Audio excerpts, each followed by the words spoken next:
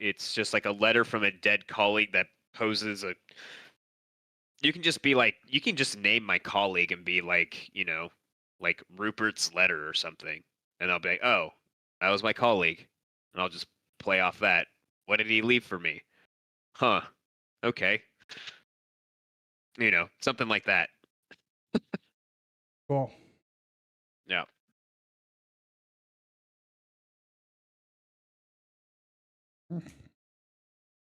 Are there half weights, like half pound? Because a fucking piece of paper don't weigh shit.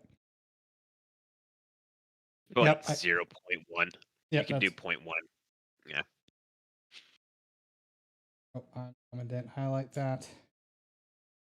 And I forgot to hit start record. So all my stuff got recorded, but that's fine. Because it's for my stuff anyway. So when you like what just happened when I was like, oh, just call it like Rupert's letter and I'll do whatever. That's an instance of you're letting players help you world build if you decide to use that name. You know what I mean? Secret of being a DM. It helps take. You don't have to do all the world building on your own. Sometimes the players, your players will do a lot because they just come up with stuff on the spot, and you can be like, "Yes, I use that, and I'm incorporating this. Look how smart I am." Yes, yes. Yeah. I'll be right back. Okay.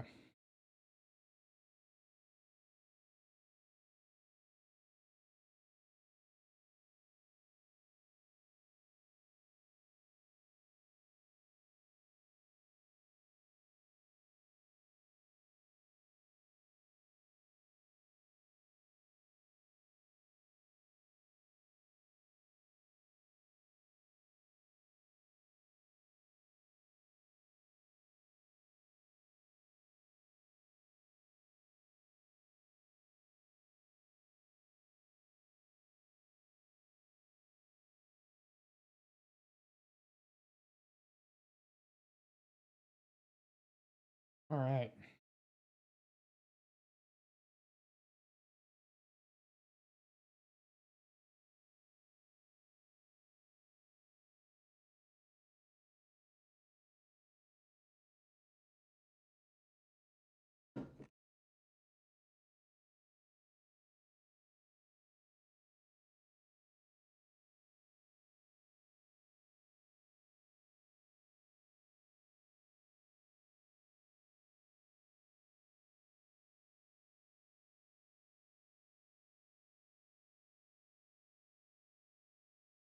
Make sure that's not.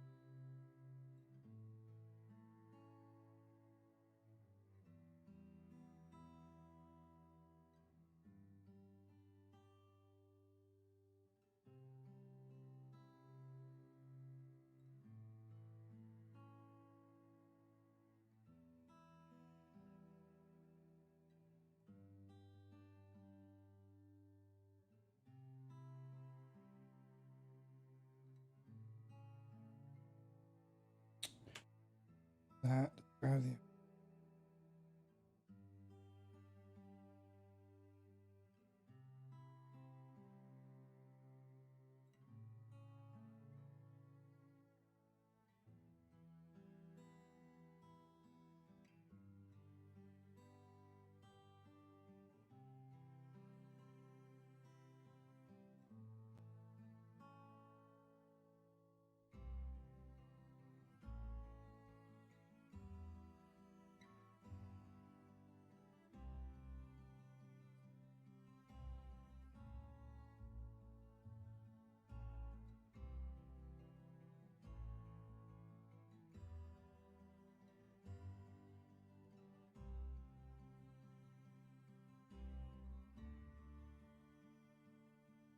All right, I'm back. All right, I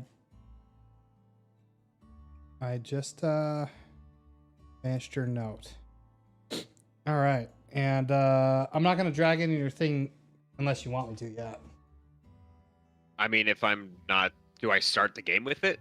Yeah, you're gonna start the game. You're gonna start the game with it, but it will give. I feel like I need to give the synopsis to both you and Aaron at the same time. Yeah, just drop it to me after that. Okay. Do you want me to have gotten it in a certain way? Like, are you going to explain how I got it in that synopsis, and then when we start, I'll read it or whatever? Okay. So I'm just gonna explain it to you now because it's not a big deal. Okay. Your colleague wrote you this note saying they found something and they went off to try to find it. But they because I'm assuming based on what you told me of your character is that you're not one to just sit and study the books and all that. You're Right. trying to go find the knowledge, and your Yes. colleague is very similar in that manner. Okay. I didn't really write them a backstory That's fine. or anything, but Just that was like but he's a fellow scholar from the university. yeah, he's a fellow scholar from the university, and Well, here's the other thing. You can leave that open, and that can be an instance where if I just riff on it, I can make it up. And then if you like it, you can be like, yeah, I'm gonna make that a thing. That's a possibility too. I will say they play a role. Oh, so they're not dead. No. Sort of. Interesting. I don't know. You'll have They're to the find out. bad guy. But I think as far as like the setup, I think we're good. Okay. I think Well, just maybe think double check your maps, make sure that all your encounters will work right. you Like, need to when you be off this map. Do I just delete your token? You delete my token. Yes, you do. Oh, and when you place us onto maps, make sure that you use our tokens from the combat tracker to do it. When you place Aaron and when you place your players, yeah, pull us off the combat tracker and onto the map. That's how we're going to be able to see everything. Okay, Yeah. I just deleted you off the combat tracker so I can put you back on it so we can re-roll for initiative when that time comes up. Let's get this story session. Yeah, I would just review your stuff, your text, make sure everything works right. I'm not going to click on anything. That'll be I thought about where to start you guys. And my hope, well, we'll see. I kind of I want to I think you'll really enjoy it, and I have prepared hopefully enough to get a really good session out of that isn't dragged on, but that you guys will enjoy, and then give me some feedback and what you think. Sure. Well, that's the whole point of all this. Yep. In my mind, that is anyway. So. Yep. And who knows? Maybe you'll really like it. Let it speak for itself. Yep. We'll see. It will be interesting because I have to. If it plays out how I hope it does, I'm going to regardless have to play out a couple characters, and Aaron's the one with voices, not me, and I have to try different personalities, which is nice because I actually got time to sit back today and like, okay, what's this person like? What's this gonna be like? And that's the best way to ultimately know the dialogue of your NPCs, is not to know what they're going to say, but know what they want, how they think, and what their personality is. So knowing what their goal is super important, because everything is like, my hag character, for example, right? She has a very specific goal, and she's going to do whatever she can to achieve that goal. And so because I know that, I know how to role play. And I know some of the temperaments of like hags, but that's kind of flavor. right? Like, Let the goals drive your NPCs, because that's how it is in real life, right? And so right. someone so if they're being goal driven, then they might, a character who normally is antagonistic might be cooperative if the goal aligns and they want that goal bad enough. They're willing to compromise, morals, or change their ideas on some things for a while to get what they want. Dude, I'm telling you, with what you guys picked and told me, I didn't have to change a fucking thing about how I was gonna start this. Well, that's great. Yeah, I was like, oh, this is good. This is good. I like this.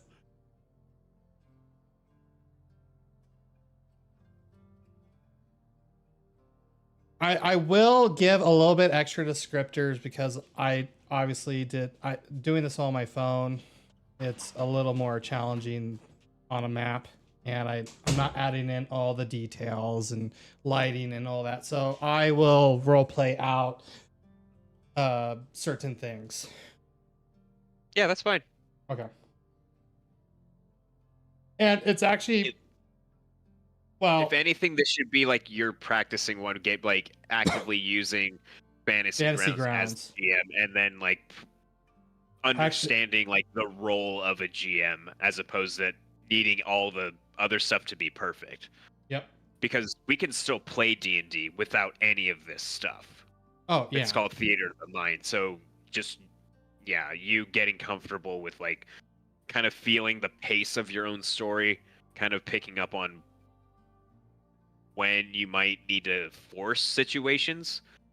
So an example of forcing a situation was last night, when I had the hag knock on the door, or when I was making the sounds of the tree monsters getting closer and closer to you guys, because players will do this. Oh, no, I already thought of that too. Yeah, no, I see. Yeah, well, they drag on, and nothing's happening, and you need it to move. Yes, and part of the reason why it's dragging on is nothing's happening is because the players don't know what to do. Right. And so it's on you that you have to do something that gets them moving. So always think about when you need to get them moving, but also it's important for the players to sometimes be still, right? Have those role-playing encounters for them to kind of, take a breather. But when it starts to get that, like, when everyone's just milling around, right, then it's like, okay, you got to introduce something.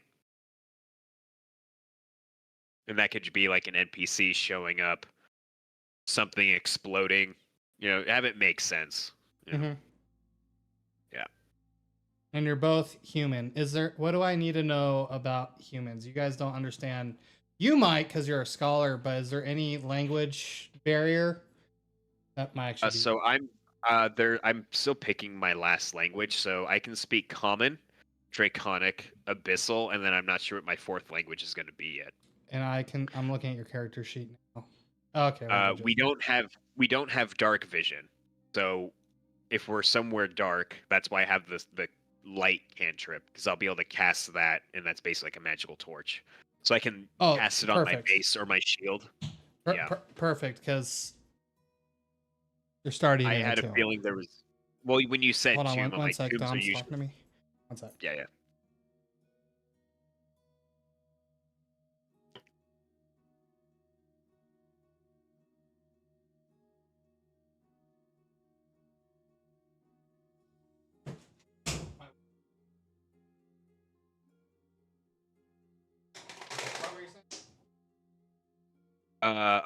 I figured I would need it because you said we're starting it. You said tomb. My tombs are dark, so. Yeah. I mean, if worse comes to worse, it was gonna make sense. I'm like, one of you's got a fucking torch lit. Like, I mean, we have torches too. Like, we just would have used those. Yeah. How far out does a torch see? 30 feet. Okay. 30 feet of bright light, and then 30 feet additional dim, so it's 60 technically, but the bright light, yeah. And it'll tell you if you look up torch. Oh, excuse me. It's a 20-foot bright light radius, and then 20 a dim light for 20, so it's 40. Cool. All right. I guess I could work on a little bit of descriptors and theory, like just story of where you're gonna be. Yeah, I mean, just flesh out the stuff. Make sure that the little make sure the adventure works. You know, have all the information you want to give us, all the details you might need. Be prepared for us to do most of the time what you prepare. When we interact with it as players, it's out of your hands. So Yep. and that's when I was talking to you the other day about don't make a plot necessarily, because a plot is going to basically be like, oh, the players have to do these things because it's the story. Don't have that plot idea of plot in D&D. It's there's this thing, there's these places, there's events happening in there. I set them up, and I'm watching what the players do. Yep. And you just let us go and figure it out that way. Yeah. It's the best way to do it. Ooh, why do you have a minus? What does -1 on your charisma mean? Because I have an 8 in that attribute. So. Oh, because you have a below a 10? Yeah. So 9 and 8 is a -1. A 7 and 6 is a -2. 5 and a 4 is a -3. So this is how the stats work. So 10 to 11, right, is a +0. 12, 13 is a +1. 14, 15 +2. 16, 17 +3. Got it. 18, 19 +4. Yeah, or 16, 17 +3. 18, 19 +4. 20 to 21 is +5. Yeah. And then it just goes up by one value for every 2. So then 22 to 23 is +6, and so on. But that's getting crazy. Because once you pass the 20s in the stats, then you're getting into like demigod tier level stuff. Like that's insane.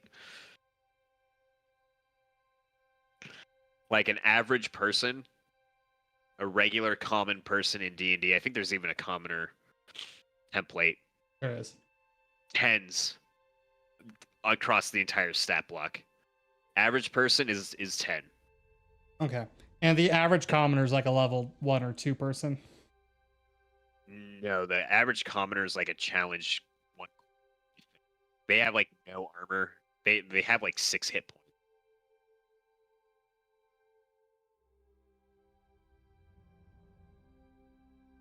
I'm gonna just keep jotting some notes down.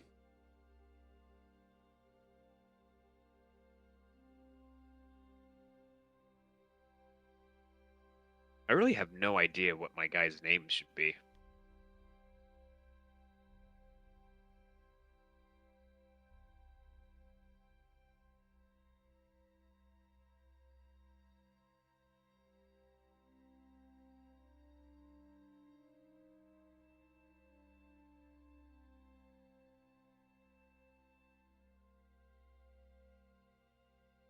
I'm going with Conrad. That'll work. And I need to edit your note now that you have a name.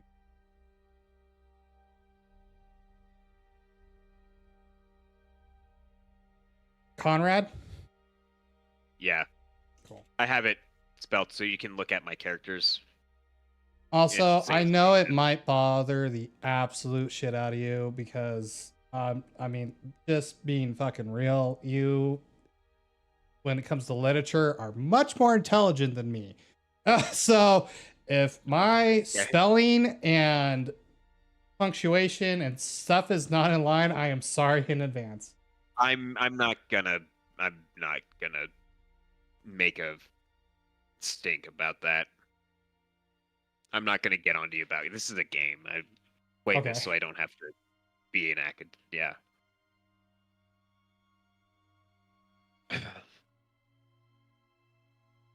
If anything, I might just ask you questions about, like, if I'm confused, I just might be asking. I'll probably ask for clarification.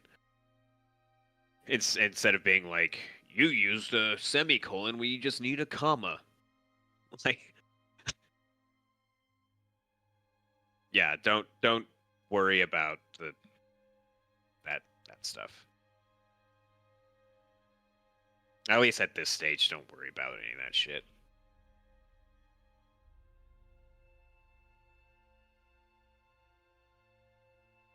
I'll be back just a sec again. Ooh, this is good.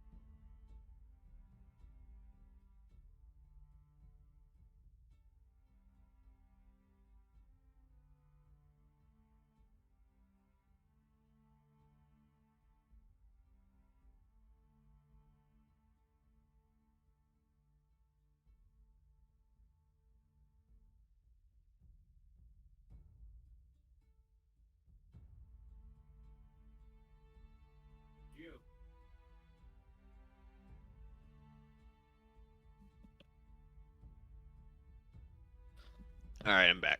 Okay. I'm just writing out stuff. But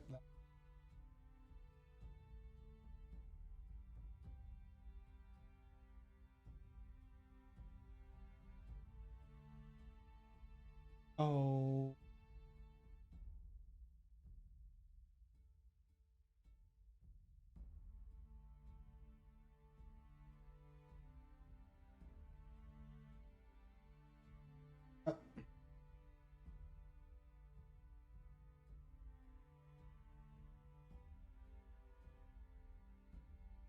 Something.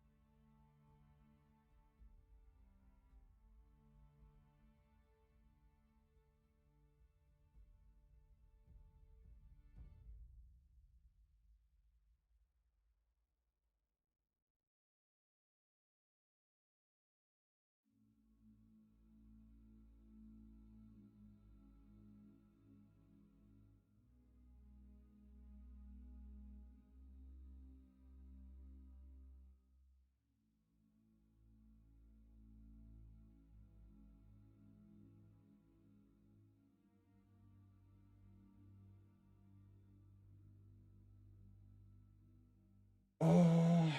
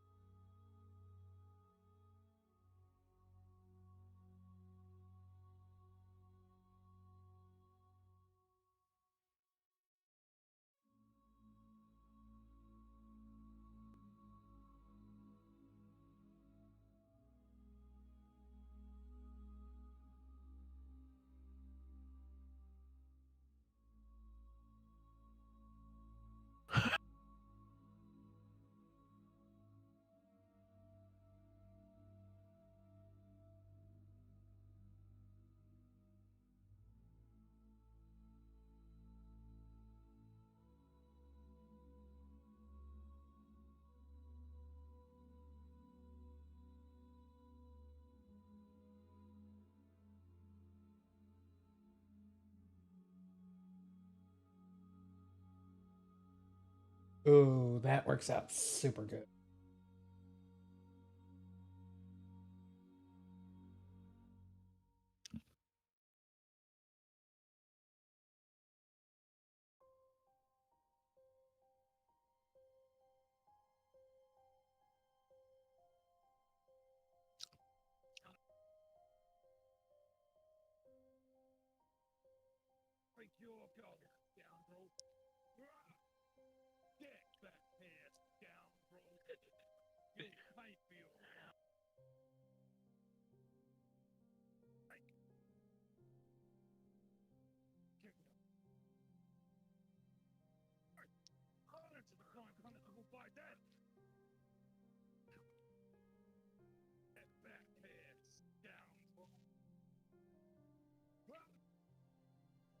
Man, I hope you guys discover some of this.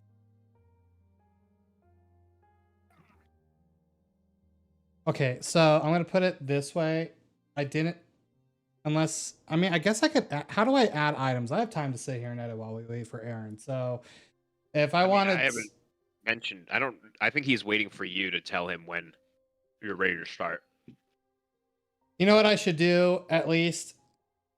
How do you like? Let's say there's a chest in a room and someone opens it. How do you know what's already in there? Like, how do you prep that as the DM? Yeah, it's going to be very similar to how you did encounters, but you're going to go down to parcels, which is the Parcels. tab below NPCs. Yeah. Okay.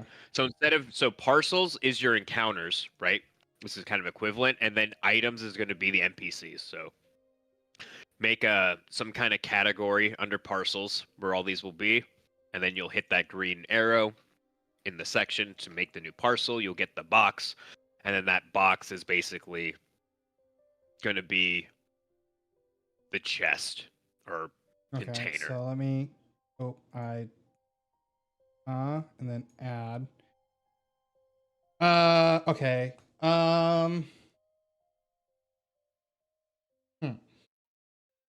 Yeah, and then you just find items and you just drag and drop the items into the right side of the Perfect. Wow, this is actually parcels box. okay. Yeah, So it's literally the same idea. ooh, I'm gonna be back in just a sec. Okay, We're throwing something. I need to add some items.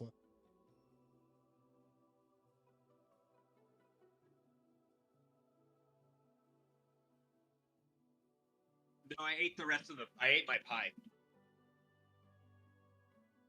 Okay. Ooh, I'm gonna need to make a custom item. Okay, I need to. I know one thing I need to make that I didn't think about. Another thing that I think you can also, I don't know, if your NPCs have, because you know how they have tabs when you open their sheets up. Mm-hmm. See if they have an inventory one, because you can also give NPCs items like potions and stuff too. And then if we kill them, you can give us loot off of there too. If you so choose. That's another level of detail. Okay, yeah. If you plan like it is part of the thing that the players discover an item, but you know it will not be, its true use isn't discovered until later. Like, do you sometimes just make it and then kind of put a descriptor on it and come back to it? I just make it unidentified. Okay. Does that answer your question? Yeah.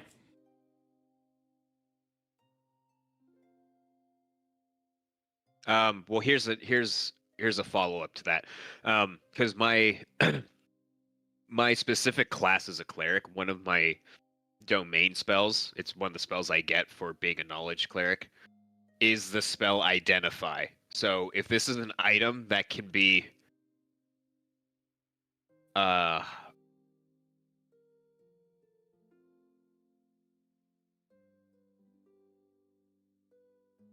you might just want to tell me that, or just make it, I don't know. Here, I'll read you what identify. You know, I know how I'm gonna do this. Okay.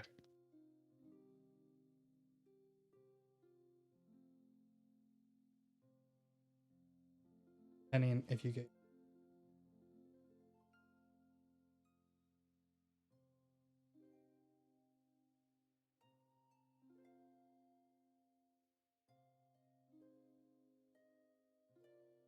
Oh, and another thing too. If you look at, I think the Dungeon Masters, I'm not sure if the Fantasy Grounds version does, but if you ever get your hands on a physical copy, there's some tables in there, they're called treasure hoards, and it's the amount of loot that Wizards of the Coast says like a party should get from a specific encounter, right? So like encounters between 1 through 5, there's like X amount of magic items that are available, X amount of gold that drops. Right. So that's actually one thing I was about to ask. I'm like, I don't know what I want you guys to look around and they're not just to be nothing. I feel like that's boring shit. I wanted to just throw in a thing or two. Yeah, and I mean you can just ignore the tables if you want. I mean, I would. But you know, I maybe for you, because your first time, just be a little more conservative on the more powerful magic items. It there would, yeah, it wouldn't even make sense for there to be anything powerful in here. Crazy. Yeah. Yeah. I mean, get some good stuff to put in for lower levels are things like healing potions. Especially because, I mean, with me, I have 2 heal abilities, and I'm also having to play more of the melee class, so Aaron doesn't get hit. Got it. So, and it doesn't have to be like potions galore, right? It's not like just like 1 or 2. We can each have one that'll help survivability on our end. And I think the if you look at items,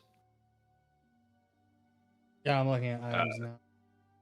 It'll one of the other categories is rarity, and so I mean, just think of MMOs, right? It goes common, uncommon, uncommon, rare, very rare, and then like legendary and artifact.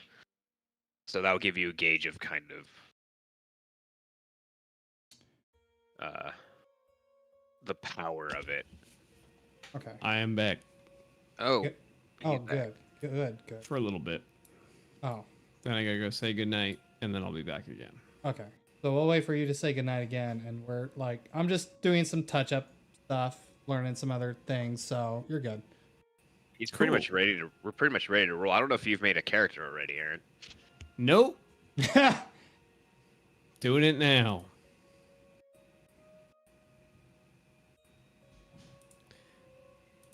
Blacker. I didn't even think about what feat I want. Probably want 2 feet. Let's see. Well, just don't have 2 left feet. That's good. That's a good one. Sorry. Don't laugh at that. That was fucking stupid. No, you're fine.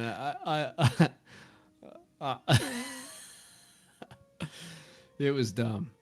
Dumb as all hell. Let's see.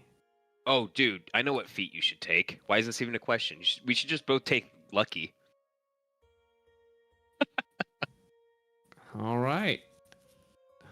That's not a bad call. Hey, so how do I drag a parcel onto the map? Or do I just no, that's just like you do with the encounters. Just drag that pin, the parcel pin, plop it down where you want it.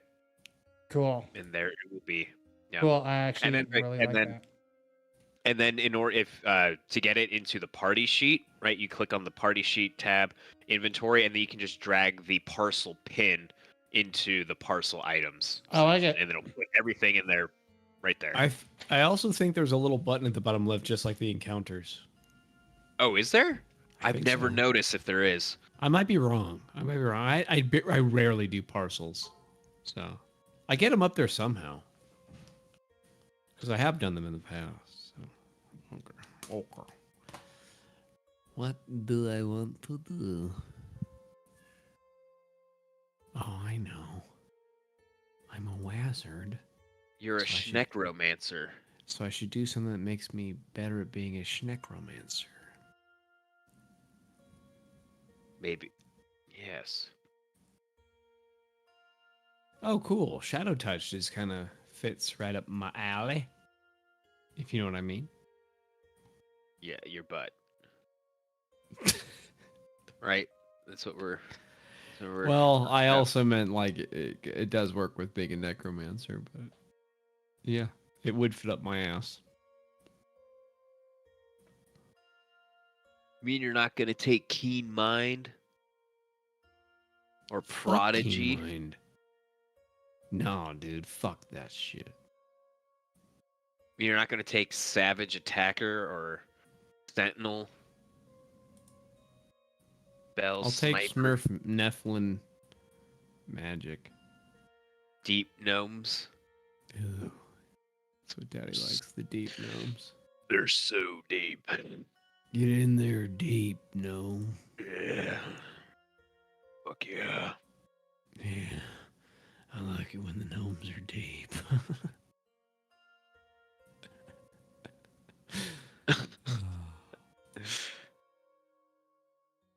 Ooh, meta magic. I'll get that at level 4.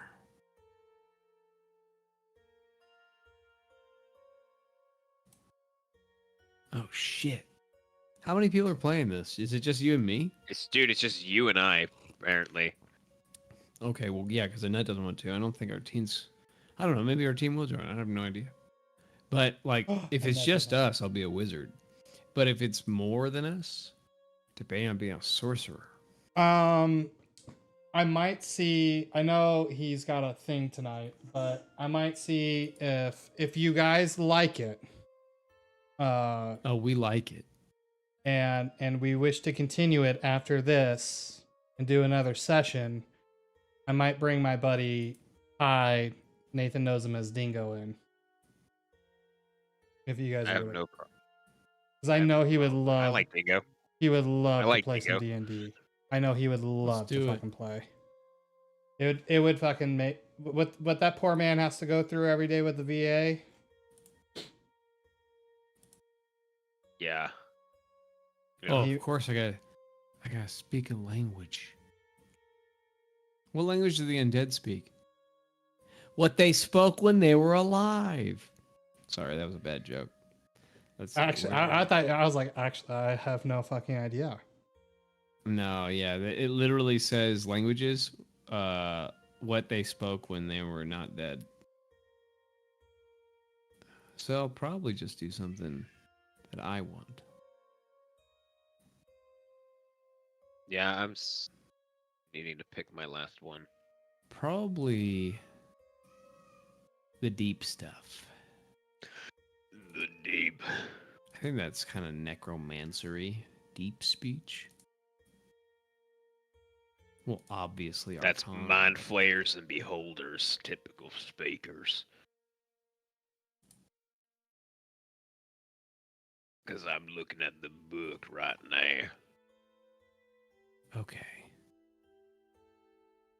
It's wizard time.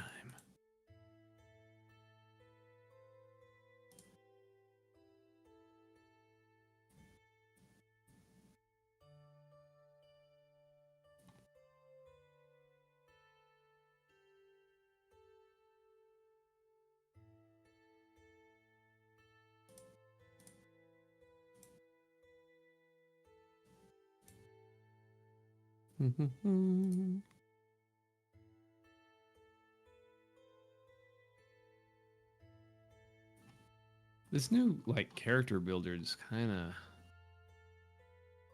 wonko.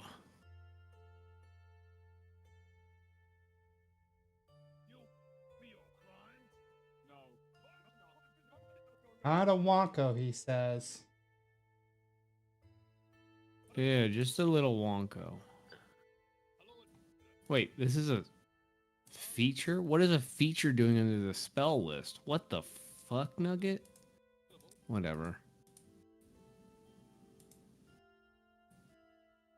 Where's Toll the Dead? That is exactly what a necromancer would have. There it is. Toll the Dead. Then I need, because I'm a mysterious man from a faraway place.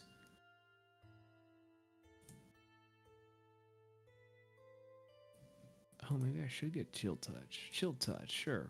Fuck it. Fuck Mage Hand. I'm getting minor illusion.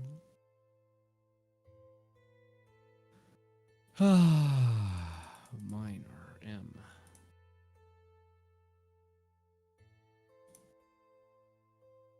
Alrighty. I get 6 known spells.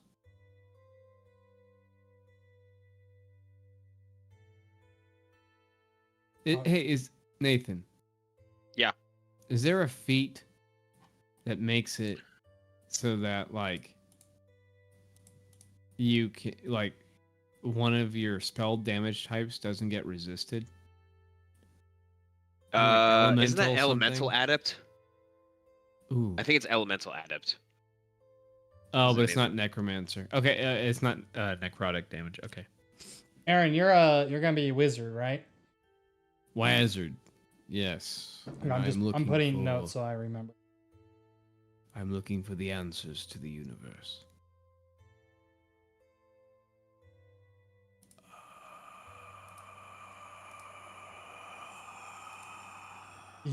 Yeah. Sorry, I was just breathing. Okay. Back to spells. So we want the most necromancy spells I can possibly fit in my pants. Let's see.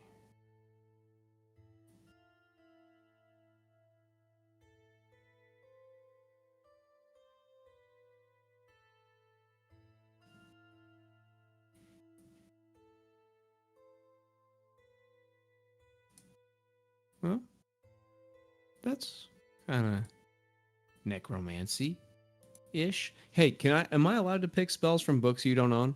But they're like canon, they're like official publicly released books. As like Xanathar's Guide to the Galaxy. Yeah, I don't see what I have Xanathar's Guide to Everything. Oh shit, I'm using it. Yeah, that's I did get that. Yeah. But I was gonna say yes as long as I can find it, and it makes sense. Sweet.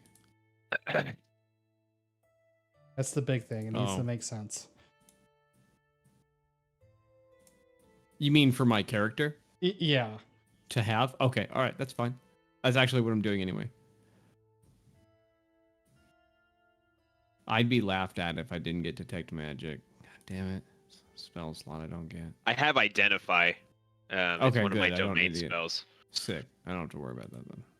Yeah. I have command identify are my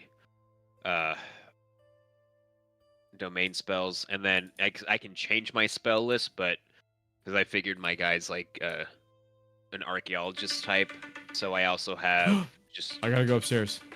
That's create water, alarm. cure wounds, and purify food and drink. Hold on, hold that thought. I'm not listening anymore. I gotta go. Bye. And then, okay, I'll be right back. Like 5 minutes. What's the kid alarm? See, everything's okay. Okay, Autumn's going to bed. Oh. Because Annette's probably upstairs with her, Okay. and because their office is downstairs. Right. Yeah, I was just making sure. Like when he says the kid alarm, I'm thinking like what? Like the kid has like a tracker on her, and she falls over, and something happens. My brain didn't go to a great place. Yes, their daughter is wearing a fucking ankle bracelet.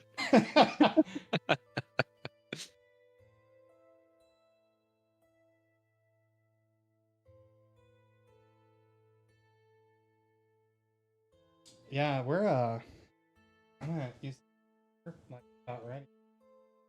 Oh, I forget my fucking. I did forget.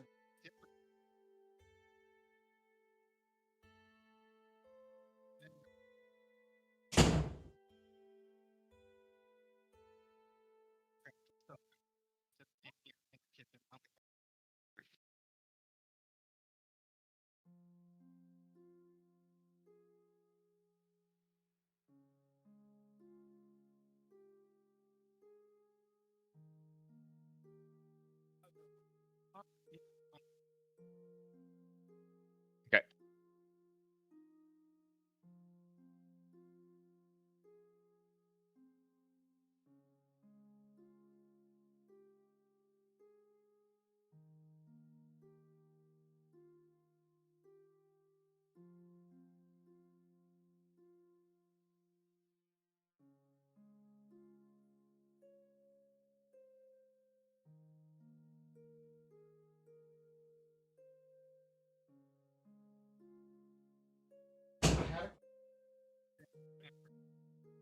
Got that quick.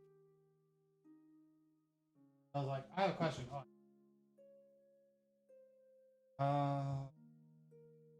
Guess that wasn't too important.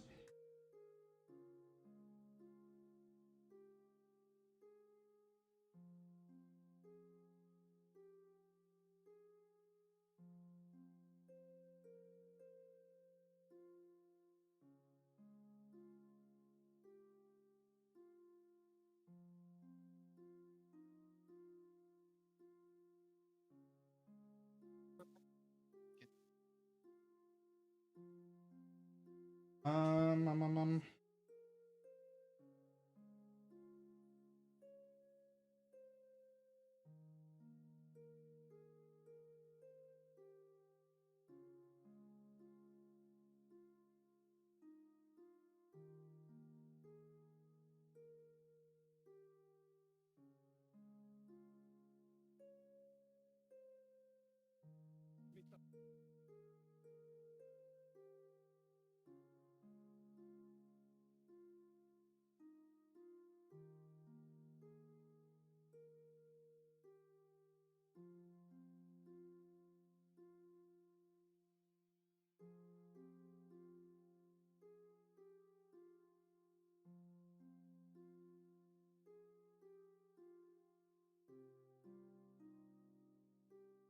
Oh, now I remember what it was. So you know how Aaron sets background music? Yes. How does he do that? He has a program. I will. He might be able to run stuff for you. Cool. I'll just tell him. I'll just tell him the don't. atmosphere. Yeah. Because I just have like real generic stuff going on for me right now, setting me in the mood.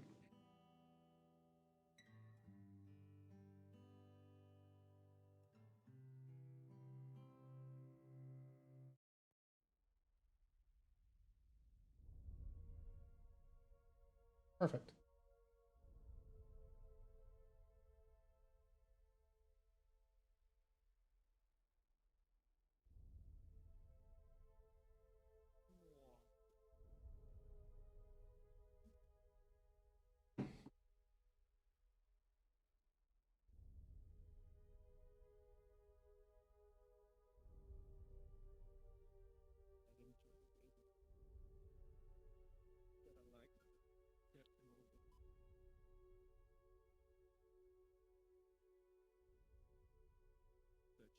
Every corner of every map, every chest, every box, every barrel, every crate, and then search a sack of oats.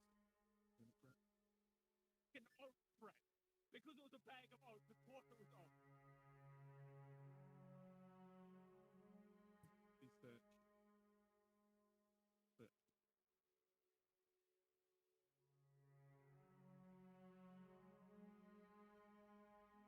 I guess like gold and red and nothing but.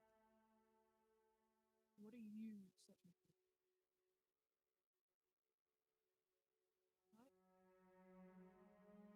Hey, tell you what, why don't we can hang out here and we can meet the rest of the stuff? You know what, you're right. Yeah, let's go. And Brett, thank you. Okay, I'll get you back. Not like there's ever anything good in them anyway. With just like random scraps of gold and trash. That's what I do.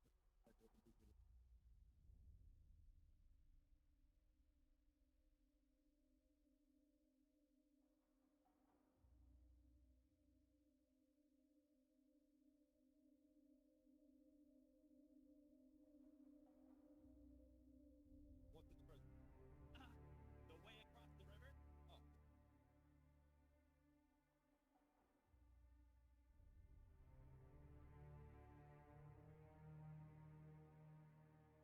Oh. No, cut across.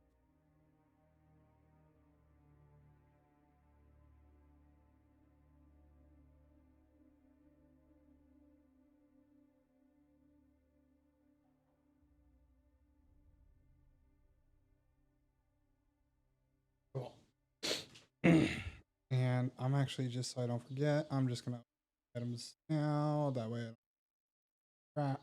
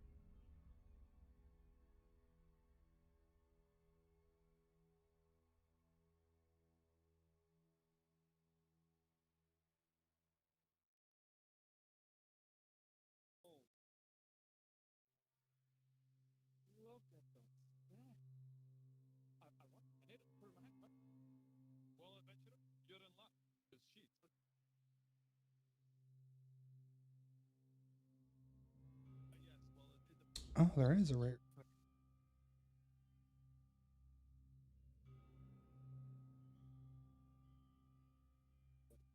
Mostly scrolls.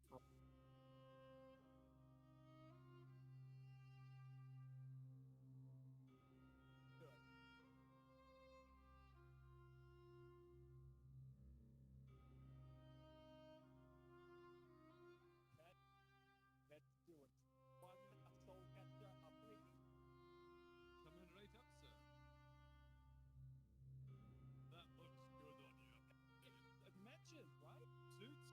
Yeah, and it perfectly works with Bill. Gonna be Fantastic. Well, I'm sure it'll serve you for a long time. I think you're right. In fact, I'm gonna try it out right now.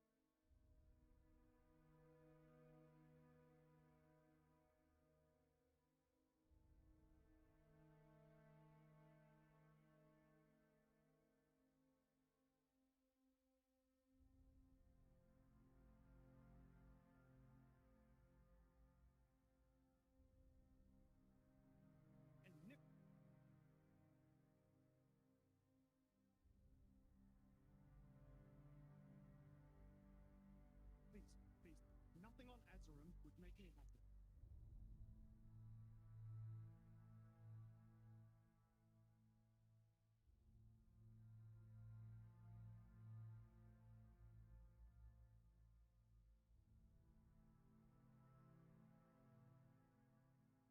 No check can escape these minutes.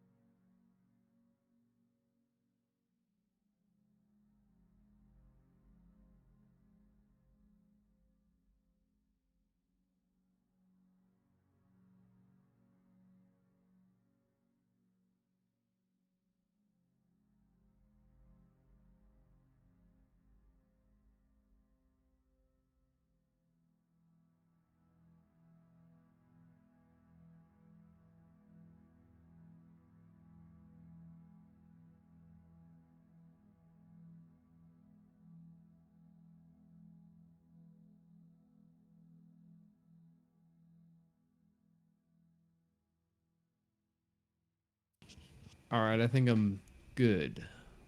He thinks he's good. Yeah, I'm still picking spells, but yeah, I think we're good. All right.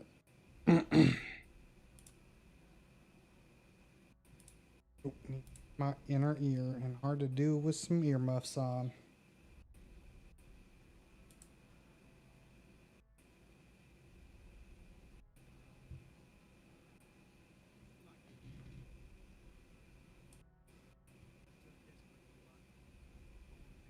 This shit, or are you gonna be away from the shit?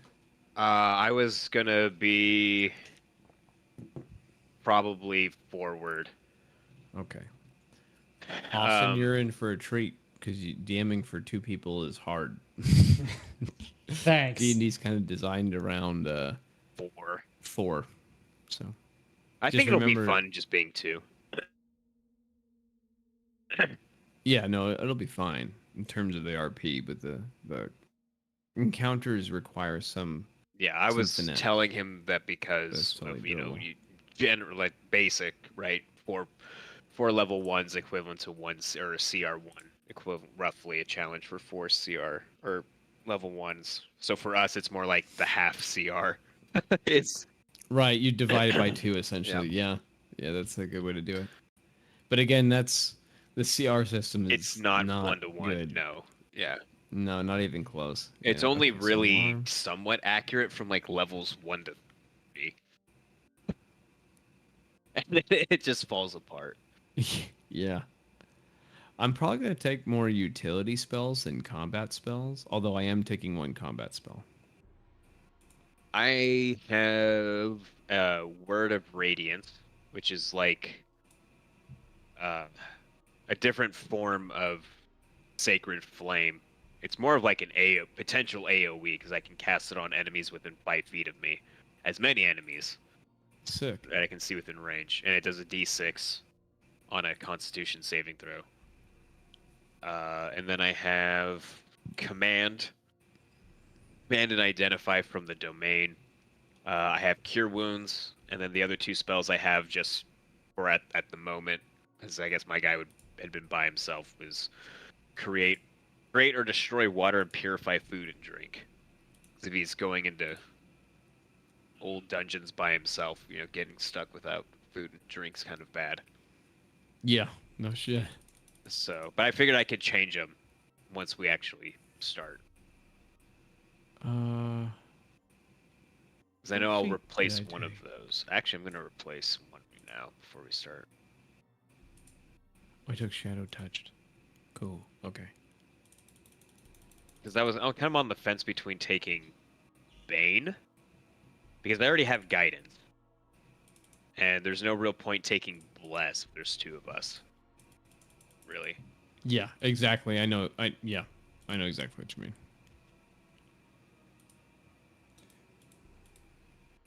Oh, there we go. Oh, Although so- Sanctuary would be cool because it's basically I'm basically putting a wisdom saving throw on anything trying to hit you, and if they fail it, they can't use their attack or spell on you. They just lose it. Or do they have to choose a new target? Sick. So. But I'd rather them just not hit because I only have 10 hit points. We don't have a lot of hit points, so I don't know that I want to be redirecting damage to me at this low level. You know what I mean? Like, I don't know Yeah. that's a good idea. I know what you mean. Well, hopefully the DM knows what they're doing. Kidding. No, I'm we expecting to die. we had some fun conversation when you had to take off and setting up the second map room.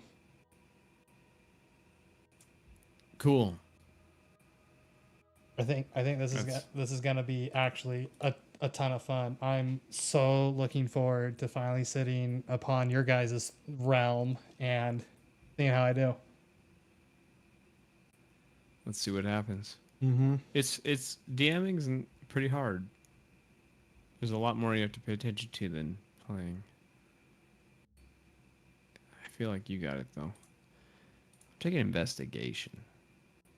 You probably have religion covered, right? Yeah, so I got I have actually I have expertise because from knowledge I get expertise in Arcana and history, and then I have insight, medicine, perception, persuasion, religion, and perception. Oh, shit, dude, you took the Yeah, because that's I the wizard shit. Now I don't need to take those, and I have no idea what to take, which is fine. we should both probably have it, you know.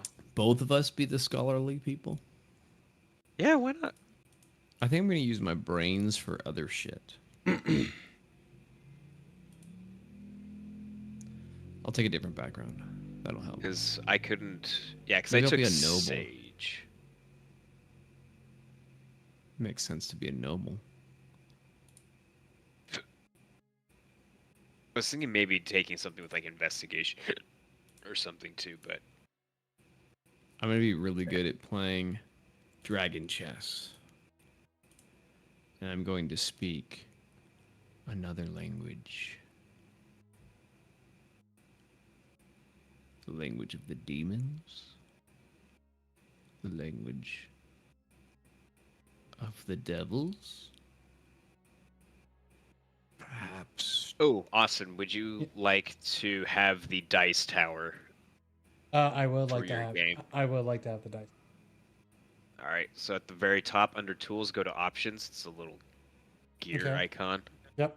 And then which tab is it under?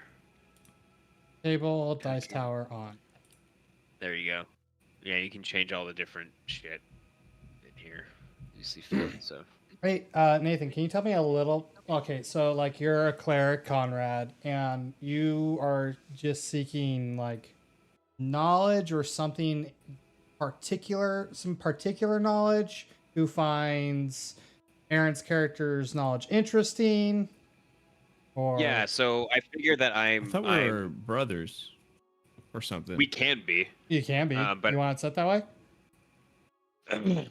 Nathan, you choose. Sure, why not? Let's do it. Okay. Let's do it. All right, we're doing it. But I mean, because I figured my guy would be at a university or in the university, and then more interested in finding relics and objects and being like, here's actual proof that like these things exist or they don't do what all of you guys think is happening.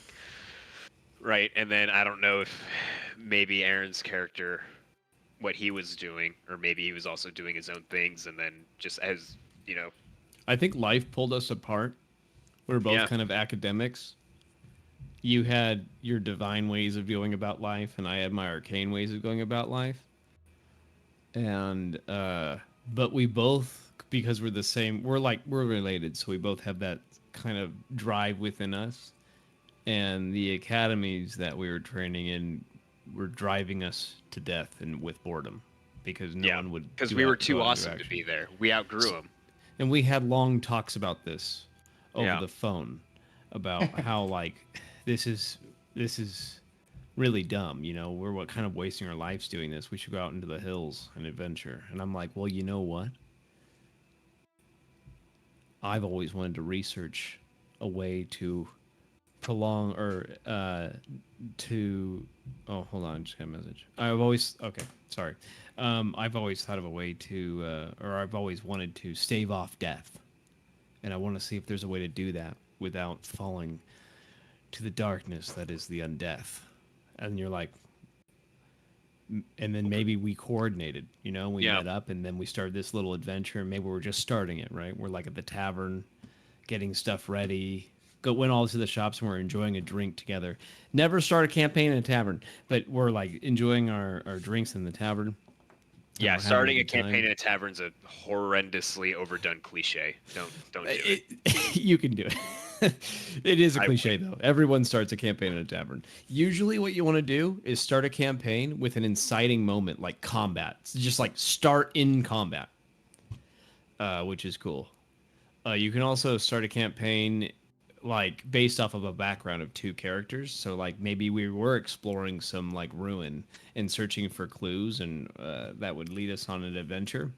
and that's where the campaign starts. But taverns are typically like a kind of a taboo thing because they're always done. But anyway, so we're like sharing a drink in a tavern, you and I, and this might be like our first night out, and then whatever Austin has planned falls into play. Yeah. What do you think Well, of that? Does that sound good? I that actually makes sense think because it's there's- going to work so beautifully. Because there's an item that I got from my background that we've incorporated into part of like in one of the plot hooks. I'm not sure what it is. Like I know what the item is itself, but I don't know the details that Austin has put onto it. So he's going to reveal that to me after he does his little intro because it's something that I've had in my possession. So I figured I'd be relaying this stuff to you. Got it. Oh, Cool. you're Artosis. Artosis. Artosis lives. So I think you know where that's from. Yeah, Austin. yeah. Thanks. I gotta thank you for that. You're Yeah, that's a you're cool name. welcome. Let's see. When you said that, I was like, "Damn, that's gonna give Avastros a run for his money in terms of the name in the name department." Yeah, so I'll use it for this, and I'm dedicating it to you. It doesn't really exactly feel like a human-ish name. Like Conrad's perfect. Artosis is more like I don't know. It sounds like a hoity-toity wizard name, so I'm running with it. But I feel like our mother had very different naming conventions for us. What if you have your human name and then Artosis is like a weird mage name, and I can just be like, "You're really not going by Artosis now, are you?" How Don't about make this? me call you that. That's How his about necromantic Artosis? name. How about this? Our parents had a close friend named Artosis, and he died sacrificing himself to save our family. So I was named after him. I'll be born second or first. I guess it doesn't matter. But I like it doesn't matter to me. So, Doesn't matter to me either. so then in that case, like maybe I took on his name, a typical not human name, like it was just some wizard that saved us or something, and then that's what made me want to become a wizard because I heard about this man who saved our family, and his name was Artosis, and so I was named that. But I go by Art. How about that? Okay. Because Artosis is quite Sure. a mouthful, so I'll It go is. by Art. I need to take those. So I took Shadow Touched as my bonus feat, and that gives me invisibility that I can cast. At level 1? Yeah, that I can just cast. Fuck. Yeah, I know. Doesn't it's cool, use a isn't spell it? slot? No. Oh, Yeah, dude. yeah. All So right, I'm gonna worry about totally you. rely upon you guys being honest, and like I don't know exactly how a lot of spells work. So So Austin, you don't have to worry about us okay. at all. Trust Okay. me. I love the way, like being my character, and my character's gonna have flaws. You're not talking to a min-maxer. I do like to make my character like make sense, and that involves min-maxing a little bit because I want the stats to line up with the spells. I'm not going crazy and maxing my strength or something stupid. But do not worry, I will play by the rules. I promise. You have my honor or my whatever, my promise. You can actually check our character sheets too. Yes, If you I want. I did see that. You don't have a token yet. Nope, not yet. I will soon. I'm gonna finish up my spells. You can start by the way if you want, if you're ready. Yeah, quick question. If I wanted a dead NPC on the map. Okay, so what you do is you go to assets. I know you don't. You'd have to make a dead person asset. There actually might be one. I don't know. But in the asset folder, look around there's through those corpses. pogs. Yeah, there might be a corpses one, and then you just literally click and drag from. Make sure it's not tokens. Make sure it's images Oh, at the top of the assets. okay. Make sure it says images, because if you're adding a static image to a map, it does nothing in terms of processing power. It doesn't take anything. But if you add a token, it actually draws line of sight for that token. It draws vision for that token and lighting effects for that token, and that takes cycles from your CPU. So it will take a toll on performance. So use images if it's not going to be something that moves around the field. Okay. And you can move images around too. I've already done it. So go to. Can I go to can I assets. just hold on? Let me add this into here, and then refresh. Oh, okay. I went into images, got my image. Okay, so you have your image. Now go to your map and make sure you have it unlocked and you're on the layers tab, which is the 2 squares. Okay, okay, and then I'm unlocked. Okay.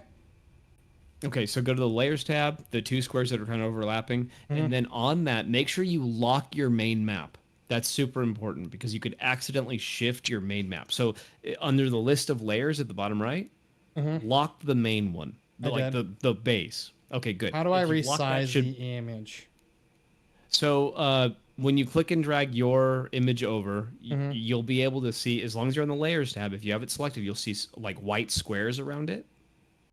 You grab one of those squares, and that should scale it. Grab one. Oh. On the image itself, if you clicked and dragged the image over from the assets, the dead body, you should be able to select it on the layers. I did. Make sure it's above the base layer. Yep, did that. Right? And then make sure, and then you should see white boxes around it on the actual map, wherever it is. I do not. Let me make sure. You don't see it, or I don't see. Oh, got it. Got it. you figured it out? Yep, figured it out. Awesome. Yeah, so you can scale it like that, and you can scale it length and width however you want. You can adjust it however you need to, and I think there's a hotkey to hold down like shift or something where it keeps it a square. I'm not sure. And let me know if you want music. I can always throw music on. I use something called voice mod because like Groovy and like Fredboat are dead. And so you can use voice mod if you want, or you can have me play music. It doesn't matter. And we don't have to have music either if you just want it quiet. If you want in my own headset, then I need. Oh, there we go. Invisible. Okay, so because I didn't do any lighting, I'm going to make it visible when you come across it. Yeah. That's smart. That's a good way to do it. Just don't forget. Oh, I won't. Your talkings gave me some ideas, so I wanted to add something in real quick.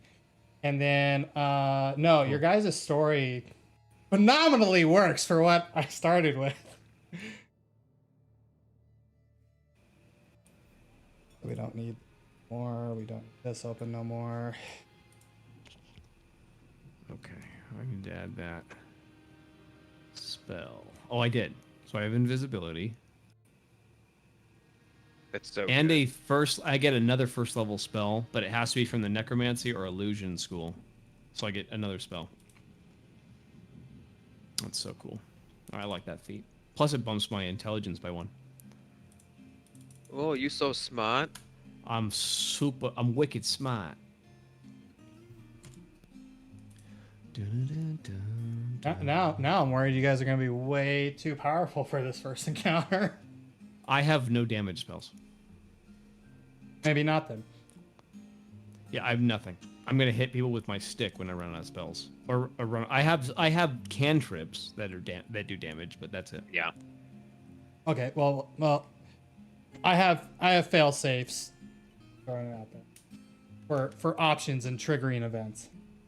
So I will say this: if we do die, you don't have that. Doesn't have to be the end. But if we do, I'm saying the dice could kill us. You could put the easiest. It could be one zombie versus both of us, and the zombie could just crit us to death. Like you could roll 3 nat 20s in a row and just kill us. And so if that happens, you don't have to end the campaign. What you do is you make that part of the story. No, I actually thought of like 6 different like possible outcomes of how it could possibly go and what would happen. Sweet. Oh, I need to put a level on this. Okay, it has to be level 1. One of those outcomes needs to be none of those outcomes because the players will always do shit you don't Expect. Yeah. expect. Yeah. You're gonna learn that fast, yeah. Yeah. It has to be necromancy, huh? Or illusion. All right, let's find it.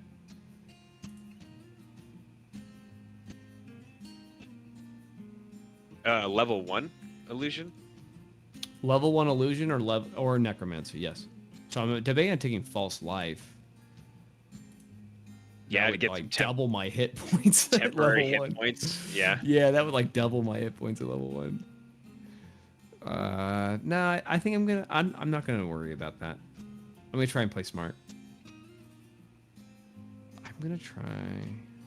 You have identify, so I'm not worried about that. I have identify and command, so you know, something scary does come after us. It could be like, drop your weapon. I like playing a necromancer because I can pick the mean spells and not and get away with it. That's kind of cool. I'll take silent image. That's a good one. Classic. Yeah, that's a good one. I'll take that. So silent image. Cool. I kind of like that. I can pick 2 extra spells up, and I can cast them both once without using a spell slot. So I just like early levels. It's okay. Short rest. A long rest. Long rest. Okay. Still good though. You know, it's 2 extra spell slots. Period for the day. So you also need a long rest to get your wizard to replenish your wizard spells, right? that's yeah. So that's a long rest for all of the spells, but I can do something called Arcane Recovery, which lets me get half my wizard level. Yeah. So, but it's rounded. Is it rounded down or up? Because it's rounded down, it's useless right now. I'm reading. Yeah, because I need to take a long rest to get my clerics. Oh, it's rounded up. It's So actually really fun watching you guys set up as players. Yeah. Now I gotta pick a token. I gotta find some image for me. Oh, you know what I'll do for now? I think I might have something. I don't. I've never had to do this. You just need like. I would try maybe like. I gotta find something. I mean, any like human wizard would probably work. Yeah, exactly. Or there could be some cool art on like a good necromancer, because I bet every necromancer you're gonna look is gonna be evil. Edgy as fuck. Just, well, mostly edgy. That's what I'm worried about. I gotta look at you. Yeah. You're a very attractive, normal looking white man. So that's what I'm gonna be. Even though my charisma is 8, I'm just kind of an asshole when I talk to people. Yeah, I was gonna say you look pretty, but you're an ass. It's that's really what charisma is. It is, yeah. So I don't care if I offend people. It's funny because my charisma is 10, so I'm actually the wizard is a little better at speaking with people. That's amazing. Let's see. Did I take disguise self? I did. I got disguise self and silent image. Nice. Nice. So DM. Yes. This is a your call thing, but since I've been established for a bit as a wizard, I have a spell called Find Familiar, which lets me have a little animal companion. And so, since I have been established, I need to ask, would I have my animal companion already summoned, or do I have to go through the process of summoning it? Because what's involved in summoning is basically me just spending 10 gold. I'll spend the 10 gold and already have it out, or I can do it in-game. It's up to you. Okay, so if we're assuming that both of you guys have been... You're no longer just like students at your universities. You're like I've outgrown this crap. Like, this is annoying, right? Yeah, we're moving on because it's interesting stuff, but it's not practical. It's all theory, right? So we're done with the theory. We want to get into the arena. All right, of yeah. life. So I'm good with it already being. How old are you making your character? That you can choose, but I want to be not super old. But I want to be. I was like, I think I put my guy at like 28 or 20. Okay, that works. Because I figured I would have been like maybe like hot for a while or something, like used the funds from the university to like fund some of those expeditions, and then I was like, hey, I just want to do this, like screw all the other stuff. Like, I don't want to have to put in for funding and all this. Like, I'm just gonna go and do it on my own time. Right. Okay, cool. I don't want to write a grant. Yeah, I'm gonna go down to 28 because my guy was 27 to 28. I'll probably be a little. Maybe 28. I guess. Is it cool if I'm older then? Because I care. was thinking about 30, my age, in RL. Yeah. So I mean, you and I think, are actually like 2 years apart. Yeah, I think so. How old are you? I'll be 31? 30. I'll be 30. Yeah, I'm 31. I'll be 32 next week, dude. Next Friday. I'll be 33 next month. How old am I? That's right. Your birthday. I is actually don't know how old I am. You would be 30. I'm googling it. In... How old am I? Calculator. You don't know how old you are, like in real life? No, I don't care. I don't pay attention to it. Oh, I'm either okay. 32 or 33. Yeah, I really don't. Like, I don't care. 1998 or 89. Yeah, so let's see. I actually probably could just do the math, but I'm lazy. I am 33 years old in 8 months. I'm almost 34. That's Yeah, scary. That's So wild. you're older than That is me. wild. I'm the middle child. Holy shit, dude. I didn't know it was almost 34. Fuck. Oh, man. Midlife crisis. I've been alive for 12,000 days. Jesus. This calculator's kind of cool. It's like more than I got. I didn't know I was going to get this much. Out of it. I'll send it to you. You didn't realize you were Hey, going to get an existential Artosis, crisis? you got a character token there yet? I'm working on it. That's literally what I'm photoshopping it right now. I gotta make sure it looks good so it's not all screwed up. You know, Are you like going to Nathan give him is. sunglasses? Hey. No, I'm not gonna give him sunglasses. I probably should though. See, Austin, you're not the only person I'm mean to. There we go. But he's not mean because it's a sign of his affection. Is it? Can you prove that in a court of law? Yes, I have video and audio evidence of you saying that from last night. Words are words, my friend. Okay, you're actually really tiny in your portrait. I'm trying to match your portrait to the best of my ability. Oh, are you fucking kidding? Okay, that actually worked. Okay, so we'll make myself there-ish. I don't want the fire in his hand. That's so stupid. Why do they give him fiery hand syndrome? I don't know, man. Okay, that's pretty close. I'll take this. What do you think of this music, Austin? Perfect. Does it fit? Okay. Yep. It is from a game called Dwarf Fortress. I don't know if you've heard of that.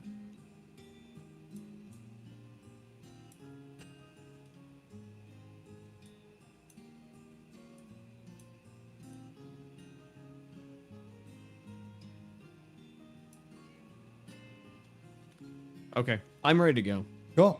I'll throw my portrait up while we're playing. Okay. Yeah. Right, you here then.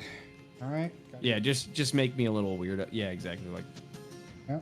All right. you got it. All right. Well, welcome. The world of Aethera was once a place of wonder and harmony where magic flowed freely and peacefully. But when the use of magic couldn't be agreed upon, the War of Arcania erupted in a conflict that pitted the most powerful mages and factions against each other in a struggle for supremacy and domination. The war lasted for decades, leaving a trail of devastation and ruin. In the final battle, a cataclysmic event occurred that shook the very foundations of reality. A massive rip tore open in the sky above the battlefield, revealing a glimpse of another dimension beyond. In the center of the rift, a colossal crystal shone with an eerie light, radiating an immense amount of a magical energy.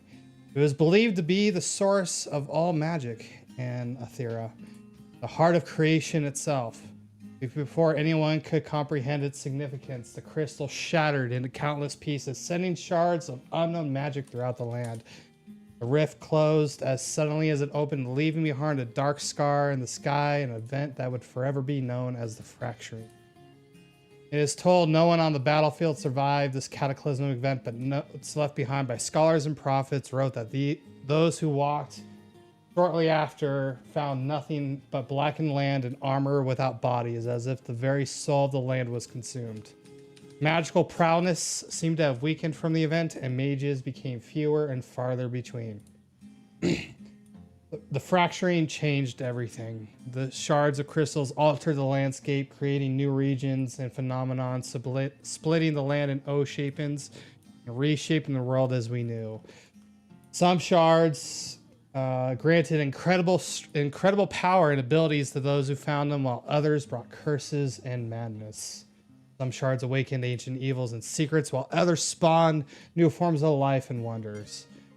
Others remained hidden and dormant, while others sought out the hosts and influenced sought out hosts and influenced their actions.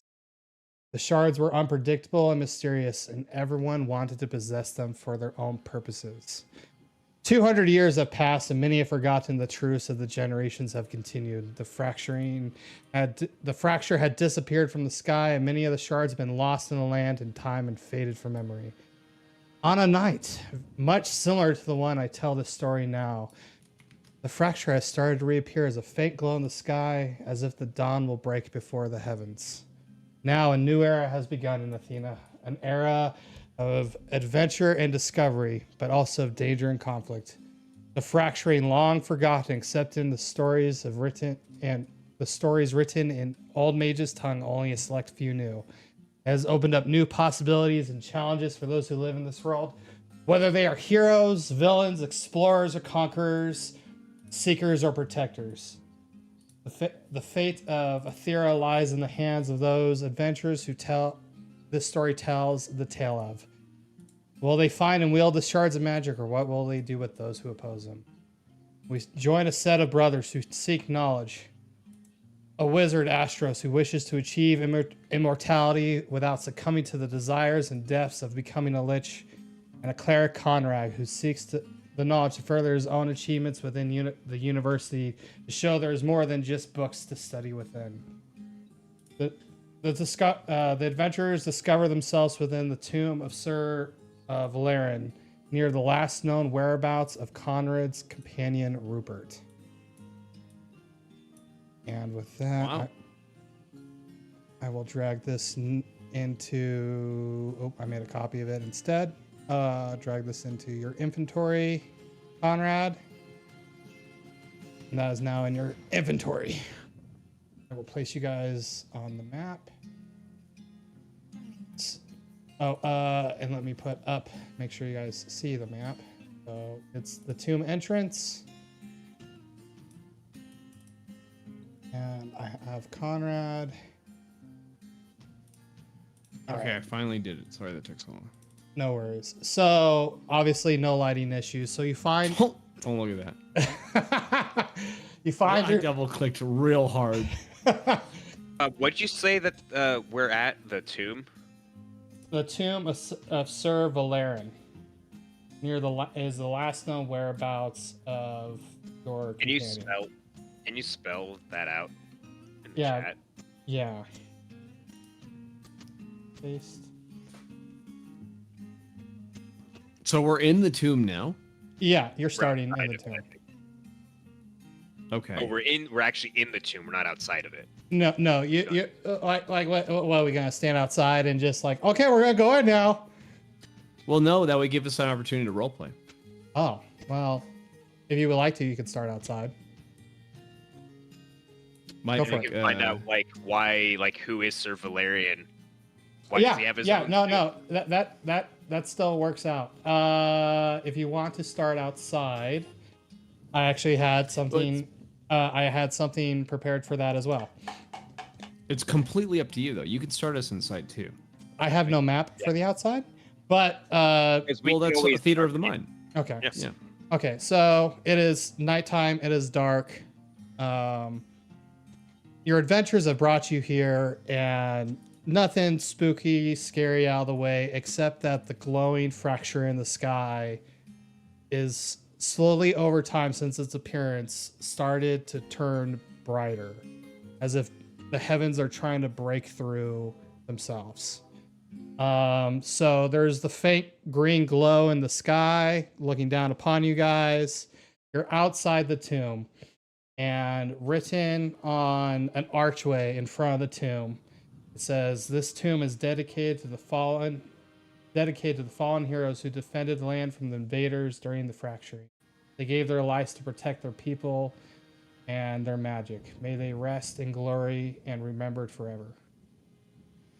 Is this tomb on that battleground? No. So, you are outside of a village. I didn't want to start like you guys said. I thought about starting in an inn, and I said that's fucking stupid because you'll end up going there anyway. Sure. So you're probably, I would say, 5 miles out. You had stopped at the inn.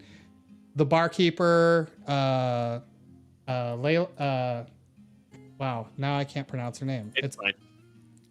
It's We'll- actually we'll meet her when we meet her. you have met her already, because she's the one who gave you the directions. Okay. What was she like? Was she kind of a friendly person, or was she kind of like just like business? Did she is give us warm vibes? Is she racist? she racist. She's a human. She is a young and cheerful woman who works at the Valiant Inn, a cozy tavern near the town of Solera. You won't know this next part. And she inherited a map that shows the location of this tomb. She's always been fascinated by the stories and dreams of becoming an adventurer herself one day. She offered to give the map to the adventurers to guide them to the tomb. She wears an emerald upon a necklace that her mother gave her that's been passed down through her family.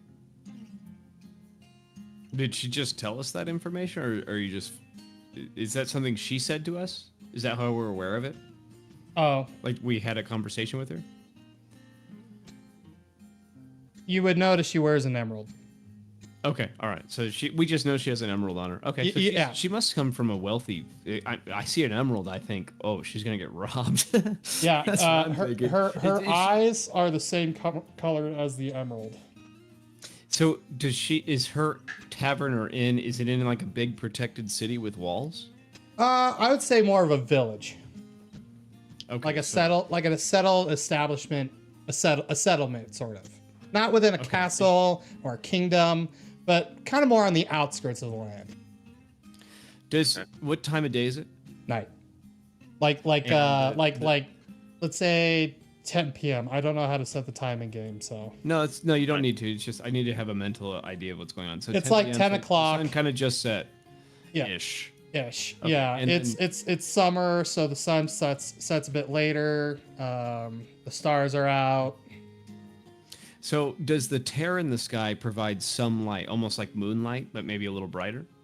I would say it provides light, but not to the depth of like a full moon. Like a full moon would dimmer. still over. It's like, think of like if you were looking at a broken vase and you could see the cracks moving along it, like it was glued back together.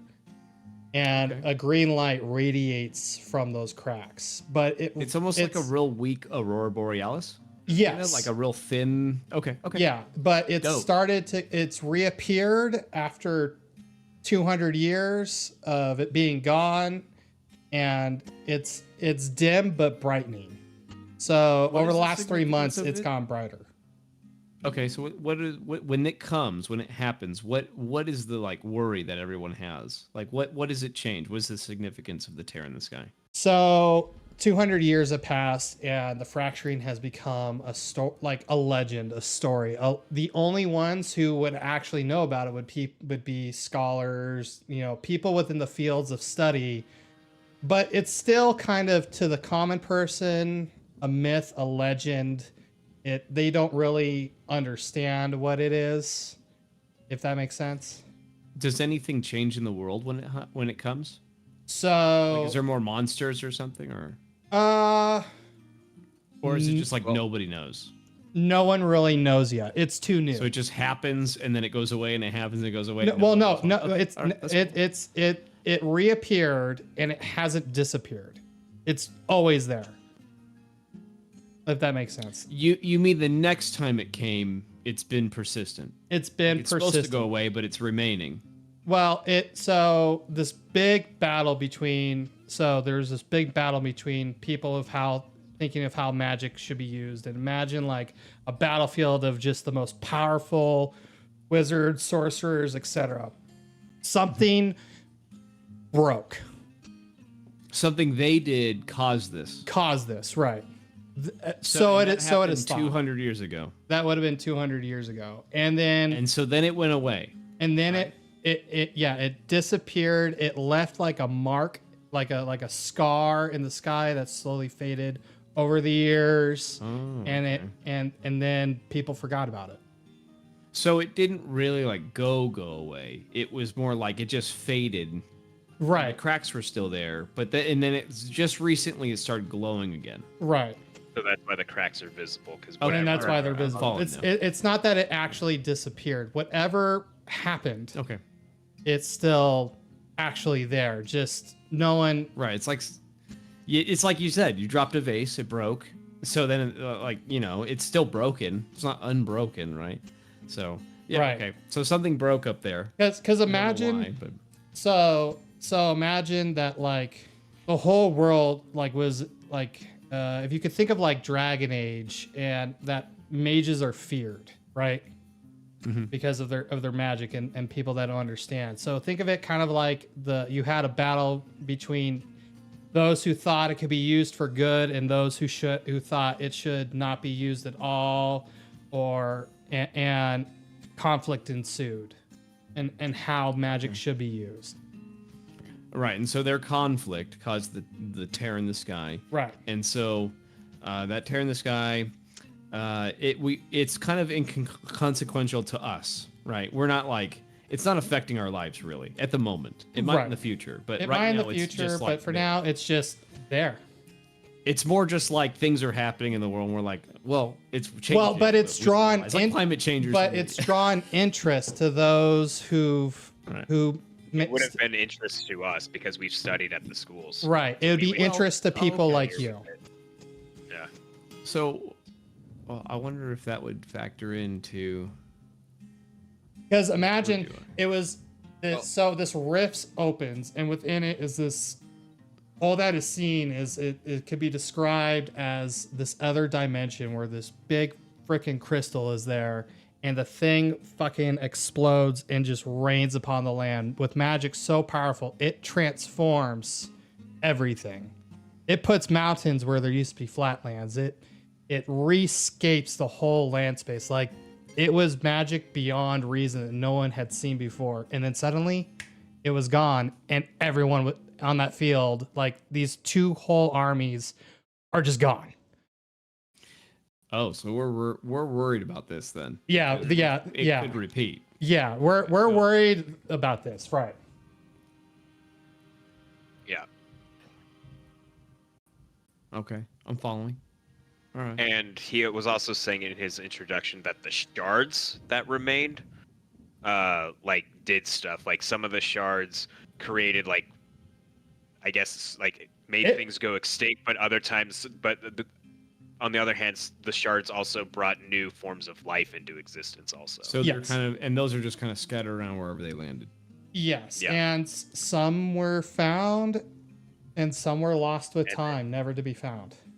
And then whatever power systems were in place, I guess, kind of in the early times when those crystals were around, people were fighting over them because of all the power it gave them. Right. Has the power dwindled away since? Yeah, it seems like it. It seems like it. Especially over the last years, because they kind of faded from memory. The hunt for them kind of. I have a question. Yeah. This is probably something that my character would know. Do I know if any like specific city or kingdom or place still has one of these shards, or are all the shards like no one has them anymore? Did you read your note yet? I did. I was just wondering if, like, one kingdom is like, oh, we have our shard, or if someone made a religion out of it and it's like a relic and it's kept safe and away somewhere. There. Clear. I didn't. I'll be honest. I didn't do all the world. Huh? No. If we continue, some people will have them. Okay. But that's all that works. But think of it this way: you had this gigantic crystal, and think about the bigger that the chunk is, the more powerful it can contain. Sure. But there could be slivers, about yay big, that still contain, and that's kind of what. So those are the ones that are randomly more came across. The larger ones were hidden, secluded, kept for a kingdom, stuff like that. Okay. This is cool. I like this setting. I like it. Okay. What was the name of the barkeep? The barkeep. So I talked to Nathan about this earlier. I'm a little illiterate, so you'll have to apologize if I mean You the can same just put word. it in the chat. No, It's- seriously, you can just put it in the Okay. chat. Yeah. So I don't mind that at all. I think that's pronounced Lila. Lila? Lila? Lila. Okay. What? I don't, honestly, you could say whatever you wanted and then Let's spell it say- completely different. Let's The say player's like, Lila, because that's what I And see you're when I like, first "That's see it. not I don't know if it's the proper pronunciation, but we'll go with it. We'll go with Lila. You're right. Give me 2 seconds, y'all. Yeah, I'm down. I'm gonna actually put like a phonetic in there so I know how to say it. If you can spell, if you want to spell, give me your spelling. That I don't mind. I like it. I would put personally, it would be that pretty much, maybe with a Y instead of an I. But you know, it's flavor at that point. It's just like how it looks. So I like this. This is fine, Lila. And gave us map. Okay, one NPC down. What's the name of the city that Lila stays in? Lila is in. Oh, I'm reading the wrong descriptor. Solera. Solera. Oh, nice. So Solera. Okay. you guys would be. I know I'm not using the right D&D terminology, but would you say you guys are in a way scholars? Like you're knowledgeable of all of these stories. Call me a scholar. Yeah, we're Yeah, scholars. I'm sure we know the stories, and it's just a matter of what's fact and what's fiction that we'll discover over the course of the campaign. Right. So And then that gives kind of Aaron and I some wiggle room to like RP and put maybe some story, like what we kind of think about that can also be like legends, or if you like it, could turn into facts later on okay. down Yeah. the road. That's yeah. kind of what I like it. because we could play with it a little bit and then just be like, I don't know, people said like, a crystal landed on someone, they turned into a tree. So Whatever, so you know. you would know then at least who this person is, this tomb you're visiting. And that might actually play a role because that I feel could be important. Sir Valian the Radiant was a noble knight and devout paladin of the order. I don't know what I want to call his order yet. I don't like what I picked. Yeah, of his order, a last standing faction in the defense of the Last Kingdom. He was renowned for his courage and compassion and his ability to channel his holy power through his sword and shield. He was one of the few who opposed the war and believing that magic was a gift that should be used for good, not evil. He tried to mediate between the warring factions, but his efforts were in vain. The story behind him, because there's no one around really anymore that would confirm, is when the fracturing occurred, he was among the first to witness it. He felt a surge of dread and awe as he watched this crystal in the sky and sensed its immense power. He supposedly was one of the ones that would have known what this crystal was. He gathered his allies and followers and led them to the side, led them further to the side of the rift, hoping to find a way to close the rift. Because you gotta think, like, this would have been fucking distracting. Like, everyone's beating the shit out of each other, and all of a sudden you look up and you're like, what? Yeah. Yeah. Oh yeah.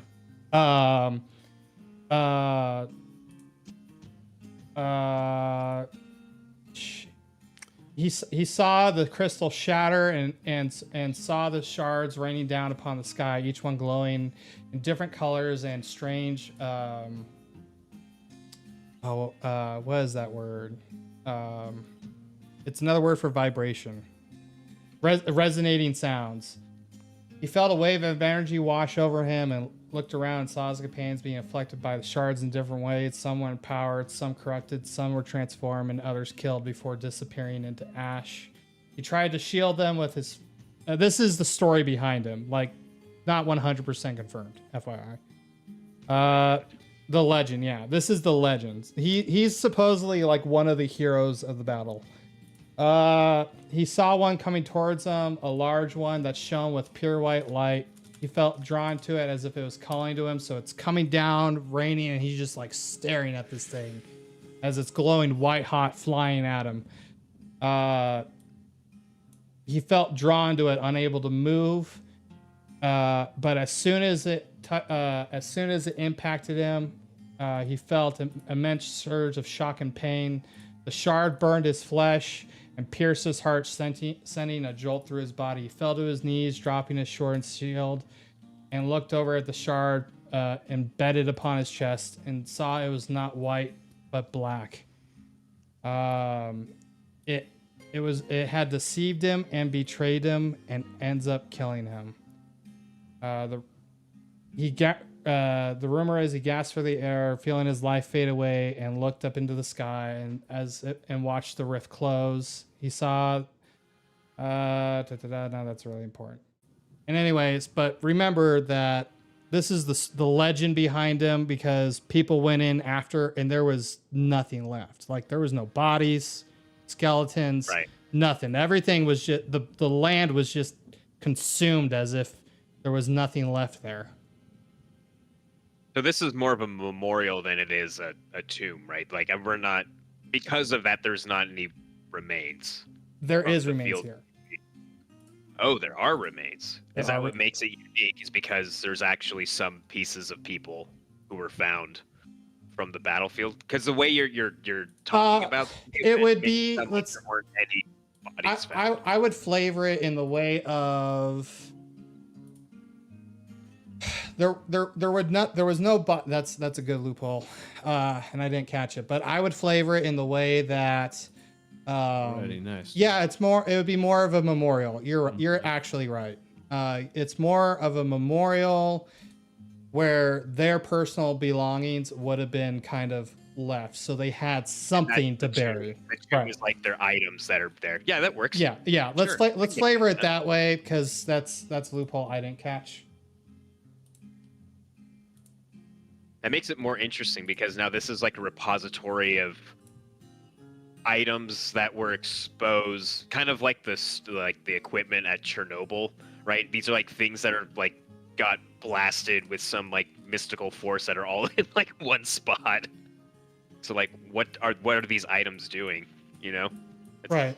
And it's been a long time. There's a good chance like people have stumbled across this, and it's I long. don't know. Yeah. It's been some time. Sure. Okay, I'm down. I think it's a good intro. Sets the scene right. Yeah.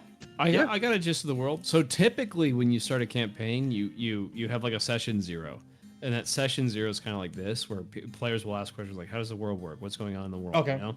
And so you talk to them and they make their characters. So this is like a session 0.5, right? So Right. It's like a little bit of both. And so so they'll ask questions and be like, how does this work? And then they'll typically work their own like idea of how they want their character to play into what you have created, right? Right. And I So only had that's like a what we're day to kinda do doing this, so Yeah. Well, we only have a day to come up with our characters too, so this is like for all of us, it's on the fly. So I like it. Cool. Yeah. So I guess we're pretty much outside the tomb, right? And Yeah, you're what does the outside- structure look like? So it's placed along a mountainside, and think of Mines of Moria entrance. And the engraving that is red is hung upon the archway, but it's not blocked by a door. It's just there. Like time has long forgotten this place. Ivy grows from the top down, hanging. As people forgot who these people were, no one seemed to really care anymore. The visitors stopped. The world seemed to be at peace and order. Like we're coming from a great war 200 years later, and nothing bad has happened. I mean, there's been people hunting down, killing each other, but that's all background stuff common people don't give a crap about. Yeah. Okay. Cool. So the state of this memorial reflects the neglect or the forgottenness in memory. Yes, that's a Yeah. great way to put it. So I'm looking down at the map. I'm just gonna say I have the map. Yeah, me too. All right. Yeah, I didn't place a map. You want me to? No, you're fine. I'm talking about the map that Leela gave me or whatever. Yeah. Lila. Yeah, so I'm looking at the map and Conrad, are you sure we're at the right place? I think so. When you were flirting with Lila, I'm almost positive that you weren't paying attention to the specific instructions. This doesn't look much like a tomb to me. No, it doesn't, and I don't think she really liked me flirting with her. But that's neither here nor there. Well, that's because you're bad at it. You should have at least had me. I'm not very good myself, but I at least wouldn't have been slapped. No, I didn't want a repeat of Sarah. All right, so Anyway. are we doing this the typical way? I cast invisibility and you scout it out. Well, I kind of clank in armor. Right, Perhaps I can. Very hard to see armor. You're in more of the hard to see armor than I am. I'm not going a foot in there. Not until we know what's in there. Yeah, I'll go. But I'm just reviewing this note from my colleague. I don't think I got a chance to read it to you back at the tavern. No, things were rushed. Because flirting too, failing. This is It probably a happens. little bit more important, but yes, a colleague of mine named Rupert. He's also interested in finding these lost tombs, and so his research, he found that the crystals from the fracturing, that supposedly changed the landscape. Yeah, I'm aware. He suggests that they're not simply sources of magic. They are that, but they're also more. He believes they actually have a consciousness and a will of their own, and they can communicate to other crystals and to those who possess them. Did he have too much ale that night? Did you ask him? Well, he left me this letter. I hadn't heard of any of this before. There's been drunken letters delivered to people. I've read his Think about it. writing. The crystals having consciousness? That doesn't make any sense to me. Here, I'll read it to you. He has this theory. He doesn't explain what his evidence is, but Conrad, they can communicate the whole with each reason other. we left the academy was because we were tired of theory. I understand, but again, he was one that would go out and find physical evidence, so he has to have something to back this up. He wouldn't have written this to me if he did. All right, have I met That this much I man, or I don't remember him. I don't think met him? I don't believe so. Oh, okay. All right, We've been apart for a number of years, dear brother. So what's the significance of it having consciousness? You think Well, he suggests the crystals communicate with one another, can communicate with the individuals who possess them, but the crystals might be able to influence individuals' thoughts and actions. So this makes me think these crystals might, if they get into the power structures, can take over, potentially. Well, you know what's interesting about that? They can be must- benevolent or malevolent, he Well, suggests. the crystals must be very subtle with how they do it then, because this would have been well documented if it had been obvious. And well, if these things are from a different realm, who's to say that they're operating on a different time than we are? So you're probably right. It might have to do with the sky opening up again. Yeah, does it look a little greener and brighter tonight than it did the other night? Or is it just me? Yes, it does. Anyway, he suggests. Let me just finish this about the crystals. I'm already Of falling course, asleep. they can give amazing powers, abilities. They may even demand a price for their powers. Again, he's not citing anything from this, but they can be benevolent or malevolent, depending on their nature and alignment. So wherever they came from, it must have been as diverse as this place is here. Yes. Well, has me bothered is how he finishes this all up. What he speculates on. He saved the best for last, of course. Oh, naturally. I'm listening. Speculates that if this was some kind of punishment from the gods, or was what happened. Something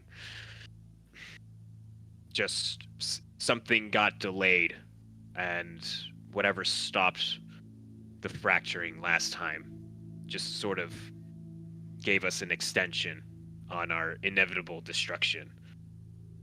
And then he just ends it with, "I cannot do this alone." And hold on, DM, you didn't put in here if he was going to this place or not. Yeah. Was he actually coming here? Yes, and that's why you're here. You're under because this is the he was within this area because this is where his studies generally took place. Okay, because you didn't put the location in here, so I'll just okay.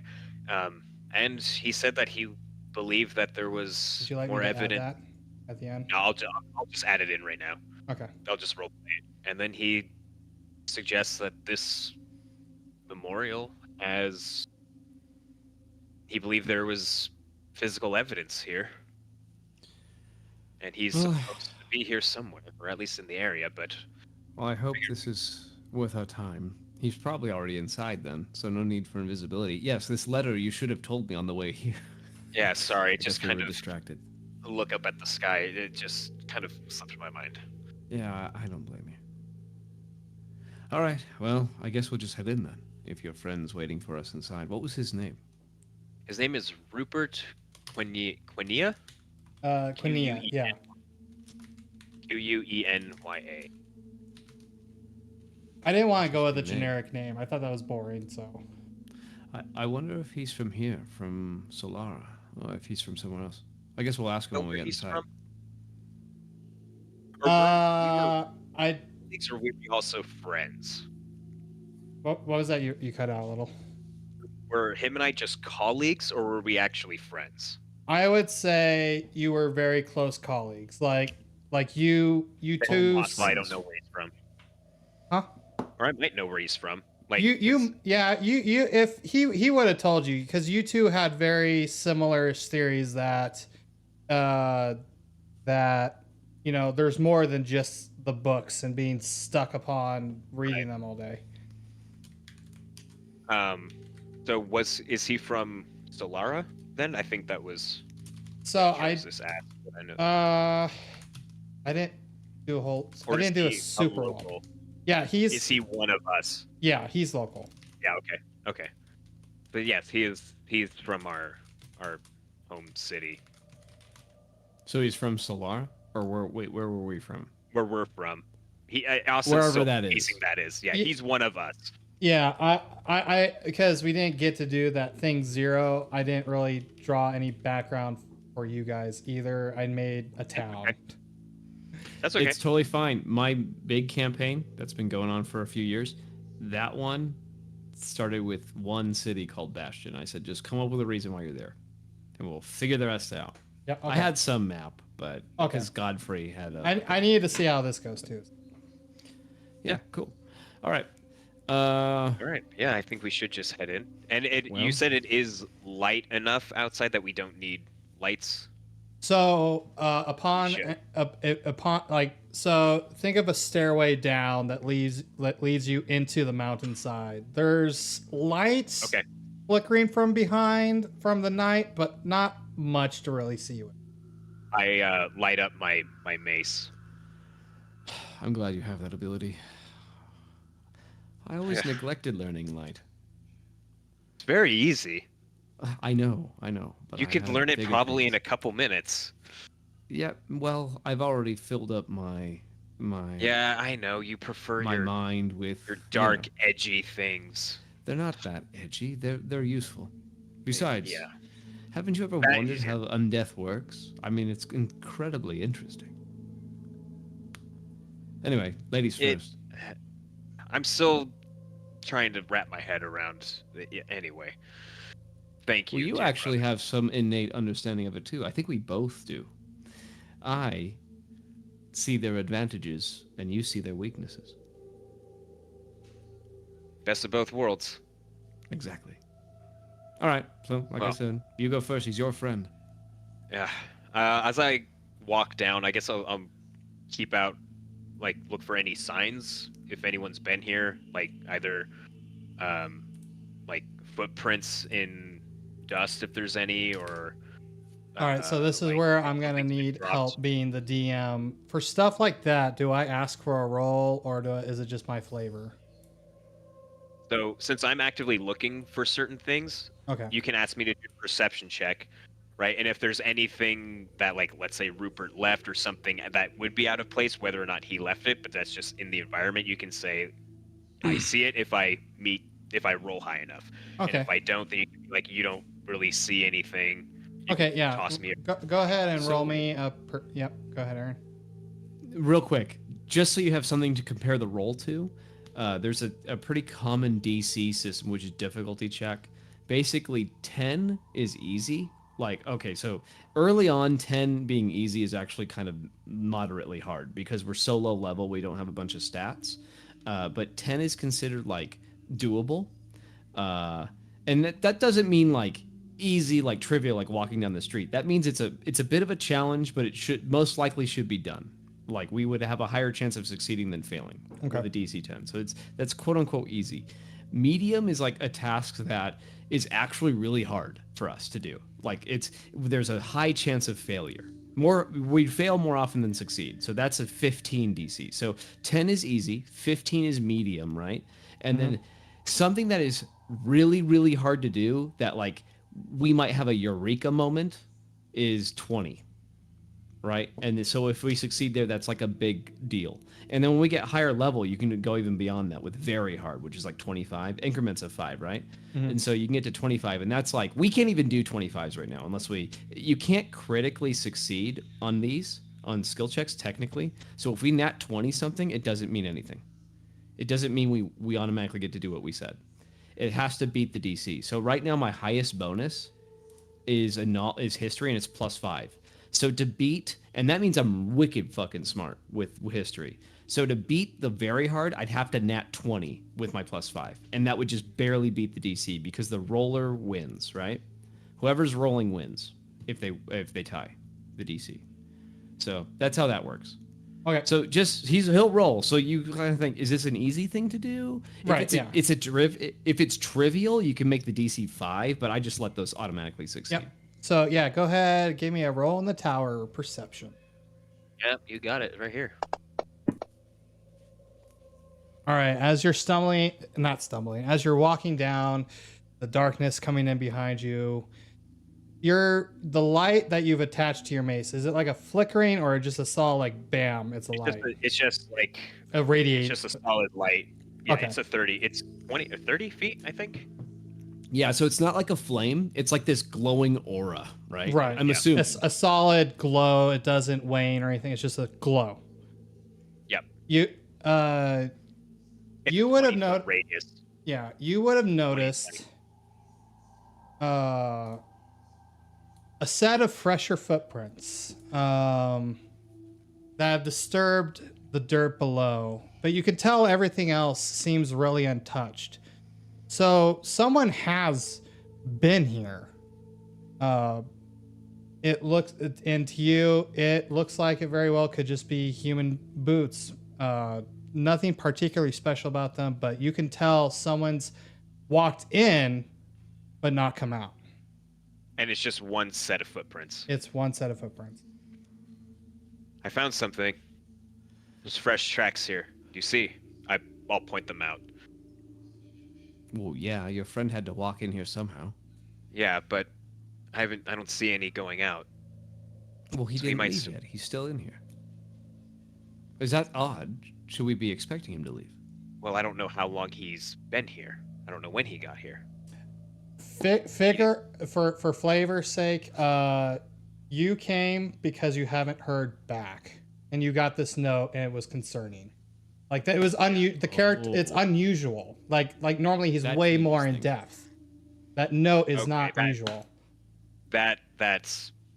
That makes a huge difference. Yeah, That's a sorry. big Yeah. difference. I was waiting That's for an huge opportunity to try to explain that. Yeah, that the note seems panicked. It's not normal. Normally he's really focused and detailed, but this seemed hurried. Then that explains why he's not providing evidence and stuff. Now we're Yeah. under, like, he's in here and he's definitely still in here, and so But time has passed. It's not like you got this note like you hadn't heard from him. You started to maybe get a little concerned. You're like, that's kind of weird. He's probably been missing for like a week or two. Yeah, let's say a week or two. Yeah, go with that. Oh, Jesus so Christ. he's probably fucking toast, dude. He's so toast. Unless he had I like a don't- bunch of rations and he's just trapped under like a log or something. Yeah. A tomb log. All right. Yeah. I'm going to say I'm going I to don't hold my like- finger up. I Yeah, don't like the way as this is looking now. as you say that, I hold my finger up and I say, let's just listen for a moment. And I'm going to give him advantage. Or what's your bonus? Sorry, what are you doing? I missed it. I had to move to make sense on the map. No, you're good. I'm talking to Conrad. My perception is a 4. Okay, yeah, I'm going to give you advantage. So we're just going to get quiet and just listen to see if we hear anything in the tomb, and I'm going to give him advantage with help. Give me 1 sec. And then I'm actually going to take a minute to concentrate, and I'm going to cast guidance on myself. What does guidance do? It allows me to roll a d4 and add it to the result. You might want to be careful because guidance is it's verbal, right? It might be. Let me double check. Compatibility. It is. Yeah, So I'm if going it's to verbal. Yeah, if it's verbal, you're going to be speaking. Yeah, and exactly. whatever Like, we're trying to hear will. Oh, will spirit out! I have to like. and then you'll listen. It's like they're quiet anyway. So let's Yeah, see. we'll Let's just see. do it. Let's try it without it, and then we'll try it with it later. We'll just do it at advantage. There we go. You do have the effect on you. I don't know if it's. I took gonna it go up. away. Oh, okay. Sorry, my bad. Okay, There you so you guys are just listening, like what you're listening for any sort of disturbance, something that would be out of the ordinary, right? Anything we can hear, not see necessarily. I mean, Right. we're obviously looking, but we're listening primarily. Ahead of you, you can see. 30 feet's a good chunk of feet. You can see the entry into this tomb. But nothing seems, besides one set of footprints, nothing seems off, unusual. You can hear the wind kind of howling down lightly through the passageway, but nothing else seems unusual or off. Okay. So he's probably dead. That's what I'm starting to think. I don't hear cries for help. Or maybe he found a hidden larder somewhere and Well, you know decided what, to if get he is- lazy. Yeah, maybe. Well, if But he is I, dead, maybe I can use his body. I'm neutral. I'm just like, let's just wait, okay? Let's find the body first before we start proposing what we're gonna do to it. Well, I All right. needed a body to experiment on, but I know, but the fresher the better. He's only a week old. you know what? Let's just find him. I don't want to have this conversation right now. Let's just go find him. Oh God, I flew into the pillar. Is there a map I'm supposed to be seeing? Oh, there is. The tomb entrance. I'm not paying attention. So real quick, Austin, where we're at? Mhm. Oh, you have to unlock us. Oh, Uh, Top right. So- There's like one of the. It's not the lock, but there's some buttons you can press, and one of them's like a lock for the tokens. It's like It's token one of got the it. buttons. Got it. Yeah. You're unlocked. Okay.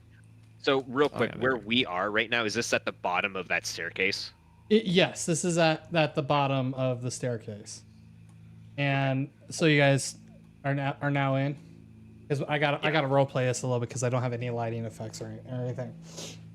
That's fine. All right. so- If this helps, I can do this, because this will. Oops. I mean, this place is pure dark. Like, besides your light, there's nothing in here anymore. Because I can do this, right? Right. That's about what my light is doing. So Okay. That's all we can see. Okay. Yeah. So I'm gonna be very close by you, but I'm actually debating on casting invisibility on myself. Debating it. I'll hold off. All right. I'll hold off. So you walk in. What you see before you is blackness outside of your light. Nothing, no piercing from the mountains, and just kind of a state of disarray. There used to be monuments and statues that have started to crumple down right here. That's what the pillars are, these little rock looking things. Let's pretend those are those. Okay. So you can start to see that these giant statues that they had placed to memorialize this place have gone uncared for. You know, everything's covered in cobwebs and dirt, and nothing looks touched. It's a very large tomb, though. So it's like the fact that this was dug out is shocking. Like to speak of how valiant and how important these people were to build such a large place. Before you, right here, I don't have a door because I don't know how to do that, but I need to change it. In the middle of the pillar, that is a door. It's So like right there. Yeah, right there. It's you can see it's slightly ajar, but in the way that like the damn thing probably doesn't shut anymore. It's wood rotted. It's it's an old cabinet door. Yeah, but it's a full door. It's a good, this pillar, let's say it's 30 feet. Man, now I'm realizing details are important. This pillar is about 30 feet tall, and the door is probably about 5 feet wide and 10 feet tall. Like, it was a big door, and it led, who knows, for you to discover. That's the right answer. Who knows? Yep, who knows?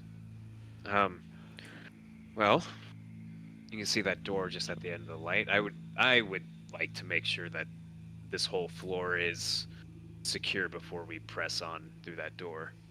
Not a bad idea. What does your friend look like? What does my friend look like? Or do you want me to make it up? I'll just make something up. Make it up. Because I want to be able to recognize him if we see a bunch of bodies. He's about your age, actually. Maybe a couple months older. That's helpful to a degree. What color is his hair? Oh, he doesn't have any. He went bald at a young age. He does have quite the goatee and mustache, though. Oddly, he can grow facial hair, but those. Okay. He is one of those. He's of medium build. Kind of was developing a bit of a paunch. He likes to wear red, like dark red clothing, so that might be a hint. Well, we share that in common then. Yes. Well, you add black. He likes to be like solid reds. That's strange. It is very strange. He would like to make jokes that it would make him look like go faster. I don't really understand. He had a very strange sense of humor. Well, you know what? He's your friend. I'm not surprised. He's smart. Madness and genius are two halves of the same coin, so they say. Yeah, that's true. But if he's down here, well, I'm not exactly quite sure where he would have gone. I don't know how well he knew of this place before he came here.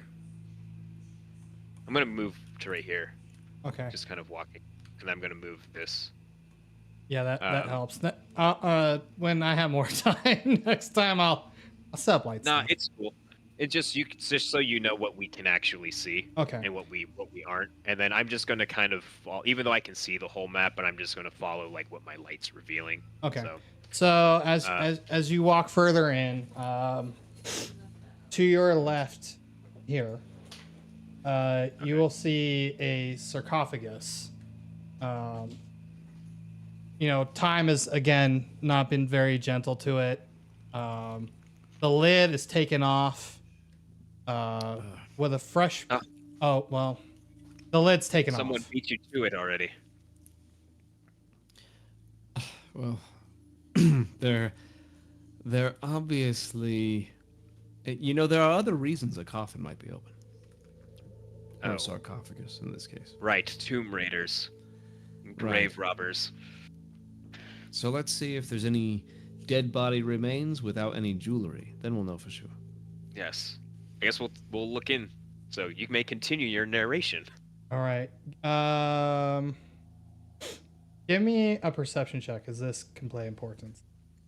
Can Whoever- I who's help looking? him? Yeah, sure. You're both looking, so Okay. it makes sense. All right. There we go. Advantage. Okay. Okay.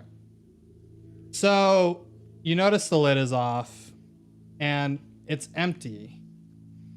But there's the dust has been disturbed. You can't tell by what, but you can tell around where the lid would have been sitting if it was not fallen to pieces and taken off and all that. That it's been disturbed. There's some, but you can't tell by what at all. Is the lid or the remains of the lid present, like broken on the floor? Yeah, well, nearby, or is- yeah, we'll say this. I mean, you can just say it's there. yeah, it's. I just want to know if it's there. Okay. Yeah. Is this Interesting. the work of Rupert? Oh, there might be one more thing. Yeah, There are 10 but there bodies there you do notice writing along the side of the sarcophagus. on the It's inside or outside? on the outside. It's worn with time, but it was engraved in stone, so it's still present, if but faded. It says, in this tomb lie the remains of the families of the elite warriors who served under the legendary Sir Valoran. Their ancestors would have followed them to the final battle of war where they faced the fracturing and its horrors.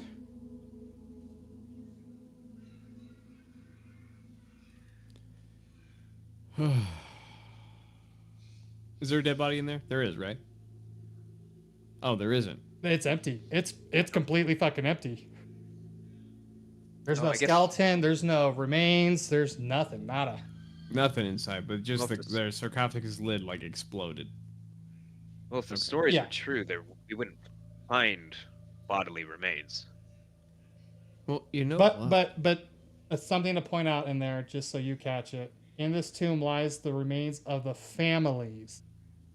So they earned a right to be buried buried with the belongings of, their loved Oh, ones. so the families of the warriors are also buried in here. Yeah, like their first generation, like they would be long gone. It wasn't a continuous. Sure. type thing. Okay. I understand now. So, Conrad, I think you were onto something when you said someone beat me to it. There's no body in there. I mean, if It's not these like other the dead get up and walk away.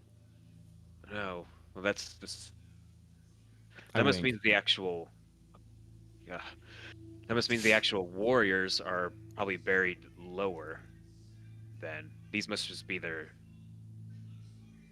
immediate family members, right? You are the cleric of knowledge. You would know. Just reading from the damn sarcophagus. Let's just go. Yeah, I'm here for more of the dead bodies. Than anything right. else? Not really into the history lessons. Um, You I- find them fascinating. Okay. Well, I mean, I didn't know that they actually buried the families So as well.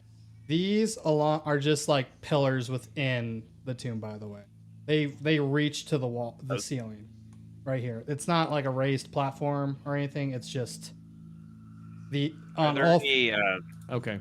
like any artwork or motifs, patterns on them, or is it just nice Yes. decorative stuff? Yeah, let's say yes. It would just depict like kind of a repeated pattern of a knight holding his sword like between his chest, like as if he was honorably buried. Like Okay, that's if you were probably to lay a knight down to rest, you put their sword between their chest along their body, and so they're standing fully armored, and they're big murals. Like they're, again, it's time is taking their toll on them, but they're still present. And then over here is, I really need you. Hold on, I'm gonna change a different color so that I'm not mixing settings. Yeah, I thought I did change my player color, but it didn't seem to. I'm gonna change my user color to. Mine's perfect. We'll make mine. We'll make mine like a light blue. I know what I want to make mine actually. Changed my mind. There we go. So this here is. Yeah, that's right. Think of this as like it would be a tall set of shelves covered in cobwebs and all that fun shit that time does. Okay. Are these like, so these cobwebs are pretty small, right? They're like typical spider size? Yeah, they're typical spider size. Like, they kind of, the ones that are degraded wisp around with just the slightest bit of wind. There's nothing special about them. Okay. Well, Conrad, I on the bright side, at least the spider webs are the size of regular spiders this time. Yeah, I don't really care for the giant spiders or their fangs or their venom or their webs. No, I don't really Okay. either. So as you approach, this is an identical sarcophagus. It is closed, and the same inscription is upon it. I just look at you, raise an eyebrow, fresh meat. Not fresh enough. Let's find your friend. Well, let's. Actually, I lied. The inscription's different. Oh. Hold I- on. This inscription's different. Yeah, the inscription go again. is different. Don't take too long. I'm gonna walk over here and just kind of look over here and wait for him to finish. The inscription says, "In memory of Lila, beloved wife and mother, who sacrificed her life to save her family during the fracture. May her emerald eyes continue through her generations." I think. Hey, I think What? the barmaid from. We're done talking about that. No. I think her ancestors buried in here. I turn around and I look at him and I say, "Why? Why do you think that? What are you, a detective now?" It literally says, "Here lies Lila, wife of." What was it again? I read it. In memory, here I will copy. It's an odd coincidence, nonetheless. In memory of Lila, beloved wife and mother, who sacrificed her life to save her family from the fracturing. May her emerald eyes continue through her generations. She did have emerald eyes. Oh, don't read the last part. That I changed that. I can't really understand what that's supposed to mean, so I I can't just spell did- anyway, so That's okay. You have your own code. yeah. Well, I wonder if she she- did have emerald eyes. Oh, Similar you know what name. I just thought? This just hit me. If this tome was broken and What open, could explain why she had a map to here? yes. Now she was either named after this person, or she is that person. Hear me out. Hear me out. Hear me out. This is a trap. That map came from her, right? This is a trap. That emerald around her neck is more than just an emerald. I bet you it's a shard from those stones. It's Do you want to help sustaining her. me? Want to help me move this sarcophagus, this lid, and let's see what's inside? Oh, I don't know if we're strong enough. We could try. I'll help you. I got a 14 strength, baby. Yeah, it would be a strength roll, right? Yeah. Yeah. I mean, it's a stone lid. Let's You're gonna. So, I mean, we're not gonna catch this, and it's probably going to make noise when I push off it anyway. So give me a moment. I'm gonna use guidance on myself now, because I mean, there's Okay. probably gonna make noise anyway. Yeah, I'll give him nothing. Nothing. advantage on his check. Yeah, and nothing has changed. It's still like dead quiet in here. Yeah, so I use my Stratos, Video Strata, something like that. I love it. And then so I'm actually gonna roll this in the. Oh wait, no. I'm just gonna do it like this, and then I'll add a D4.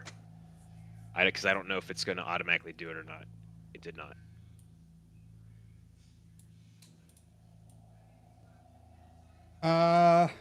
Okay, and that's What with did I roll? What was my result? I only see the. Did I roll? Wow. I didn't see it. I didn't see You have a second. advantage. You have advantage, and you rolled 2 2s. Wow. Yep. It dropped a 2. Yeah. All right. We tried to. Like, maybe this is sealed. So while I'm pushing on it with him, I'm saying, fuck. I gotta think of something real fast. Go ahead. Okay, I got a stupid ass name. I'm pushing and I said, Snide, maybe you should help a little. And I'm referring to my rat familiar, who's now on my shoulder. Okay. And I'm obviously being an asshole. By the way, familiars are up to you. I'll tell you how they work real fast so you're familiar. No pun intended.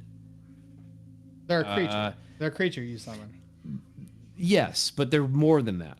So they act independent of me, right? So I can tell it to do. What that means is I can tell it to do something, and it'll do it on its own. I don't have to command it constantly. Right. Right. Yeah. And basically the way it works is while it is within 100 feet of me, I can communicate with it telepathically.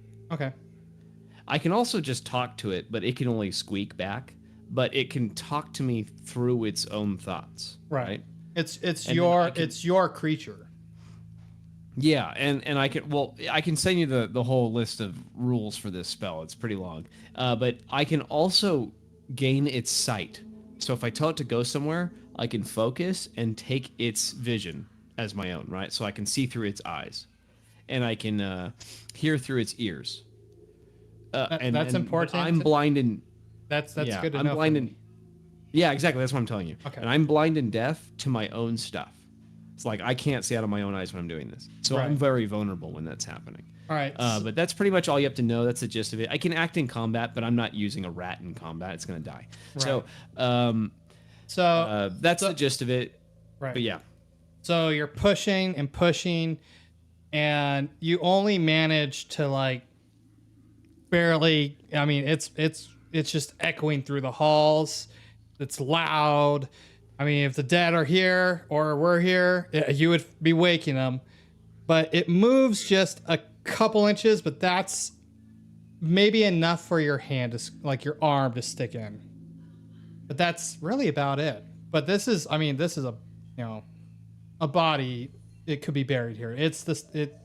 You're not going to be able to reach through the whole damn thing. No, sure. Well, look at I that, guess- Conrad. That's perfect for your arm to fit right in there.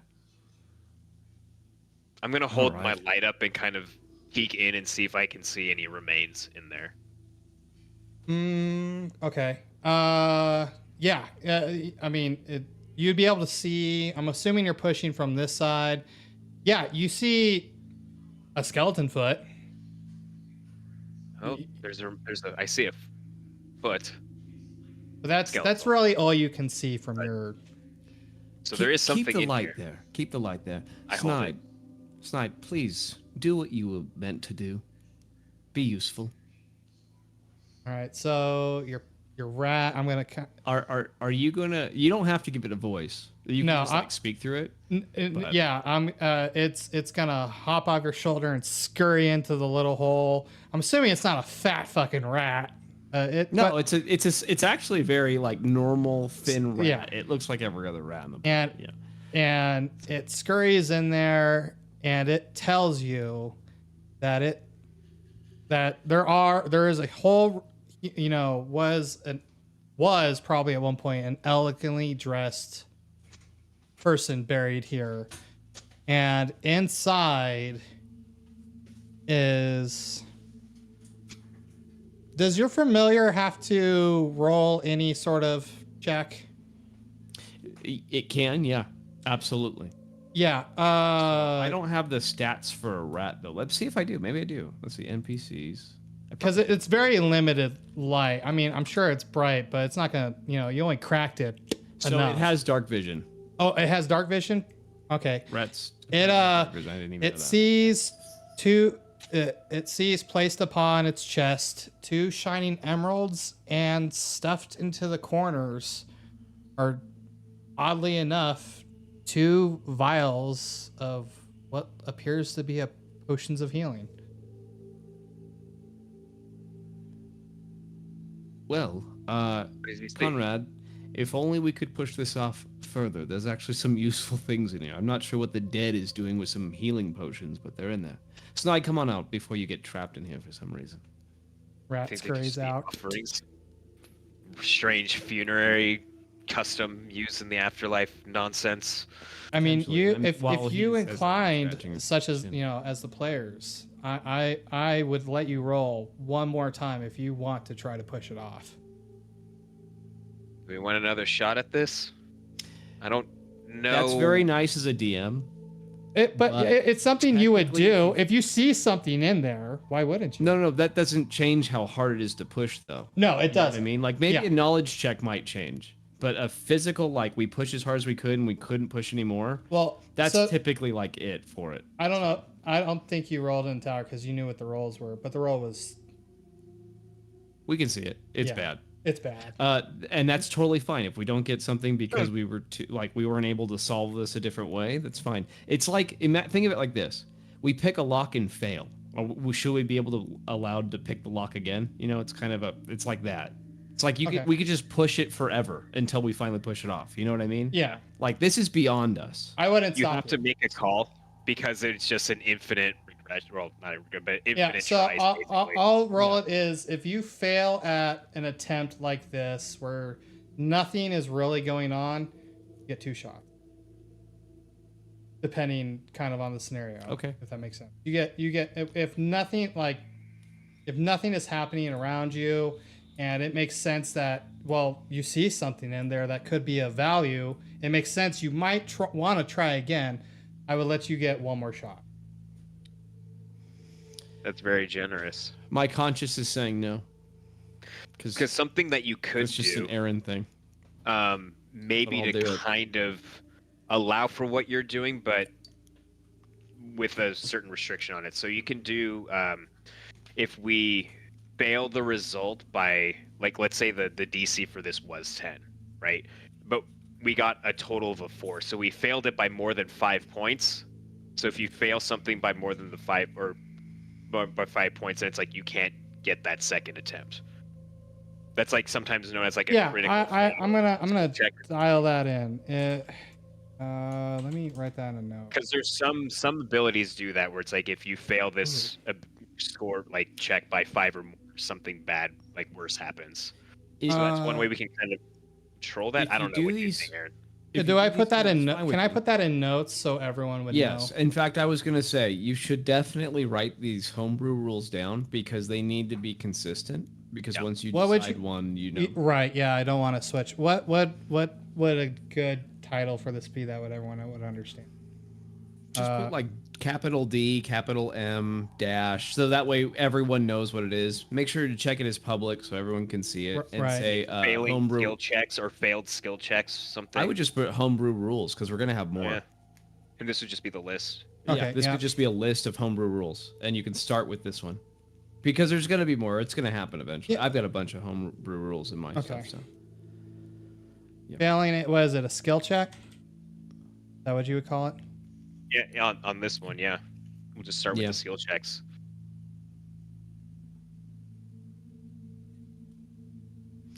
yeah, I mean you're the DM, but Yeah. that's very generous. I would say once you've messed up once, you can't mess or you can't do it again because Yeah, then again.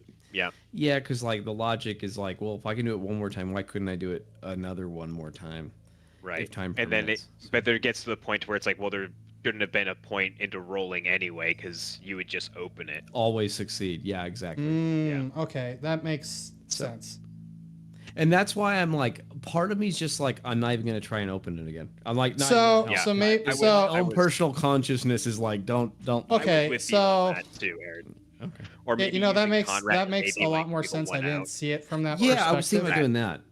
Yeah. So hey, that doesn't mean we can't solve it a different way though. It's just the strength way failed, right? So now we have to find a clever way to open it. Okay, rather so than how about failing being a time to time if using a sec? I don't know if that's a homebrew or not. Is that considered a homebrew, or is that just standard D&D? Like if you fail one way and you try a different way. That's standard. Okay, That's well- up to the Yeah. players. That's not a rule. That's just like That's a a- player being smart. Okay, I'm not even gonna. We'll do it that way because I see what you're saying now, and that makes more sense to me. So You see, I told you I don't cheat. In fact, Yep. I'm fighting to not cheat. No, even and- more like it's a like disadvantage for us. Aaron's great because he's very, very consistent about being consistent.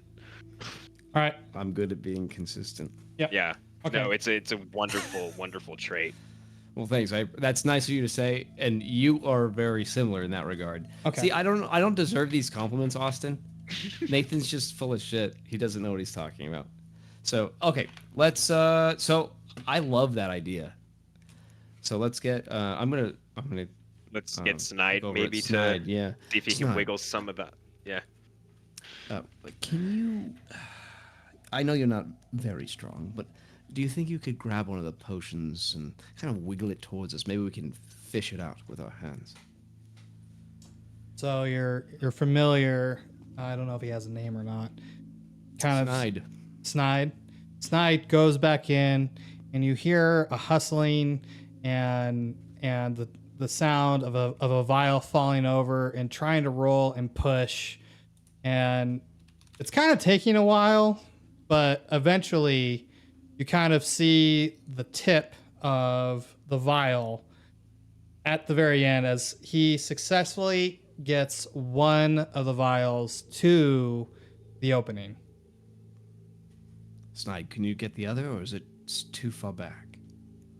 While he's doing that, real quick, I'm just moving over here to keep a lookout while him and Snide are doing this. Okay. Yeah, and and- so I'm gonna see if I can fish that bottle out with my fingers, and hopefully I can slide it out. That's my goal. But let me know if you want me to roll something. Yeah. Let's see. What would you roll? Is That would be sleight of hand typically if you're trying to do something like slick with your Sneaky? fingers. But I Yeah. don't know, it could be something else. Yeah. Give me a sleight of hand roll, Do and you like a little boost? Yeah, I I've don't already know how that made works noise. but yeah, I'm not worried about that. I just don't really understand how the whole, do you have a god you follow? The god of knowledges? How does that work? I guess don't worry about it. You don't have to discuss it now. It's just always been strange to me. Yeah, I'll take your god's guidance. Sure. I don't really worship one, but there you go. Why did it give it to? Oh, there we go. Artosis. No, it gave it to me still. Whatever. You have the D4. I do? Okay. I'm not looking at the combat tracker, so. You'll probably have to manually roll it because it's yeah, still you just applied to me. manually roll it. So do the roll and then just do a plus 4. Public Yep. or Tower. tower? Okay, you got it. So I'm gonna try and okay. So I actually didn't. Well, I'll roll it after. So there's that. If it doesn't roll a d4, here's the d4 I'm adding. You feel the vial in your fingertips, and you're trying to get it up, and you're grabbing it. It's right about there, and you drop it.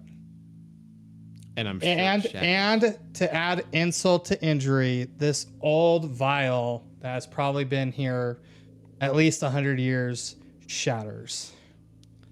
I look over at you, Conrad. I say, "Oops." You want to try? Yes. Hey, Snide, are you in there still? How's the other one coming? You can hear it trying to force it along the skeleton. You can hear it clinking along the bones. It's a really eerie feeling because the bones have started to degrade and gotten more hollow. I mean, to you, it wouldn't be very unnerving. You mess with the dead, but perhaps it disturbs Music Conrad a these little. ears. Yeah, I'm like, here, hold my mace. Yeah, I take it. I'm holding it. Where is that? And There it is. you can hear, Conrad can hear the rat kind of squeaking along, and I keep wanting to call your character Atrocious. That's actually a funny, clever thing Conrad could call me. But, Artosis, you can tell your familiars, getting really fucking frustrated. It's like cursing to itself. It's trying so hard. It's getting pissed. Fuck you, master. Yeah. It's You not. piece of shit. But I love finally, that. He has an attitude with me. Oh, that's hilarious. it finally manages to get the vial within view of the opening, and you can tell just your familiar's pissed off, but like it's like huffing and puffing, but it's like, yeah, I'm done with that shit. But it's there. All right. All right, you're up. I kind of hold my hand out so Snide can crawl back up on my arm.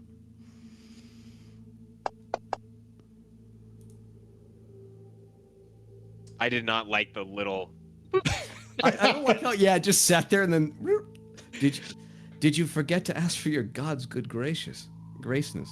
Didn't seem to be helping anyway. You reach in there and try snapping your fingers around it, and you can feel it, and you're getting it, and you drop it and shatter the vial. Well, maybe if it wasn't coated in old potion. I look over at you and I say, well, that was a big waste of time. He's dead.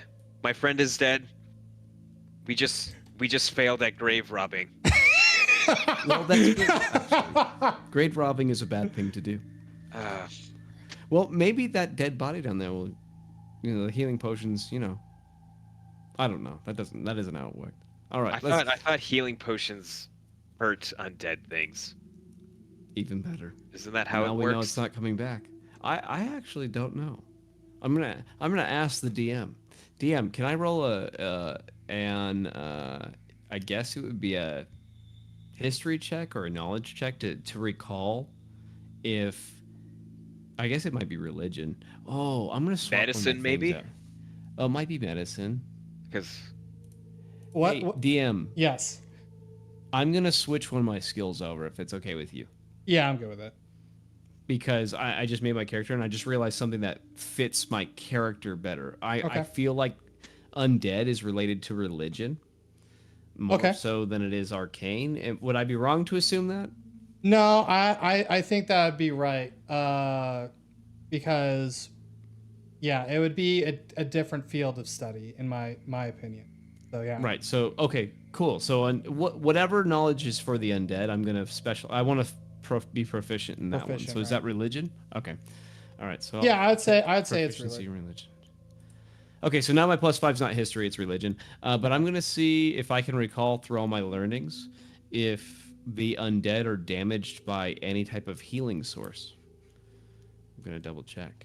Do you want that in the tower or in public? You can just go ahead and roll it. Okay. God, our rolls are so bad. Well, you rambled okay. through your thoughts, and your background is this necrotic stuff anyway, and you're about 80% sure that if the damn thing was undead, it would be burning it. So you did that right, and I'll tell you why. You gave me a trivial DC. Well, you know how you can, like I said, there was like trivial, easy, medium, and hard. that So I did beat trivial. Yeah. Right. So you would give me something, like a little bit, right? Yeah. And that 80%'s great. So I'm gonna look over at you, Conrad. I'm just gonna say, well, I know some healing does affect the undead, but healing potions, I'm about 80% certain. I did the math. Well, it's not sizzling, so I take it she isn't undead. Which is Well, things can change. good. I'm gonna go over to the door. I just kind of leave it at that. Okay. Respond.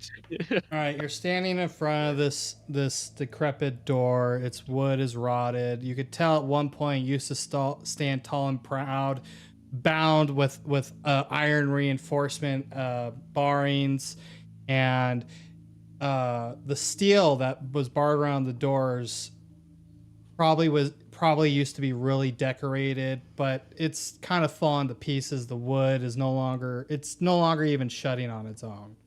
So it's kind of just in a state of disarray, not locked, but it's Like the front door of your old dorm at the university.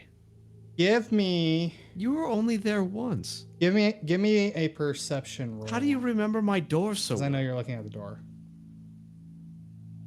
Because I'm I'm not actually helping him with this because I'm Oh, distracted by damn. this comment. All right, you definitely notice though, just like Because I have a penchant for remembering doors. Apparently. I guess so. But you notice, even though it's complete disarray and it'd be incredibly hard to tell if it was disturbed because of the state it's in, there's a fresh set of fingertips that have swiped along it as if feeling it, moving through it, and then it moves to where the opening of the door would be and stops. It's not like a blood. No, stain or it's something. just kind of like dust moved. yeah, like someone kind of moved along it to see if it needed to be pushed open. The door moves inward, away from you. So you notice that it's probably actually been pushed open recently. So you don't actually need to add those tailing bits. Just say what you notice because it's a perception check. It would be like that would be like an investigation check. Like are the streaks there? So what I would say if I were you is just give them the visuals, just like because it actually adds mystery because we have to think a little bit. Okay. Like why that might be. Like the footsteps coming into this place. You just say you see footsteps coming in. Okay. And you can describe what they look like. Like they look like human, like boots that like a person in the town would wear, right? Mm-hmm. And so that's all you'd say, and then we have to kind of take that information and solve this mystery you played for us. Never give away too much information as the DM. Well, Sometimes the only players reason I will get kind of so did was lost. he rolled a freaking 20. Oh yeah, even so, just visuals. Just Okay. visuals. So you're good though. You did good. Yeah, that's solid. I'm just gonna raise an eyebrow and say. Oh, did you know what? everything I kind of else? missed something really important. That's fine. That So means we didn't. yeah, Was it with this or was it earlier? no, it was earlier, and I'm gonna add it in and And let you guys roleplay because it's kind of important, and I just got too caught up in the moment. it could be one of the But things that maybe we were went caught up in. and you would have caught this when you were standing guard, looking this way.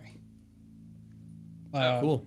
You would have caught that. So I'm gonna kind of backtrack. Sorry, No, missed let's it. do it. That's That's okay. fine. I'll Sure. revert. We were over here, right? Like Right. I was So- trying to I think I finagle the was, like, first potion here. out. Yeah. So Or, you would have caught this. You see. Now I know on the picture it's very bright, but it's not supposed to be. It's a very dim blue light irradiating off a corpse that has seemed to have collapsed upon itself. There's a blue light coming off of a corpse. You said. It's a skeletal corpse that off the bones itself a blue light is irradiating from. A very very very faint, but it would have been it's like super faint, but it stands out if that makes sense. Like you noticed it So looking this It's way. in the darkness. Yeah. Yeah. Hey, DM, Yes. pro tip for you. Top right of the entire UI is the party sheet. It's like 3 figures. 2 are Yeah, like yeah, behind I got the front party one. sheet open. So if you click on that, you can see something called our passive perceptions. you go And into that will Wait, tell hold on. you I opened the how party good- sheet. Then what? So you see a list of. Do you see our 2 characters there, or is there nothing there? There's nothing there. Okay, so grab our characters from the top left and drag them onto the party sheet. Oh, wow, that's way easier. Okay, cool.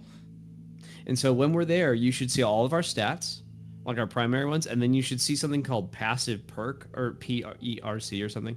Okay. It's somewhere over there on the right. AC and it's like perk. stacked with another number, so just ignore like the other number. But it like for instance, look for the number on me specifically. Look for 12 under Yeah, 12. under passive perception, right? You see that? Is So- that AC? There's AC and then there's PERC. I'm assuming that's perception. Yeah, that's it. ERC. Yeah. PERC. Okay. Yeah, so that's perception, but abbreviated.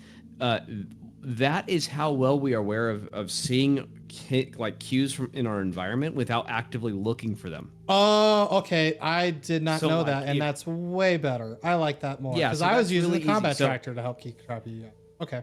Yeah, so you don't actually need to do that. So if you see, like, if this bright light is like a DC 10, then my character might have noticed it just walking by it. But Yeah. if my character's passive is like 12, like it is, and the DC to see that was 15, I might not have seen it. That doesn't Well- mean you can tweak it so like the guy standing guard is just kind of staring off in the distance. You can just say like, oh yeah, he would see it, so he doesn't need a really good Right. passive perception. So 'cause you it's obvious. So you came in through the left, so you wouldn't have seen it walking by because Right, it's and kind of. I'm not Right, trying to that makes justify sense. it. No. But you definitely So you're good. you turn that way. You looked guard, and you see this skeletal bone pile just collapsed. What color is it? You said it's like a blue. Yeah, it's like a very faint blue, very very faint. Like if you took its picture and you dialed it down to 1. Sure. Have you come across a lot of skeletons that glow blue? Conrad, please line don't of talk work. to me right now. I'm trying to. Fuck. I didn't like the sound of that. Just Sorry. dropped up. Well, maybe you can get the next one. Okay, what were you saying before you distracted me? I point back there. That skeleton's glowing. It's light blue. You see it? You ever seen anything like that before? Yes, yes. Don't go anywhere near it. Glowing things are bad usually. Hold on, let me cast detect I magic. know they to see usually if- are bad. Give me 10 minutes. You get the other potion out. All right, and that's when I drop it. And I'm preparing detect magic. It's kind of so let me ask you guys as DMs, because my fuck up was I forgot to put that there, and we're going back to when you first dropped the first file. Would you let players re-roll? Because I messed up. No. No. Okay. Because the time the time's still like that happened. They rolled for it. It was legit, and they failed. Okay. That's fine. You don't need to worry about that. That doesn't change the circumstances. So, Yeah. in fact, I think it's great that we dropped the potions both. It's funnier that way. I think it's fucking great. You guys Yeah, suck at anyway. grave robbing. And then Which is good, you know, I guess, in a weird way. and then Um, Aaron and I, we just role played us still dropping it, but with this new event. Right. Like we yeah. added Okay. reason to why, like we swapped, and then I drop it next. Yeah. So Right. we weaved it in. And you so gotta you're get that about from to beginners. cast detect You won't. magic, and I'm gonna need to kind of go over the schools of magic because I don't know them in D&D very well. Okay, so I will explain that to you. Don't worry, I'm not gonna hound you on what school it is, but I can kind of give you a gist of what typically when you look at something, what it normally is. Very rarely it will be something else, but I'll tell you, and I'll tell you what's going on. Okay, so detect magic. You're familiar with the spell because I did it in the other Yeah. campaign, right? So you know Yeah. what it does. So I'm gonna take 10 minutes to cast it, and he's allowed to do whatever he wants for 10 minutes. That could be like 5 seconds or like 5 minutes, depending Right. on like what he does, or even longer, maybe an hour, because some people are insane. But typically when I'm looking at what school it is, I'm trying to figure out how it's kind of like what magic is tied to it. So, for instance, if I'm looking at something and it gives off illusion, the school of illusion, I'm almost positive that whatever I'm looking at really isn't there. Oh. Right? Okay. I have So if a it's, list like, of magics glowing- here, and this will make a lot of sense. Yeah, actually, there are some charts online. So illusion is like, it's an illusion. It's not really there. Evocation typically means that it's like armed with some type of fiery explosion, or it's doing something to the environment. Like his cold chest was Guy's box, evocation, yeah. because it was creating a cold effect inside, which is what evocation does. But that was like a real tame evocation spell versus like a fireball that's designed to kill people. Right. Right. So it's usually like evocation is like the creation of raw energy. Right. Okay. And so then you have conjuration, which typically can bring things from one place and put them in another. That's essentially it. It doesn't have to necessarily mean I'm summoning a creature. What it means is I'm bringing something from one place to another. It could be an item. It could be a demon. I could be transporting myself, like teleporting myself. Yeah, yeah, exactly. So it's just like bringing things around the world. And then typically you'll see transmutation, which means that the object has changed from one thing to another. Okay. So if I look at like a box on the ground and there's transmutation music on it, or magic, I'm looking at that and I'm going, that's not a box. I have no idea what it was before it was a box, but now it's a box. Okay. Right? It could have been a dragon that was transformed into a box. Okay. So transmutation music, or I said music game, magic changes things. What else could it typically be? There's enchantment. Oh, enchantment, like an item, like a magical item can be enchanted, right? So if you have like a ring that like turns you invisible when you put it on, like Lord of the Rings, that would be an enchanted item. So it showed like the school of enchantment. And then there's that like I'm gonna possesses you. I'm gonna yeah, or something that takes you over, right? Your own mind. Yeah. And that's there's like abjuration.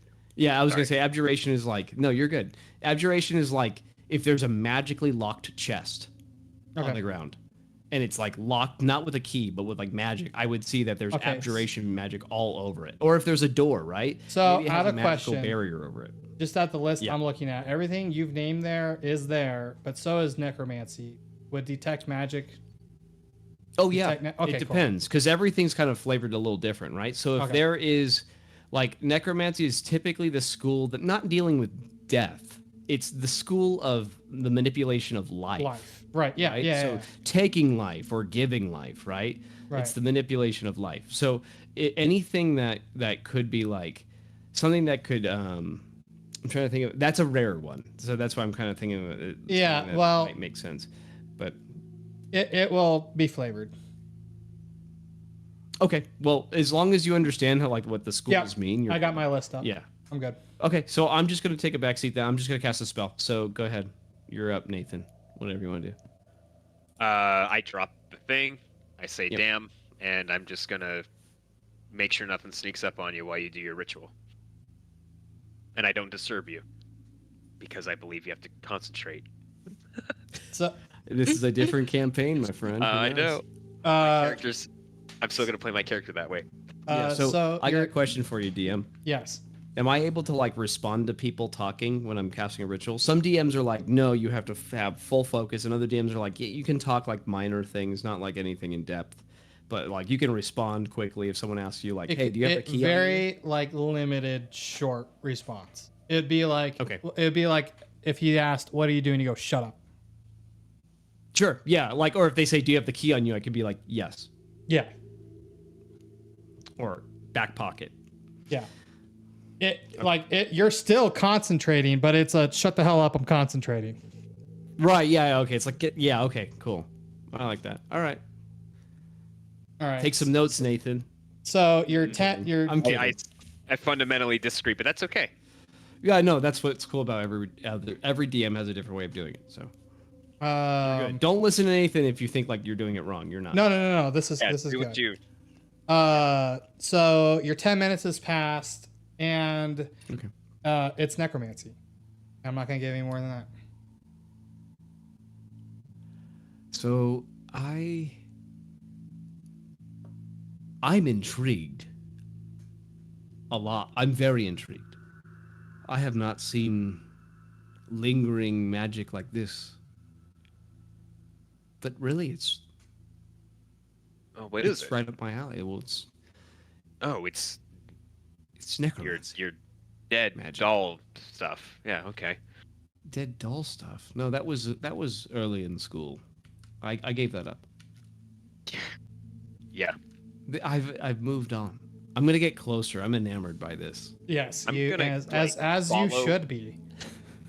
I'm gonna follow him, but I'm watching behind us and kind of I look over my shoulder every once in a while to make sure that he's not getting his jugular vein ripped out by like a skeleton or something. That's Okay. nice. I am a squishy wizard. I have like 3 health. I have 8 health. I only got 10, dude. Like a monster that does D8 damage could one-shot me. Wait, you only have 10? Well, at least Yeah. you can take a D8. I'll get D8, yeah. Okay, so I'm gonna. This is another reason why starting at level 1's a little scary because. Oh no, I have Everyone's I have stuff in place. You're good. This is Okay, all alright, thought so- out. Yeah. He had So- stuff in place and we just broke 2 of them. Right, exactly the potion. Yep, and that's okay. I'm going to roll a perception check to see the origin of where this blue light is coming from. Ooh. Okay. I'm just gonna do it. I'm not asking for guidance or anything like that. I'm just gonna roll. Sure. I'll do it in the tower, yeah.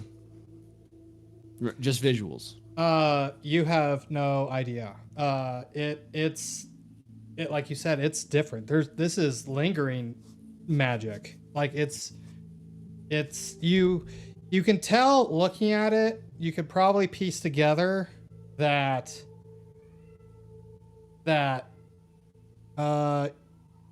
okay, I got it. You can are you looking at the magic or are you looking at the skeleton itself? The magic. The at magic. moment. Like, Okay. I'm honing in. Like I can see magic. It looks like a fine aura around whatever is Right. producing the magic. So that's what you're I'm you're honing. not really sure too much about it, but you can tell that even as you look at it, that hue, that very faint hue, is getting darker and darker and slipping away. Like you said, you could tell it's lingering, which is something you haven't seen before or heard of. Conrad. Wait, is it like fading, like where it's almost gone, but it's still lingering, and looks like it's gonna take like a couple more days or so to completely go away, or is it like suddenly fading quickly now? No, you're like at the last probably like I would say hour of it still being present. Okay, so okay, all right. You're at like the tail end of it being there. Before it's just a pile of bones that seems collapsed on the floor, oddly enough, with an open sarcophagus. Conrad, I'm going to do something incredibly dumb, but I'm doing it because I'm out of time. Need me to do anything or just watch your back? Just make sure if I start screaming, or if something else starts screaming, or if you start screaming, something screams, just drag me out of here. Or chop my hand off. That works. You have something sharp, right? Or do you just have the mace? No, I tapped my boot and there's a dagger in it. Thank you, Nixie. Always bring a sharp knife. I hope you sharpened it, by the way. It's going to be really it is. painful if you're going to saw through my wrist. I'm going to reach down and reach for the source of magic and see if I can grab it in my hand. Ooh. Okay. Okay. I'm pulling an Austin. I was inspired. By I've got to touch it. I'm drinking the red goop. I've got to touch it. I don't really know what that would. I'm not gonna have a roll. You're reaching out and you can feel it there, but it's so weak, so faint, and it's something you've never seen before, and you can feel that light within that magic is just like at the tip, like the burning end of a candle, and it's just not quite reachable. Huh. So it feels like something where I'm reaching towards into that aura of magic. Yeah. But you can because you're because this is your field of study. You would you've probably have raised the dead before. You've messed with, I'm working on it. Yeah. I don't have that spell yet. I'm working on it. That's level but 6. you've studied it. Like 5. you've been around corpses, dead things. It makes sense. But it doesn't feel grotesque. What you do feel is like you can tell, even though it's so weak, it must have been incredibly powerful still. Okay. At I after feeling it and kind of understanding more along the lines of what this is, I turn around and I say, this magic here is, you would notice can't explain too. it. It's So Sorry, go ahead. just kind of wondering, like, so you're like, are you literally like reaching down? It would be like reaching down into the bones, right? yes, that's what Okay. I was doing. Yeah. Okay. So it would be obvious then to you. I'm not gonna have you roll a perception check because I'm imagining you're concentrating as hard as you can to get whatever this is, because this is new, this is different. You would notice Trying to understand it, yeah. that it looks like it was one of the bones was cleanly cut with a sword or something sharp. In that area. Yeah. I mean, it's a pile Is of. that like the? It's It's a pile of bones. Yeah, Okay. it's fallen into, like, it's kind of like collapsed upon itself. That's what it looks like. Okay, so it's just a bunch of bones, and in the center of the mass of bones is like this aura, and I kind of reach through the bones. Right. I notice that one of the bones is cut somehow with like a really sharp blade. Right. Okay, and then I touch the aura, and I pull my hand out, and everything is like, I was like, wow, that was tingly. Right. Yeah. All right. Okay, so yeah, I turn around and I say, I've never seen this before, but I'd have to guess it was some sort of life essence for this creature. Maybe powerful magic once struck it. Or maybe someone was trying to bring it back from death and make it undead. I've never seen magic like this before. I will say this. However this skeleton died, well, that's quite an assumption too. But one of its bones has been cut cleanly. So that could have happened after it died. Something was collected. Or it could have been the Perhaps. cause of death. I was going to say that may be why it stopped reanimating. Perhaps. I see. You are quite clever, Conrad. I have my moments. So you're thinking this was resurrected and then slain recently by someone with a blade. Does Rupert use a blade? Or Does Rupert use? Is that? Yes. You do I would know what know he kind of generally weapon he carry on has? his travels. He generally has like a short sword, something to defend himself. Yes, he knows how to use the short sword. This So- was reanimated. Had to have been.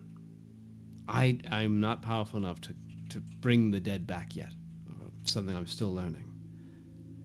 Well, that suggests that there may have already been someone here before Rupert got here. How so? I don't imagine that the dead would be able to reanimate themselves, do you? It could. Magic is mysterious. I can cast a spell right now that would set an alarm somewhere Well, and it would reside for some time. I It could mean, be like a this- trap. This tomb is not known by the larger population anymore. It's the road. I mean, you saw it. It wasn't very well kept. It wasn't well traveled.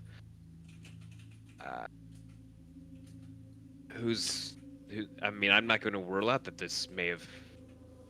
Perhaps there's some seedy individuals that may have been here.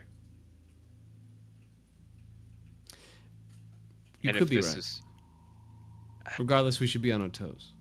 What were you going to say? well, and if it's supposed to be this resting place or memorial to the fracturing, the first one, or no, that there was only one. What if whoever was here was trying to find artifacts or the equipment? Because apparently those are supposed to be here, according to the stories. Because they didn't find the remains of the soldiers, but tales I've heard, the accounts I've read, is that the equipment was on that battlefield, and that what was interred here. Hmm. And they were exposed directly, right, to the fracturing itself. What do you think that those things absorbed magic, perhaps? You could be right. You could be right. Well, regardless, I think we need to be careful. Because this was someone's trouble recently. That could, And yes.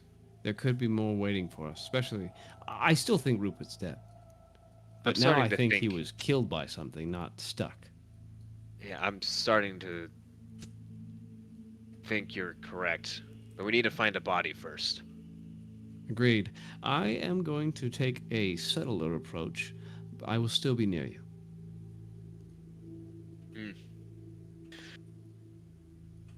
I nod, and I'm just going to go back to the door, and then I guess we'd have that whole door sequence. Yes, So and then before we the have door, yeah. I'm going to actually stay over here while he's looking at the door, and I'm going to cast invisibility on myself. So my detect magic drops because it's concentration, and now I'm concentrating on being invisible. So I will apply. It's not programmed to do self, really. Okay, I'm going to drag this over here. So now I'm invisible, and I've used that ability. I like Shadow Touch at level 1. That's cool. That is super cool. Level 2 spell for free. Okay, I'm invisible. So he can't see me at all unless he has some way to detect magic, or like I did. Or he has like blind sight, I think, and like feel me, or at least sense me. And then there's also true sight, which sees through all illusions. Yeah. invisibility. I need to read on it. I imagine I could hear you, because I take it you're not Oh yeah, you could you're probably not hear me. being stealthy, but you're not being loud, right? Yeah, I'm exactly. I'm not clinking around, but I'm not. What's cool about invisibility is like, even if you're kind of loud, people will look in your direction and you just stop moving, and suddenly you're like nat 20 all your stealth checks because you're just not moving. As long as you're not in like snow or mud or something. Oh yeah, that's true.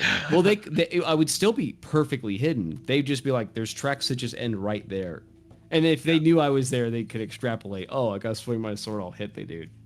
I So technically you're would be, like, invisible. perfect Just you're invisible. But what about your familiar? He's not. He's just following you. So if my familiar is not invisible, that's up to you how you want to rule it. Usually it's like all the equipment that's part of my person turns invisible as well. And so you can I can hide my rat under my clothes, but I can also just pocket my rat into another dimension. I'm not even joking. It's called a pocket dimension. It vanishes and I can make it reappear. Okay, the only reason I was asking is I'm reading on invisibility right now because I was kind of curious about that. And it was when you cast a spell using a slot of third level or higher, you can target one additional creature. And your familiar would be a creature, right? Technically, yes. Yeah. Yeah. So I'm gonna kind of follow that. I like if he's in your armor and your cloaks, but if he's just sitting on top of you, you got a floating rat. Yeah, and that's totally fair. Yeah. Okay. Yeah. So I'm gonna probably just pocket him. That's a good point. Okay. I'm gonna put him in the pocket dimension and just walk around. Okay. Pop, and he's gone. Yep. I don't even think it's like verbal or anything. I think I just like Snap look the at him fingers. and he's just gone. Okay. All right. Actually, I'm gonna put my creature on the ground, Snide, and I'm gonna have Snide crawl up on my buddy here and sit on his shoulder. Don't worry. I'm gonna whisper in Conrad's ear. Don't worry. He doesn't bite. Rats don't weird me out. Oh yeah, you're used to him. You hear? I saw you adore him. Ugh. Just that one time, and there was The the whole whole campus. The whole campus was infested, not just my room. You can keep telling yourself that. I'm gonna push the door open to kind of open a little bit, and then kind of peek into it. It leads to a staircase, which leads further into the tomb. We got more stairs. Good luck.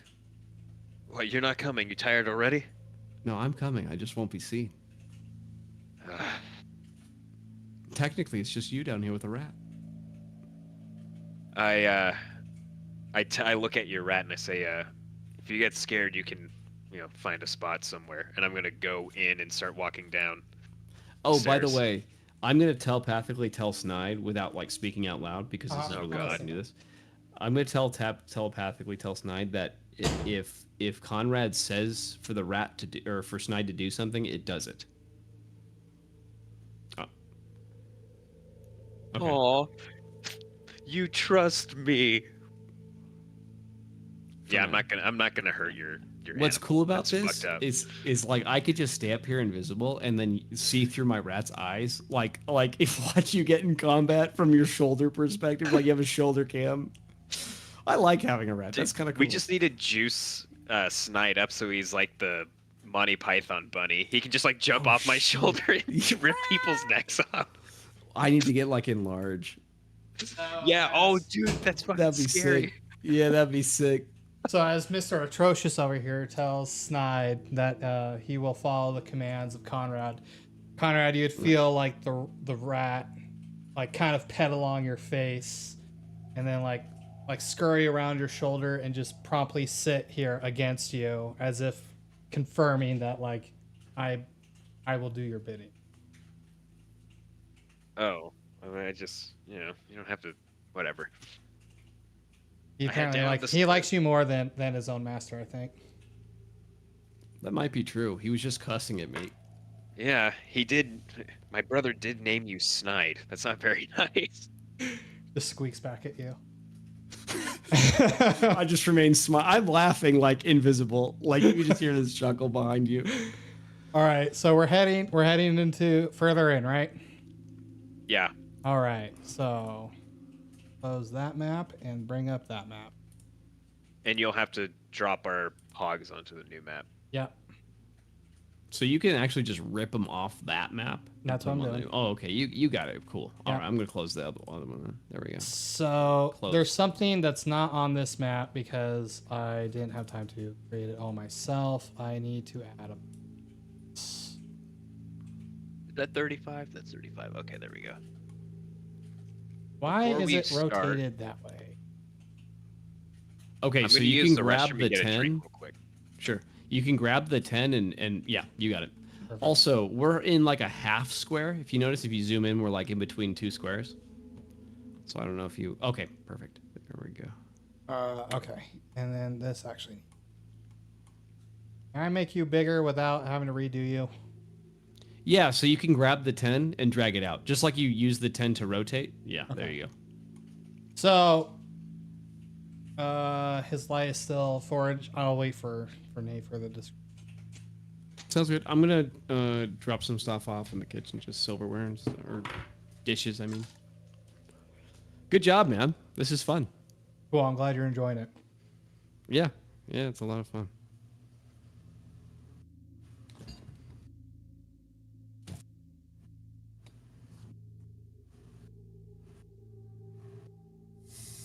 Okay.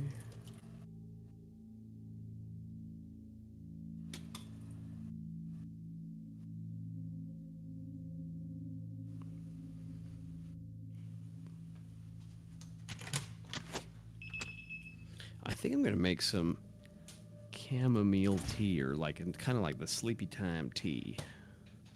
Let me try that. Let's see.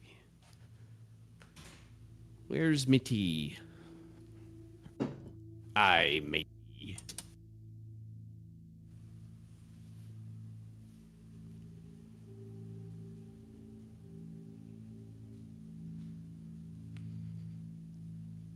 So is DMing what you expected? Yep, and it's fun. Really? Okay, Yeah. cool. I like it.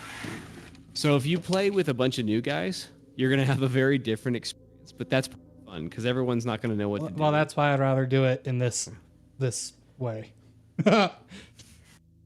Well, it's a good, actually, like I would highly suggest just like don't invite me to your other friends party, and just like don't have anyone in that one besides just the new people, you and the new guys, and just live it up. Just enjoy the moments that you have, because you'll have some real you're gonna have people that make like.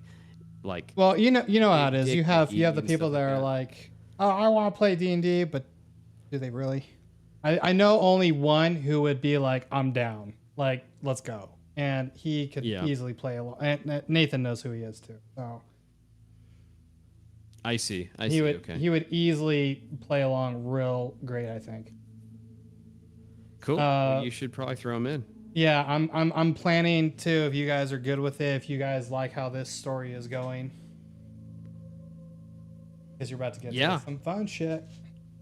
Well, I will say this. I am probably not going... If you put yours on the weekend, I probably won't be able to do it. That's fine. I'll be on weekdays.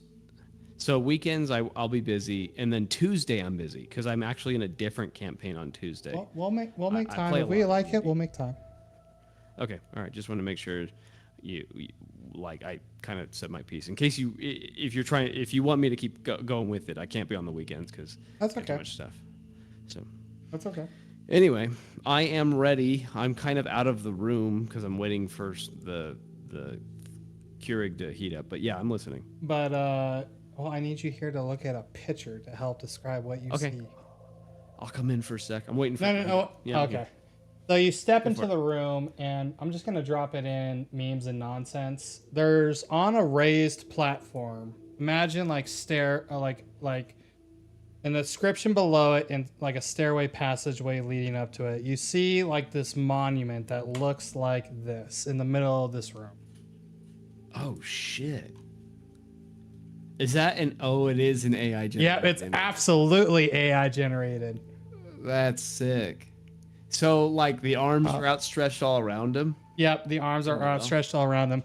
But this room is vastly different than the first one you stepped in. Like, while age is still taking its toll on this place, imagine along the walls are, instead of portraits, are statues that, even though they've started to fall apart, they're in much better shape.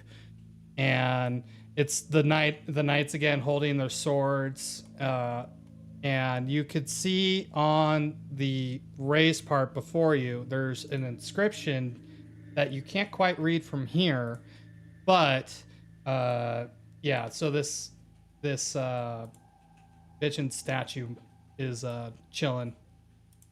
Oh, is there an image? Statue is chilling. It's in memes and nonsense. I just threw it in there. Yeah. Oh, it is because the hands are all fucking weird. Well, it's also yeah. Well, it's that. But what really cute me was the Bing icon at the bottom left. Well, the hands are supposed to. Oh yeah. Oh, they're supposed to be weird. Well, AI just fucks hands up in general. But that's I wonder if that's so. It is headless. Yeah. It is wearing like a very short, sturdy helmet. If you look at it. Oh. It's a very. That's weird. To me, it's like has half a head. Yeah. Yeah. It's. I saw the helmet. I'll be honest. I didn't see it half a head. I saw a helmet. Oh yeah, I saw like half a head. Like the statue is partly decapitated. Yeah, I see because I see a little slit. It's like a Warhammer guy. Like his head's like. Yeah. When I looked at it, I'm like, okay, it looks more like the Terminators from 40K. Yeah. The Terminator armor set, yeah. I see it now. I'm tracking. Well, that must be this memorial's namesake represented right there.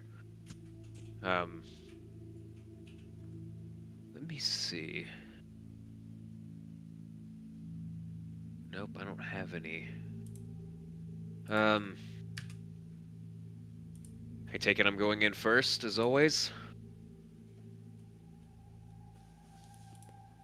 I have my rat kind of like kick him on the side of the neck. Oh, and I know you can't see it in the picture, but in his hand that he's holding up, this is kind of an important detail. He's holding what would look like a chunk of rock. Oh, he's chunking a rock.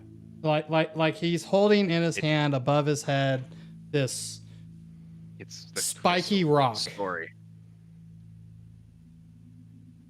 But obviously the crystal is stone, right? It's like obviously stonework. It's not.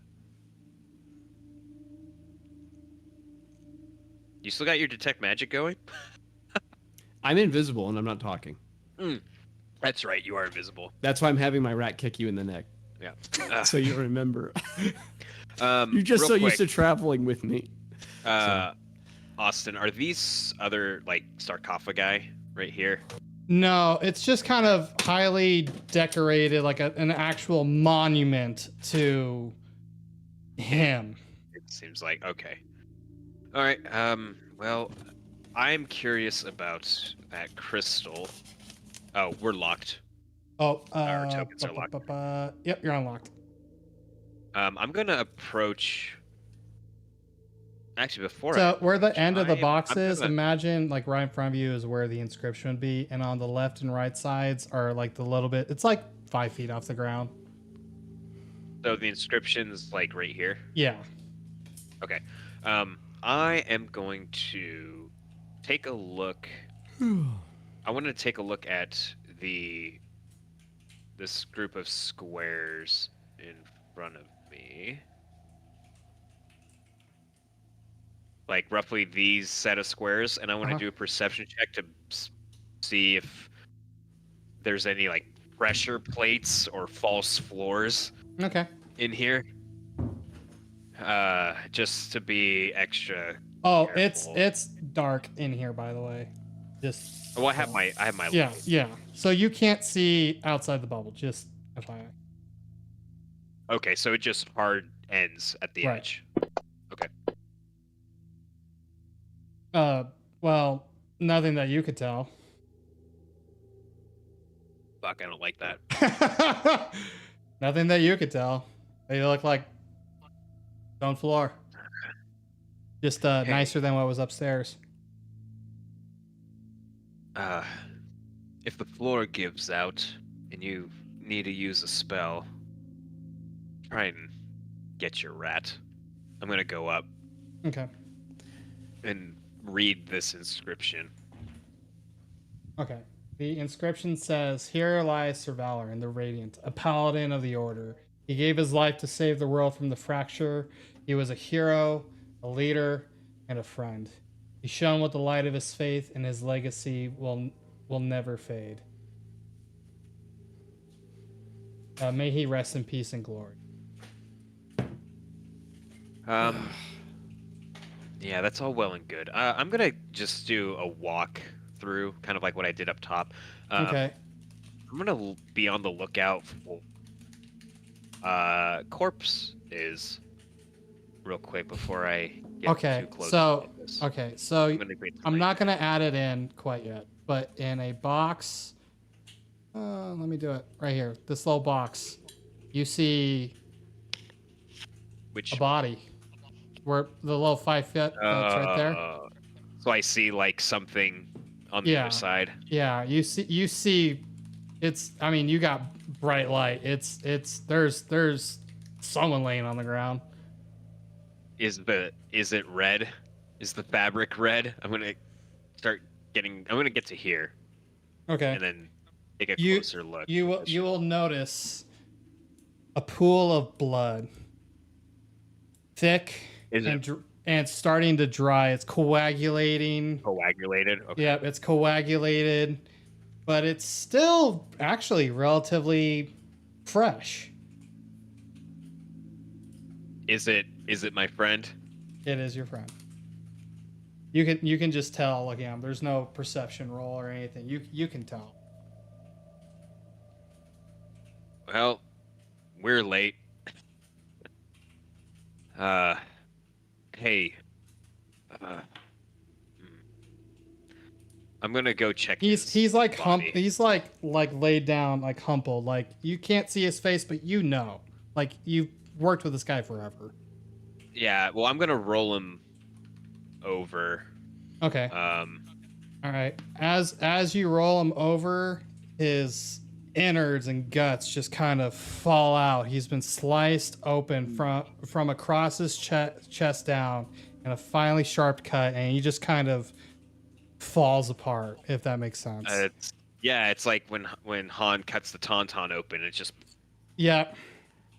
yeah. I'm Does he I'm just still gonna have his sword? Uh, Is his weapon? His weapon is in would have been right next to him. Probably not holding Okay, onto it. so it's- He's dead, but No, that's fine. I just was making sure like it wasn't his weapon. Like he got disarmed and someone used his weapon on him. no, Okay, he so the has weapon's there. his. But what is interesting is there's no mark of it like being used. There's no. It looks just normal. There's no blood on it or anything. He was able to draw it, but that was probably it. I'm gonna cut in. Just suddenly, surprise voice kind of whispering out of nowhere. I'm just gonna say, he's fresh. Well, he's been dead a while. The blood has coagulated. I don't care about the blood. I can still use his innards. Hey, don't y'all have the ability to talk with them? We'll be able to find out how he died. That's a you thing. It's not a me thing. That's a you thing. Clerics do that, not wizards. Yeah, the freaking hoity-toity sun light boys do that. I don't care about all that pomp and ceremony and dogma. Look, don't ask me. I didn't write the rules. That's a divine spell, not an arcane spell. Well, then what can you do? Well, I can put a layer of grease on the ground. You're useless. You're absolutely useless. I'm also terrified. Yeah, me too. I'm gonna see what's in his kit or what's on his person. What do you If I think can did find that to any. him? Okay, go for it. Give me a Wait, roll. perception check. Yeah, give me a perception check. Said I don't Your know. rolls are not friendly. Not tonight. Yeah. Not It's tonight. okay. At the start of every campaign, all dice rolls are bad from the player. Like getting Yeah, but parried you're by a gonna- crab. There's gonna be some nights where your players just go fucking shit house on everything though. Like my fucking what was that? Okay. The King Under the Sea. They just destroyed that boss. All right, I so don't know if you were there for that, but I wasn't there for that. I've heard Oh, stories though where they just yeah. trapped him in a box and just basically yeah, they just stabbed him to death. you and I was just like had them fuck. stop rolling. Like you're just gonna kill him.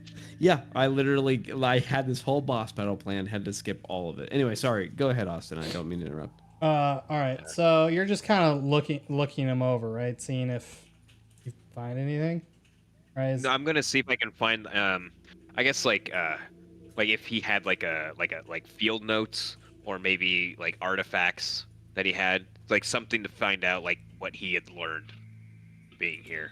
Yeah. You find a note, but there's no point in making it because it's very simple.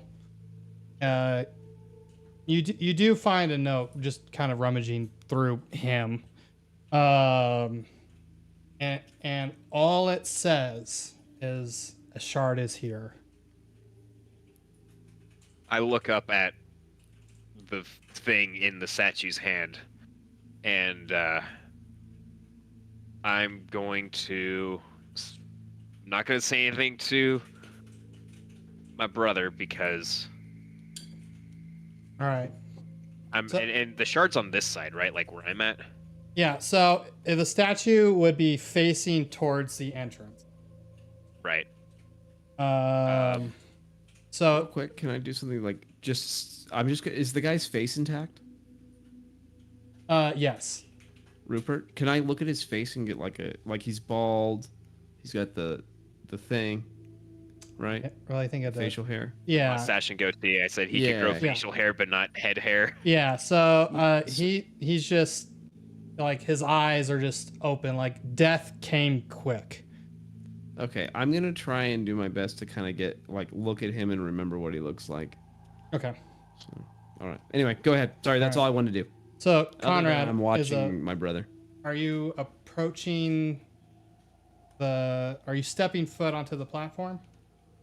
No, stairs? not yet. Not yet. How high up, I guess, is that crystal? From I would say the statue itself is probably sitting about 6 feet, so reaching up. I mean, it's About it's a little bit like more 10 than feet. yeah. It's probably about 10 feet. I'm gonna step back and just kind of whisper. Well, I know you're over here somewhere. Like, I found a note, and Oh, Okay, sorry, I couldn't hear you. What'd you say? that he left a note, and it says there's a crystal here, and I point to the crystal in the statue's hand. I'm like, I think it's that, and I think he. And does this statue it has a sword, right? Yeah. Yeah. It's like a long side, like it's sheathed. But you do notice something about the arms reaching up. They aren't exactly humanoid. They're kind of demonic in nature. Like you can tell, like they're not. Is it like the stone was corrupted, or it was sculpted this way? It was sculpted in a way where, like, a couple of the arms look like they have. I don't want to say. You could just tell They're they're like not clawed all hands. human. Yeah, they're like clawed Okay. and additional or missing. Like they're not just human. Yeah. I think he got excited, tried to get Crystal out, and I think he maybe was eviscerated by this statue.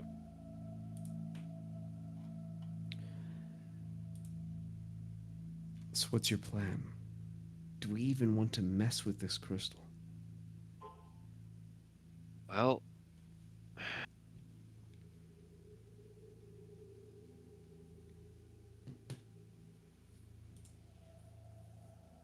I mean, it's an artifact. It's proof that they exist. You don't really think it's going to talk to you, do you?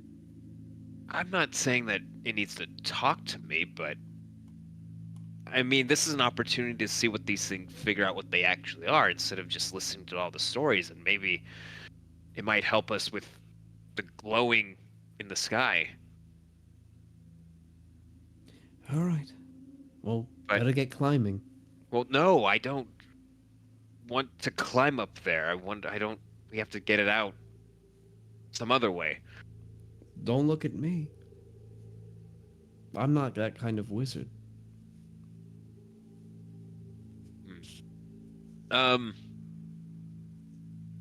Can I tell if the crystal, does the hand actually, is it like actually holding the crystal in a legit grip, or is it just kind of like the It's hand is kind of shaped like in the, a cup it would be like your hand's a cup and it's like placed upon it. placed in there? Okay. I'm going to pull off my backpack, and I'm gonna undo the rope, and I'm gonna try and like make a lasso, and I'm gonna try and use it to throw it onto the crystal and then pull it off that way. Okay. Going I to have destroy no idea what kind of roll that's going to be. Not what I was expecting, but this is good. I like it. It's different. What Right. kind of roll? So use rope in 5th edition is usually a sleight of hand, Okay. and then so that would determine like how good the knots are. Okay. And then the second check would be probably a ranged attack, because I'm trying to, aim and get, lasso this thing. Right. Yeah, you could treat it like kind of like a whip, almost.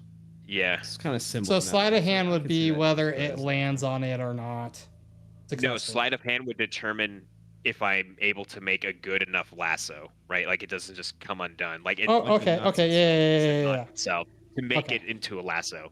Okay. And then the second check, the ranged attack, would be to actually get it wrapped around the crystal. Okay. Okay. Before I do this, we'll do it from the front.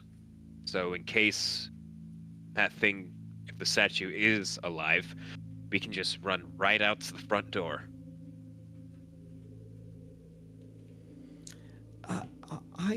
the more you explain how we're creating these safety nets for ourselves makes me more on the side of not grabbing it. You've never you don't dungeon delve often, do you? This is the No. exciting part. I know, but we have to This draw is- the line. This is what they don't teach you in the academy, all right? They don't teach you how to be self-sufficient and actually problem solve in practical situations. There's a reason I have the ability to disguise myself, turn invisible, create images to hide behind. Yeah, you do that to take other people's girlfriends, all right? I get it. No, But you can't do that here. No, I do that to survive. That's why I want to be or control the undead, is because they go in first. Yeah, well, we don't have any, do we? You have me and your rat.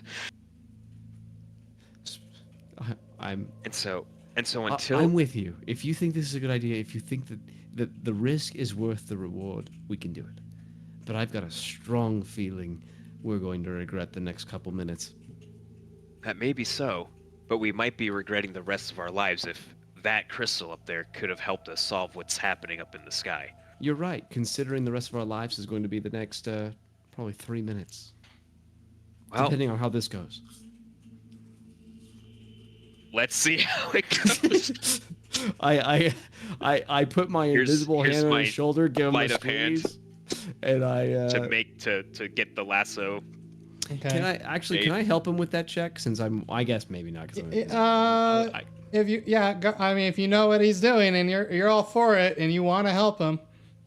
I don't know how, because you kind of have to be coordinated when you're helping. So, and I'm invisible, so it'd be hard to see what I'm doing. So I'm just gonna let him do it. Yeah, I'll I'm just probably gonna hurt more than help. So, yeah, I'll watch. I'll stand guard. All right, and this is just I'm gonna do this as a dexterity check. All right, because this is like an improvised thing, so I don't add proficiency to this. So it's just gonna be I'll roll the dex, and then if it, Yep. hits, then it hits. All right. I'm gonna disconnect for like half a second. My mic keeps cutting out, so 1 sec. I mean, you guys can keep going, but I'm just not gonna be able to talk. Okay, so I would say you made a rope that could function into a lasso. All right. I'm like, this is good. All right. Moment of truth. Okay. Give it a throw. Oh my god. Oh yeah, you wrap around that sucker. It catches perfectly. You give it a tug. You can feel it secured around it, and you manage to actually just almost damn near perfectly lasso this stone in the hand. You don't catch any fingers on the statue. Nothing. That's what I'm talking about. Wow. You can't see me because I'm invisible, but if you could, Your dungeon prowess has finally shown. I'm like, I know you're impressed. I can't see it, but I know you are. And I'm gonna slowly, I'm gonna tug on it a little bit to see if it moves. don't It- make any Not it- enough to actually rip it out. Okay, it jiggles. Ooh, it'll come Okay. out. Yeah, but what if it breaks when it hits the ground? Like the potions?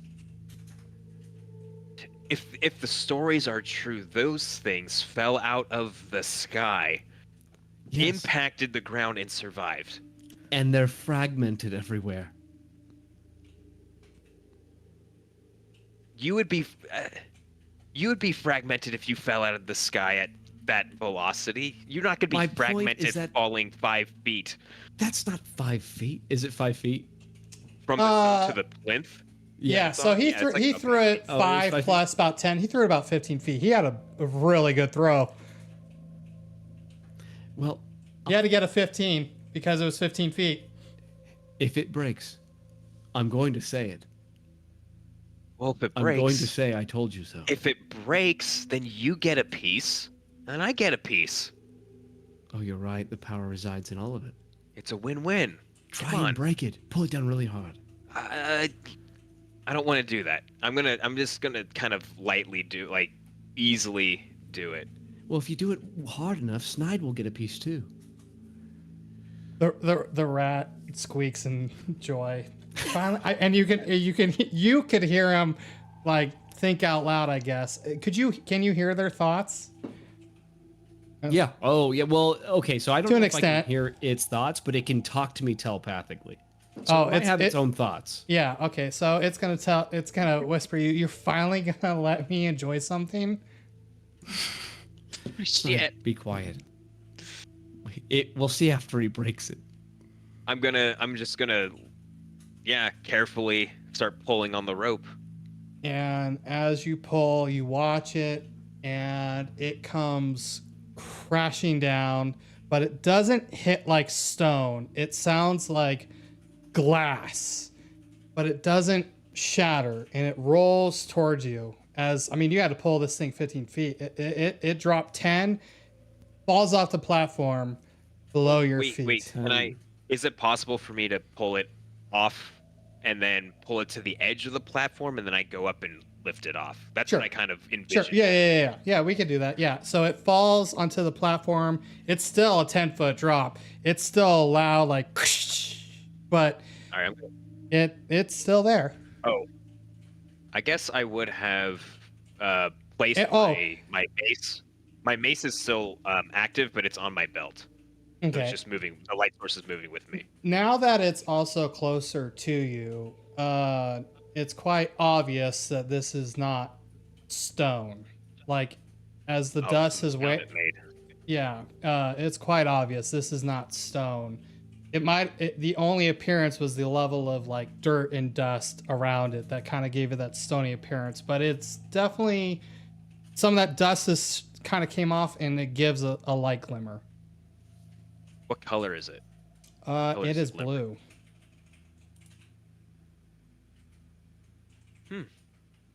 Okay, I'm gonna wish me luck. I'm gonna go up to the edge. Can you explain why you didn't just climb up there and grab it?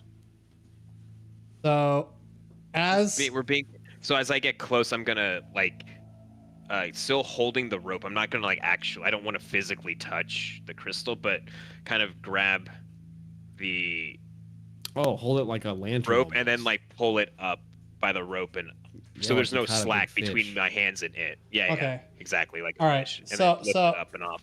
So as you're pulling it towards you, oh no, here we go. As you're pulling it towards you, you get this eerie feeling and suddenly hear whispers lightly in your ear going, "Do we show him? There's another here." Those aren't me. Those aren't me. I swear. Wait, does he hear them too? Yeah, because it's good. the effect of the stone being pulled closer to you guys, but it's focused on you. It's as if it's. What did it say again? It says, "Do we show him? There's another here."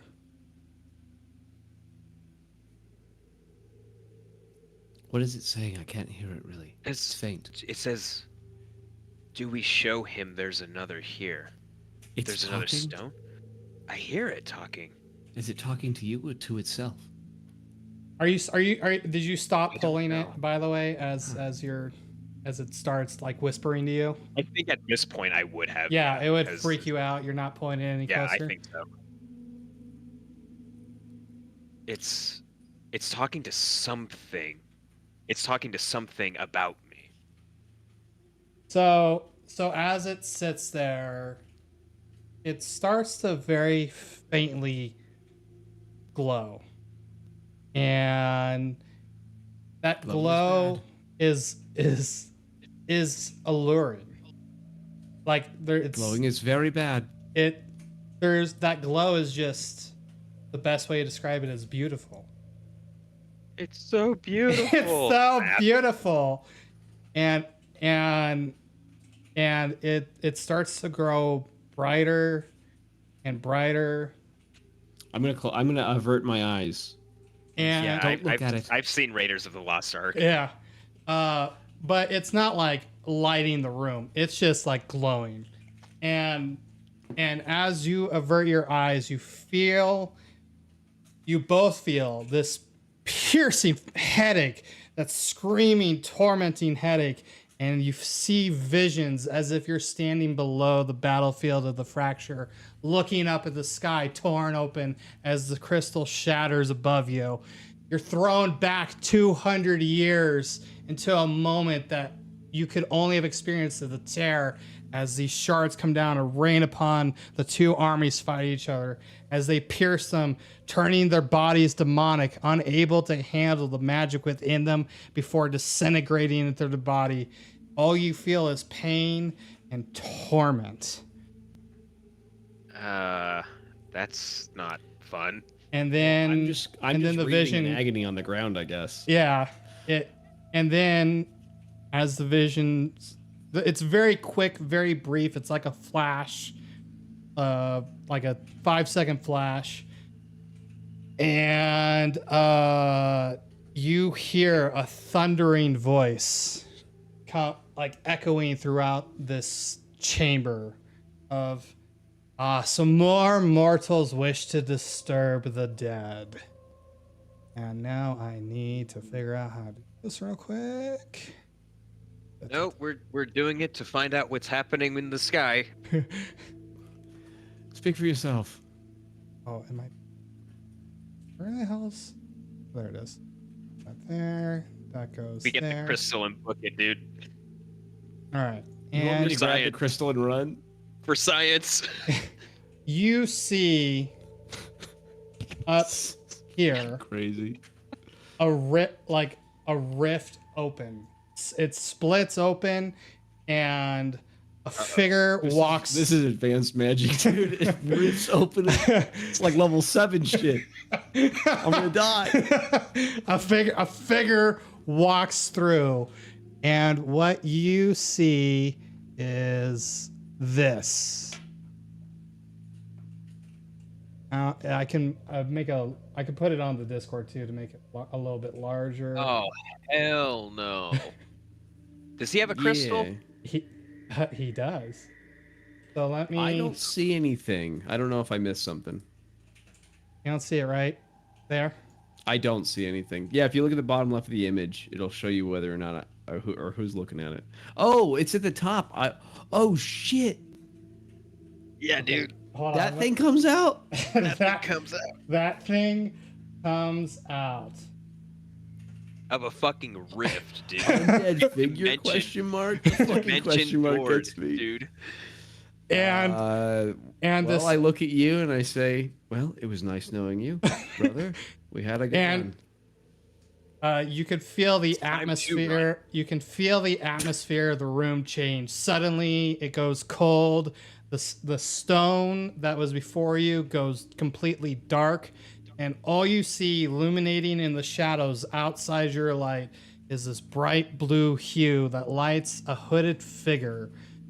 But the face is wrong. It's warped, decayed. Its flesh tears from its own lips as it speaks to you. Well, it seems we have another set to deal with. And, I freaking yoink that crystal and time and to book it. It's time and- to book it. I'm Start ready to running. run. and It's time to run. and and expecting Whoa, you dude, don't to move without initiative, bro. Give us a chance. It's a surprise round. We're stumped. and as you try to turn and escape, this figure's not stupid, and it shoots out of it raises its arm, and you don't see hands, like its cloak kind of covers where hands would be, and binding entrails come out, surround you, and bind you as it approaches you, Wait, leaving wait, you hopeless. it lassoed us with its guts. It lassoed you Sounds with familiar. flesh. And Wait, does it see me? uh I am invisible. He is- you are invisible, but this creature is supposed to be ungodly powerful. Okay, no, that's totally fine. That's totally yeah. fine. Okay, that's why I asked. And to make the matters worse, it looks at Conrad and goes, "Stealing, are we?" And then because it's kind of like floating, No. not Not. I guess I'm probably too terrified if it's supposed to be ungodly powerful. and it lifts its arm, and the entrails from your dead comrade come over and bind uh, This is just like a Nathan campaign. yeah, they Yeah. bind together. I almost keep saying Avastros now. Oh my- Atrocis. Astro- You could just call me Art. That is my they nickname come and bind Art, gripping tightly, There you go. and goes, "Oh, and another who wishes to speak and commune with the dead. I can smell the death on you." You can't prove that. It comes over and I mean you pulled the crystal. It fell to the floor below you. Walks up, grabs the crystal, and takes out not a sickle and slices the very tip of it just completely clean. You know, I didn't know we were gonna be witnessing a bris. and The tip. it puts the crystal down and just smiles at you and goes, "What are you doing here?" This thing, by the way, now that it's really up close to you, reeks of putrid death. Like even Art, like who's worked around, necromancy, this is horrid. Like this is decay and rot. But you notice now that it's really up close, the same color crystal is like bound to its chest and it's like grown throughout its body. Ew. I have one question before you eat us. Eat you? You think I need to eat mortal? Well, I don't know. He's the better tasting of the two. I might be. Well, Just before you, whatever you do with us, just before, I need to say one thing. Do you know it gives you this smile. Lila? It gives you this smile, and as it smiles, the flesh at its lips just kind of flap. They're no longer really, they're just there, decaying. And goes, "I don't think I've heard that name in a long time." Wait, you said a name? I did. I said You Lila. did. Ah, okay. Well, I know a Lila. She's alive right now. She's very, very beautiful. Very attractive. My Green friend eyes. Say brother tried to what's the word? it didn't work. It didn't work out. It didn't work out though. It didn't work out though. He was trying to flirt. It didn't work though. He wasn't good at it. But she's here. She's really here. She has a green emerald.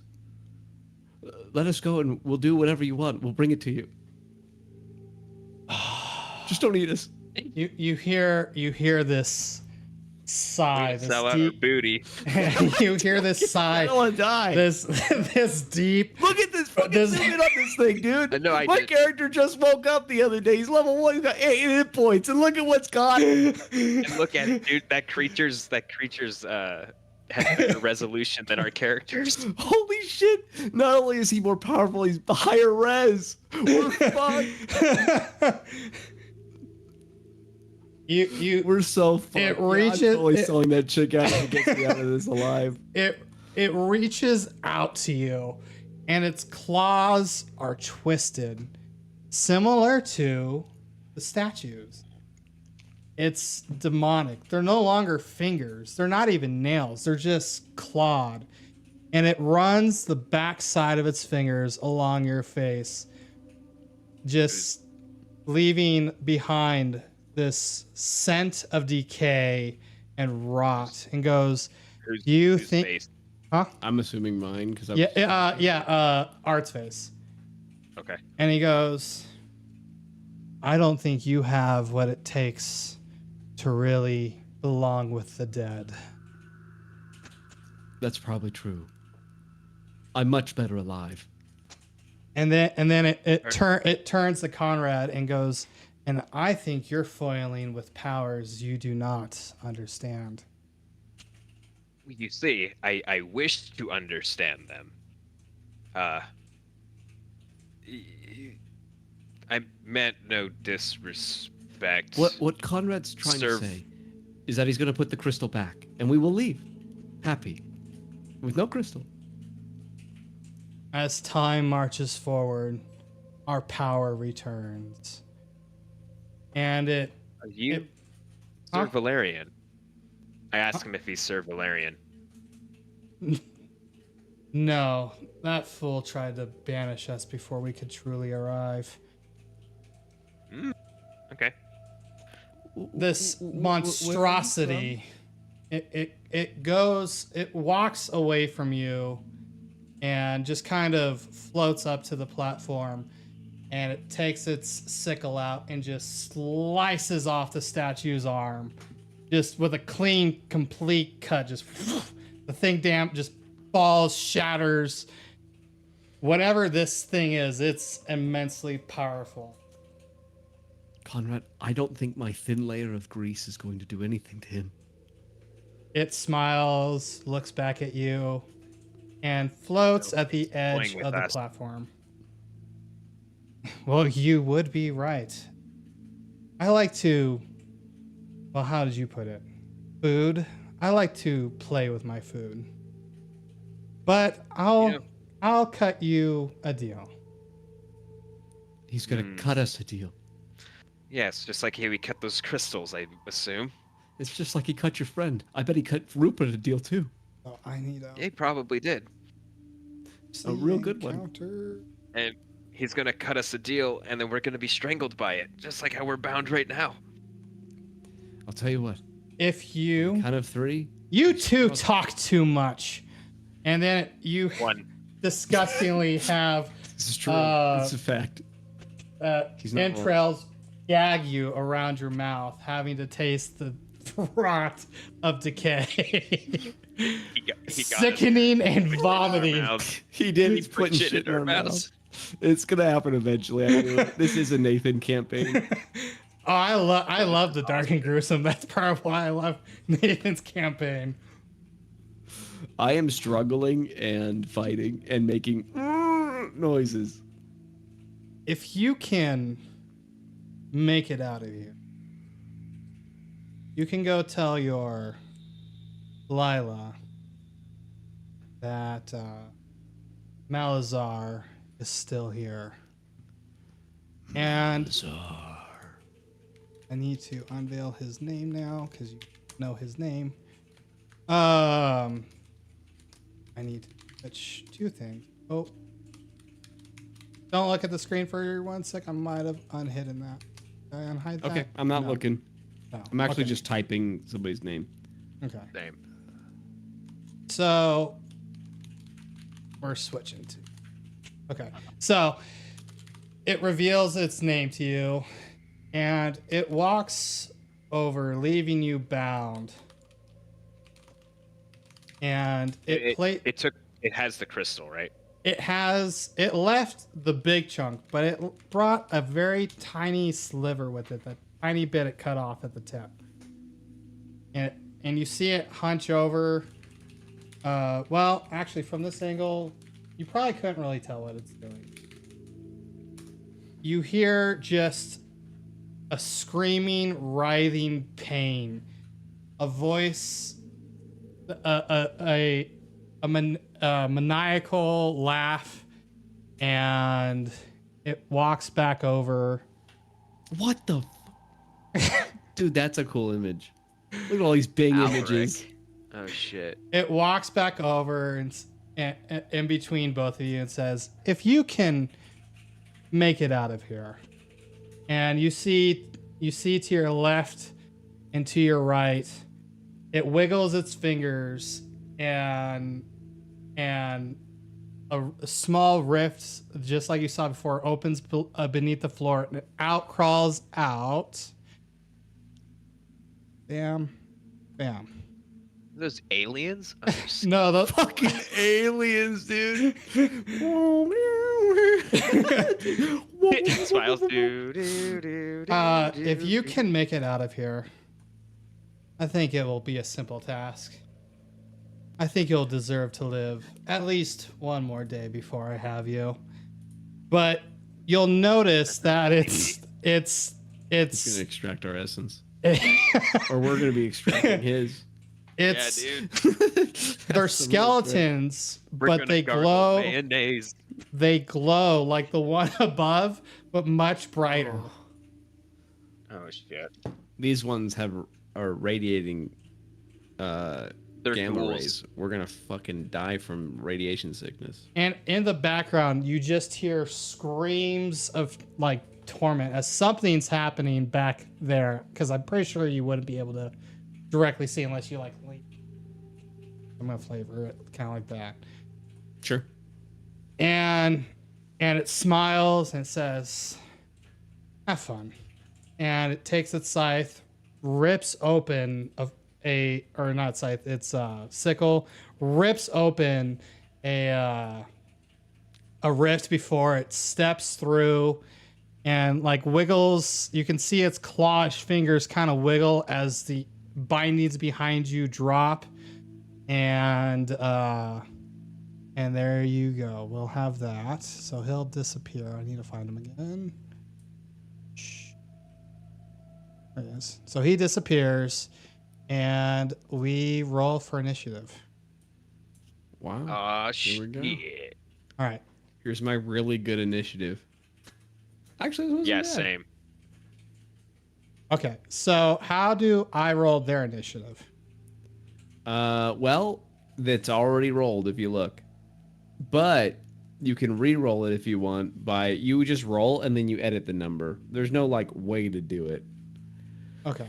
I mean, there is a way to do it, but it rolls all of their initiatives again. But they come in with initiatives if you notice. Like Alaric has 7 and the skeletons have 17 each. Oh, that's I think their. you have- Oh, got it. That's their initiative. Yeah, so mine's 17, so mine matches theirs, but I think my dex is higher than theirs, so I go first. All right, you go first. I'm invisible. So I'm gonna... Is the door behind me open?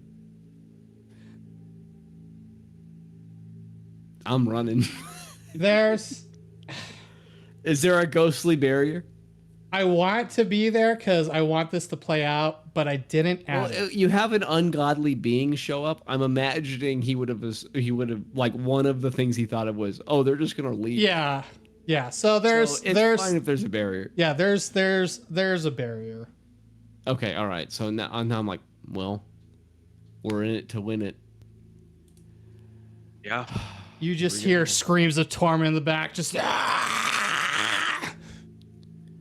coming from over They all- here.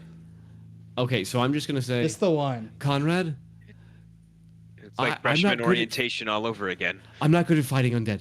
That's you. I'm good at working with them. See if you can get them on our side then. With what? I'm not good yet. You don't have anything? I can put a thin layer of grease on the ground, which is what I'm Hey, gonna do right that'll- now. Just try. We need to make obstacles. We need to take them on one at a time. We'll use our numbers against them. Make obstacles, you say? Yes. I have an idea. And I'm gonna cast Silent Image. Okay, what is that? Silent Image is an illusion spell Okay. that basically creates whatever I want in a 15-foot cube. Okay? Okay, lasts for 10 thing minutes. is- Self-targeting within a how big of a Mhm. cube? It's a 15-foot cube. Its range is 60 feet, so I can put this 15-foot cube anywhere within 60 feet of me. Okay. And I can pretty much put whatever I want in there, and I can make it alter as if it's real, but I'm not going to do that. What I'm going to do is put, I'm going to put a, because I don't think these things are very smart. I'm going to erect, that's right, I said erect, a 15-foot long wall from the base of this to this wall, wherever it is. I know it says 20, but like Okay. I don't know how. Like I don't know where to start it or end. Yeah, right there's good. So this wall, it's an illusion, right? So they have to. Yeah, they can walk through it, but they have to be visually, it's smart a enough to. fucking wall. Yeah, to them Right, it's yeah, a wall. Yes. Okay. If they're intelligent enough, they might oh, he just cast an illusion spell. I'm not an idiot. But if it's a dumbass skeleton, I'm hoping it's just like, oh, there's a wall there. Because skeletons are like, they have some like real shitty baseline intelligence. So they're like, oh, I know how to navigate terrain. Yeah. Typically, your skeletons might be different. Yep. Mm-hmm. So I have no idea how this is going to work. I'm testing something. I'm trying because I don't have damage. No. spells. I get it. So I put up a wall there. Hopefully that'll do something. And then I'm going to. So I cast a level 1 spell.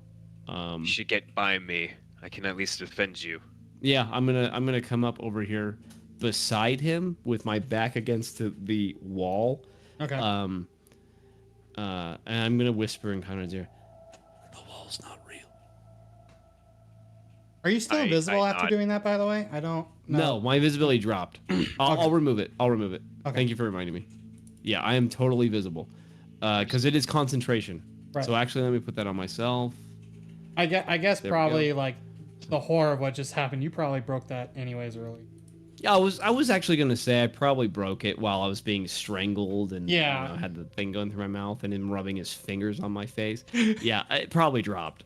Because I can't imagine I was concentrating on a spell during all that. Okay, but that's my turn. So what you can do on the combat tracker is drop that flag on me, since I'm at the top, and then I can just end my own turn. Okay. There we go. So my turn's done. So it's Skelly 1. Skelly 1. Skelly 1's over here. He can move 30 feet. Spoiler alert. Yeah. Oh, sorry. I'm talking out loud, huh? Yeah. I'm kidding. No, you're good. I'm just kidding. I'm like, yeah. You guys can't see that, right? Like, you can't see their HP and stuff like that. No. Okay. We just see that they're healthy and that they have initiative 17. That's all. And we see where they are in the initiative. Man, that actually helps me understand this combat tracker a little better. Okay. Yeah. So I'll actually show you what we see so you can see it visually. It's under memes and nonsense. Okay. Okay, so that's 5, 10, 15. They don't have weapons. Actually, no, they do. They do. They have a short sword. Okay. You can just flavor the short sword as something else. Okay. Yeah, I kind of want to just flavor They have it. like ghostly claws. Yeah. Or something like that. Yeah. Okay, we'll flavor it like Just that say, because I didn't just know. say the claws, and if we see short sword in the chat, we'll ignore it. Okay. It's all about the flavor, right? So it's all Right. that matters. And then it's going to target Art. Now, I didn't know how to really edit their stuff because these are Right. So it homebrew. should be like typical. Okay. But I don't know how to lower their damage with that. Oh, okay. So the way to lower their damage is to just you just got to change the die from if it's 1d6 plus 7, just change it to 1d4, or you can change it so it's if it's 2d6, change it to 1d6. You can change all those numbers around. Oh, look at that. So It didn't hit I will you, right? say he should. I'm dead, by the way. That just knocked me out. So I will say this. That's level 1 for you. He would have to roll an attack roll. How So do I let's that. edit Let's see if he their? hits me. Yeah, so I want to get rid of its +4 on attack too. Okay, so it's the same thing. You just kind of edit it out. You get rid of the +4. Okay, so I need to open the encounters. No, you'd actually open the creature's character sheet on the combat tracker. Okay, so editing I after see. it's on the combat tracker is a little wonky because sometimes I'll change stuff and it won't update. So what I do is I try to update it beforehand. But if you have to last minute switch stuff, you can actually change their attack values on that line where you double click. Okay. That's a short bow. I didn't want it to have. So, but it's melee. I just delete the +4 to hit, right? Yeah, you just get rid of that +4 at the end, and just hit double click the attack, or make it +0. That's what I would do. If you just want it to be 0, put +0. Okay. Melee attack. And see if plus- go ahead and roll. Yeah, go ahead and roll. I'll take the damage because that's fine. No. I didn't want to take the. I didn't want you to take the damage. Well, let's see if he hits me, right? Okay. And then if yeah. he hits me, I'll take the damage. If he doesn't hit me, I'll get rid of it. Okay. So then I need to quit editing him. Close him out. I think I got rid of it. Let's see it. Go ahead and roll. So it does have the +4 still. Okay. So what would that plus normally be? It's 0. It would be +0, so that would have missed if it was Okay. +0. So what you might have to do, because you didn't edit it ahead of time, which I will show you how to do. Remember when you were like you unchecked it, and because you had a homebrew creature and you dragged the portrait over, when that big character sheet's open, you go through and you edit anything you want, and then you'd add it to the encounter, because it kind of caches it, and it's weird. The combat tracker is just not a good tool to edit things live. Right. I don't know why. Yeah, I just It didn't. just isn't. I was like, it shouldn't be that big of a deal, but yeah. So we're gonna. So let me pull up the party sheet so I can see your stats. And so it would miss. Okay, so I'll undo the damage. Wait, the damage. I already did it. done. Oh, okay, cool. So I'm not prone then, right? No, you're not prone. Okay. I'm assuming you guys those off stood me? up. So that you're gonna have to edit those, because you go to my character and you Yeah, click on the effects. foot with the wings. Yeah, Delete. and then you just you got it. You got it. So now I'm back. Thank you. Mhm. And I will put that spell back on me since he missed. If that's yeah. okay. The wall. Yeah. Okay, because that failed when I died, or got knocked unconscious. Right.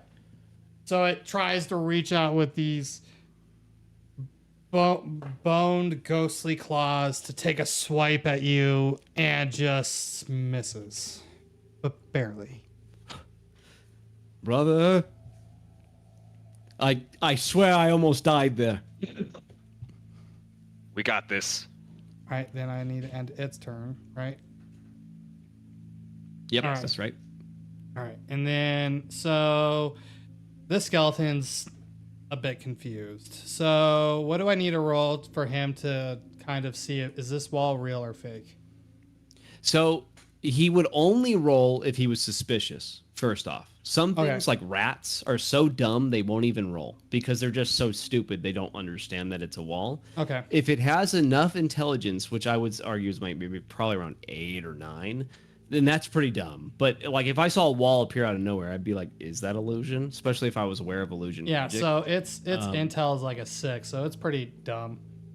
So it's up to your call. Like it's totally you. I do around 8, 9 in terms of like whether or not it would be checks. suspicious, and even then I would maybe be like, I'm just gonna ignore it. Yeah, because so it looks like a wall. I don't see them, so I'm gonna go. okay. Yeah, so that's how I'm gonna It's do up it to you. too. Okay, nope. That's yeah, that makes sense. Okay, so it's just gonna you guys can't see through your own illusion, right? We actually can. Since I told him, I whispered it's an illusion. We can barely see through it. It's like a foggy mist wall now for us. Okay, so But for you everyone kind of who still is convinced of the illusion, they see it as a wall, like a brick wall. Yeah. so you kind of just see it wander aimlessly this way. The thing's pretty dumb, and just kind of wanders off and heads towards here. Towards that howling scream that just keeps approaching. Or not approaching, but that you just hear reverberating off the walls. Right, right. All right, and then it goes next. You're not going to see those yet, and it's Conrad. Yep. All right, I get my mace out. We're not gonna see those yet, huh? Well, I asked. say I shit asked. like that. Now that I kind of see how this works, I should have made something a separate-ish encounter. Just ignore it. It's the pain of learning Fantasy Grounds. Yeah, I understand. Okay, so you Bring take. my mace down and I clock this thing. Yep. Yes. Are they no longer?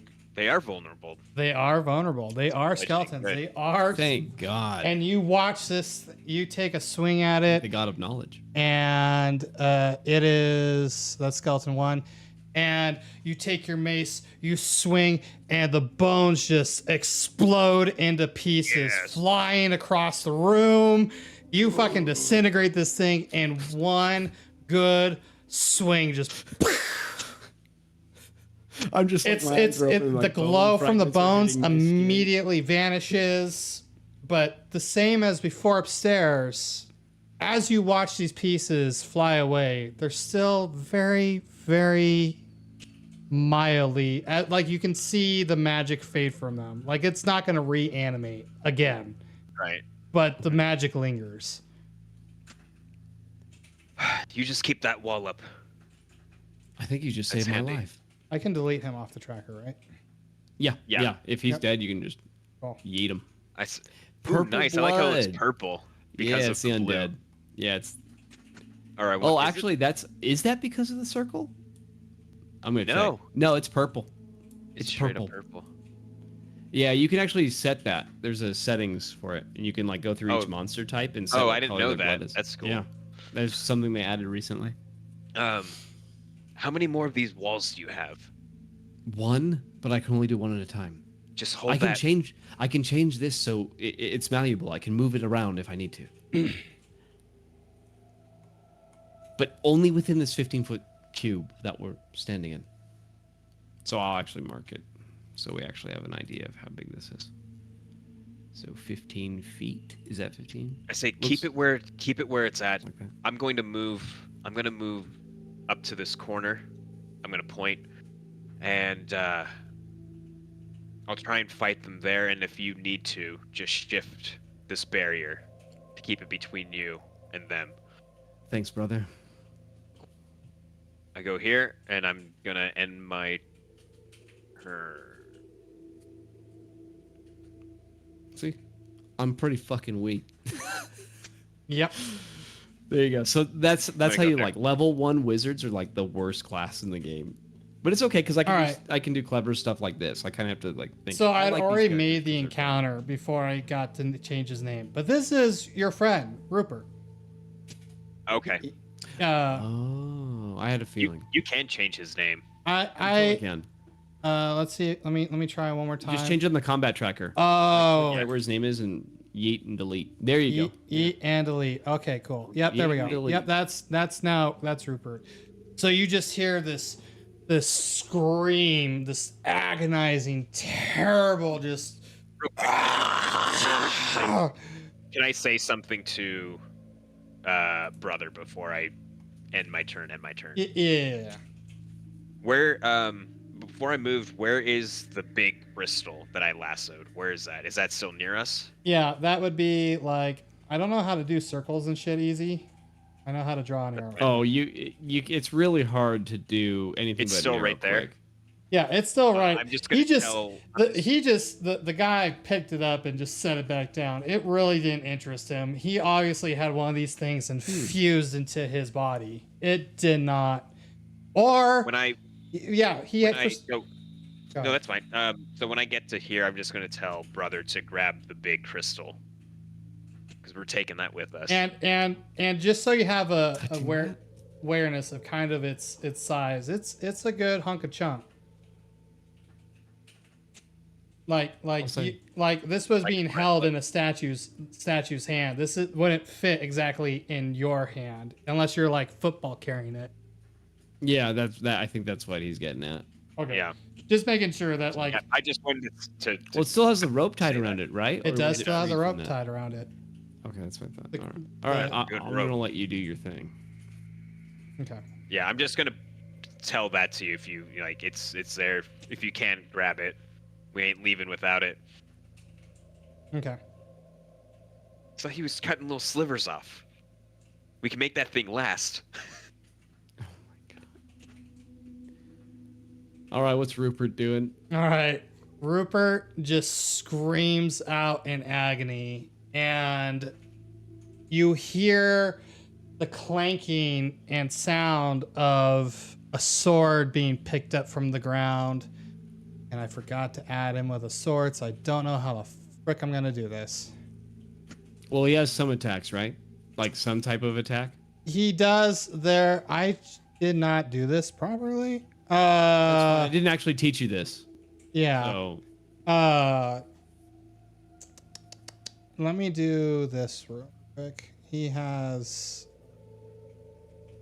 How can I quickly put in melee short sword? Can I copy paste? you can just use like the skeleton attacks if you want. There's a couple ways to do it, but like you can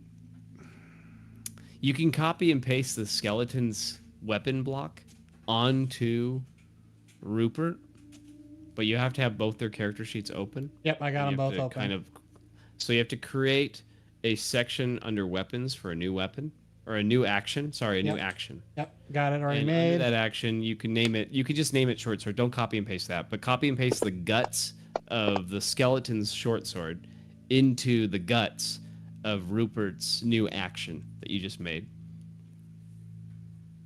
And then, if it doesn't update on the combat tracker, you'll have to kick Rupert out off the combat tracker and click and drag your new Rupert back on, so he'll reappear on the combat tracker, and then you'll have to re-drag him to the map.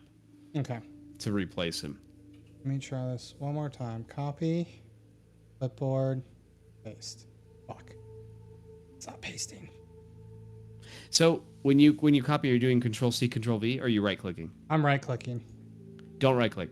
It's, okay. It's borked. Yeah, use Control-C. Oh, okay. Control-V. Yeah, I was like, it's not copying. It's got. Yeah, sorry. Starting off with my own flavor is So I highlight. This is way. I did not know what to expect. Yeah, me this neither. has met and exceeded my expectations. Good. I'm being honest. From a first-time DM who had Yeah. little to no experience. Like what? Like A couple 6 hours of sessions. prep time, and just a couple sessions of playing. Yeah, this is. Okay, so I'm not gonna. Don't take this the wrong way, but you're a much better DM than player. Don't take that the wrong way. Oh no, I know I am. You're a much better DM. Oh no, right because off I the have bat. I have time. 100%. I have time to think. I'm not good in the moment. Yeah, you're very much. I'm actually genuinely surprised. I wasn't sure what to expect, but I am genuinely surprised. You got the chops to be a pretty good DM. All right. There's like the minor things that you're like the too much description is super common and easily fixed. So I see everyone's his speaking of action there, but none of it's clickable. So I'm gonna have to delete him and just So redrag delete him and redrag him on because he didn't take any damage yet or anything, so it's perfect. And so when you get the new character sheet that you just changed onto the combat tracker, you'll have to drag his pog back to where he was too, and you might have to reset his initiative to 7. Okay. Yeah. But for that, I just need to go to encounters. There Whatever. Weren't you just editing his character sheet? No, you know what? I was doing it out of the thing though.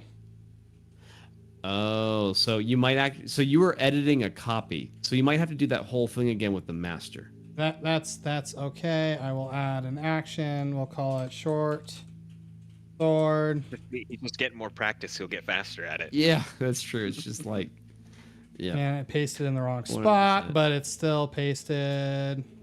Look in there. And lock it. And then Actually, for me, Fantasy Grounds got easier when I started to DM. through muscle memory more than Oh. than like mental memory. Yeah. If that makes sense. Yeah, because you do it enough, you start to learn how it all works. Yeah. And by the way, I'm very impressed with your call with the skeleton in the wall, because I'm in a party right now with a DM, and he would not have done that. He would have had the skeleton walk right through the wall. So and that that's not fun for the players. I mean, I guess it's No, that's not it's fun. Like The cool when your thing's spell stupid. actually does something. Yeah, so that's a really good sign that you like. That's why I'm saying I'm actually really impressed, because I would have done the same thing. How do I get him on the combat tracker? Okay, so at the top left there should be a little shield. Yep. Of the character sheet. Just drag that to the combat tracker, Okay. and he'll probably pop up, but like hidden from us, right? So And then there his he is. initiative is 7. 7, and then you just drag him. Why down to did where it he was. delete? There he is. Oh, it changed his order. Got it. Okay, and then I put the initiative back on him. Right, Well, and you now need to pull him onto the field because you only have the image on the. Oh, field. is that the old one? Yeah, delete the old one. That So is I not didn't know the you old one. clicked and dragged it yet. That's not the old Yeah, one. so I that's the delete new one, right? Yeah, that's the new one. Oh, I can move him. I should not be able to move this guy. Yeah, that's not So him. you got to delete that guy. That's not him. Because you Delete didn't token. pull. Yep. So yeah, there, Yeah. perfect. I was gonna say, do not delete the combat tracker. So now go to the combat tracker and drag his pug, the image. Yeah, there you go. So when you put pogs on the map, always be pulling from the combat tracker. Always. Always. So that sorry, this is just pains of learning Fantasy Grounds. Yeah, it's like I said, it's got You'll get it. nuances, but Okay. And who knows? Maybe this will make me a better player. it will. Right, so- DND It will. always makes you a better player. So I'm gonna run this by you guys because you guys are DMs too. You hear the sword that was next to him being picked up. That is going to be his action because he did something. Right? Okay, Yeah. so I would Nathan might have a different take on this, but I would say that's part of his movement because when people Yeah, move, no, I it was depends. thinking- Yeah, I think Nathan and I are in the would be same movement, boat. yeah. Because like if the sword's like stuck on something and he really has to use a lot of effort to pull it up, that might be an action. Like I would say like if there's a sword stuck in a tree and like the players want to like run by it and pull it out really quick, if it was really easy to remove, that just like yank and run, then I would be that's part of the move. Because technically during your move you can draw swords and put swords away while you're running. Okay. So that's part of your move. Okay. Your action should take like a good solid 3 seconds. So if it's like, because a round is 6 seconds, 6 right? seconds. Yep, we just went over And this so they- last week. Right. So a round is 6 seconds, and 3 of those seconds is your action, 2 is your movement, and 1 is your bonus, quote unquote. That's how they set it up. I don't know if I agree with the time slots, but that's how it is. Because running 30 okay. feet in 2 seconds is like fucking flash speed. But you pick up that big ass sword. If it takes him about 3 seconds to lift it, It's that's a an short action. sword. Yeah, it's a short sword. It's So if it's a tiny little sword, it's part of his move. And it also kind of depends on how agile he is. Like you got to kind of do your DM thing, right? Like you're thinking about it. Like would it take his action? It's your call. So okay. So, well, he wouldn't really be able to see you guys and quite know what to do. So let's see. He's got. They can see the light. Yeah, they can see the source of the light, but he sees this Amazed. wall here. But it's a 50-50 on which way he's going to go. So he's actually seeing the wall. He's going to move this way and stop saved. when he turns and he sees Conrad.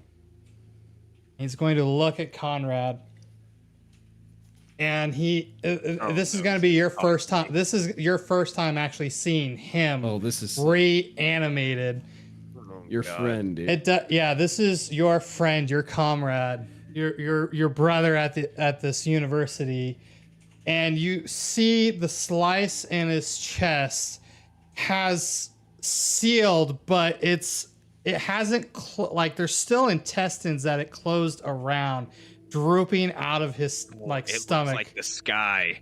Yeah, he's No. it's like he's been re-pieced together and he has the same blue aurora, but you see placed onto his forehead that itty bitty glimmer of that blue shard just outshining that blue aurora around him, and he's looking at you, malice in his eyes, but even though that anger, that's just anger and wanting to kill, and just he screams and he just lets out a "kill me." Fuck, dude. Yeah. There are very few Yeah. times I've screamed into the mic. He's yeah. I'll But definitely do he's- that. It's not him anymore. But that little bit lets you know his He's soul is still there, Yeah. and he's feeling everything. But with that, he's actually going to end. Yeah. Okay, back to Damn, Art. dude. Dude, not bad for throwing this shit together in a couple hours. You No, need not at to all. fucking DM. You're not allowed to play anymore. You have to DM now. Okay.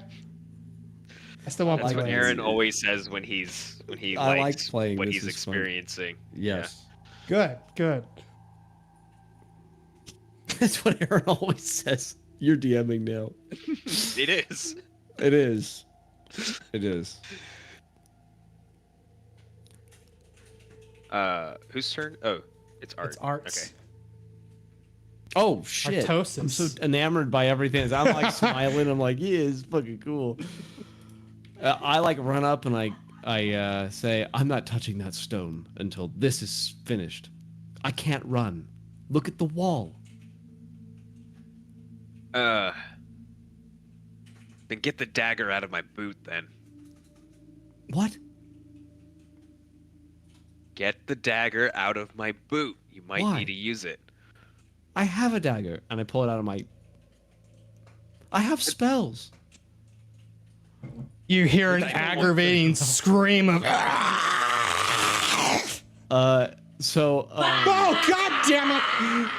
My wife just scared the shit out of me. Good. You deserve it after what you did. He's probably been listening to you scream into the mic for the last hour. That's why. How far away? 35 feet? See if you can. Do you have like a ranged weapon? Can you try and hit his little fucking third eye gem? Knock it out? Are you serious? Yeah, I'm serious. I'm just gonna do what I do best, okay? And if he doesn't give a shit about it because he's undead, then it is what it is. All right. I See what you got. cast Chill Touch, which does necrotic damage. But let's see if it actually hits. It is an attack roll. So, I spent a lot of time talking. And You did. talking about pulling a dagger out of his boot. Would that be my turn or my action, or should I? Or can I? Do I have time to attack? Hold on one sec. Wife's talking to me. What? Yeah, do your thing. She's just laughing at me. All right. Yeah, you know what? I'm gonna count it as your action because you know better than just stand and talk in the middle of a fight. And I did exactly that. We didn't So do that, skeleton sorry. takes turn. No, that was fun. I liked talking The to him. skeleton is going to just. You can hear the clanking of bones pressing against the stone on the ground, and it's just going to slowly migrate this way. It doesn't really see you, but it sees Rupert, so it's following him. And Right. I think he gets one more space. And yep, he gets one more, and then this person needs to be deleted out of here. Conrad, your turn. Eat and delete.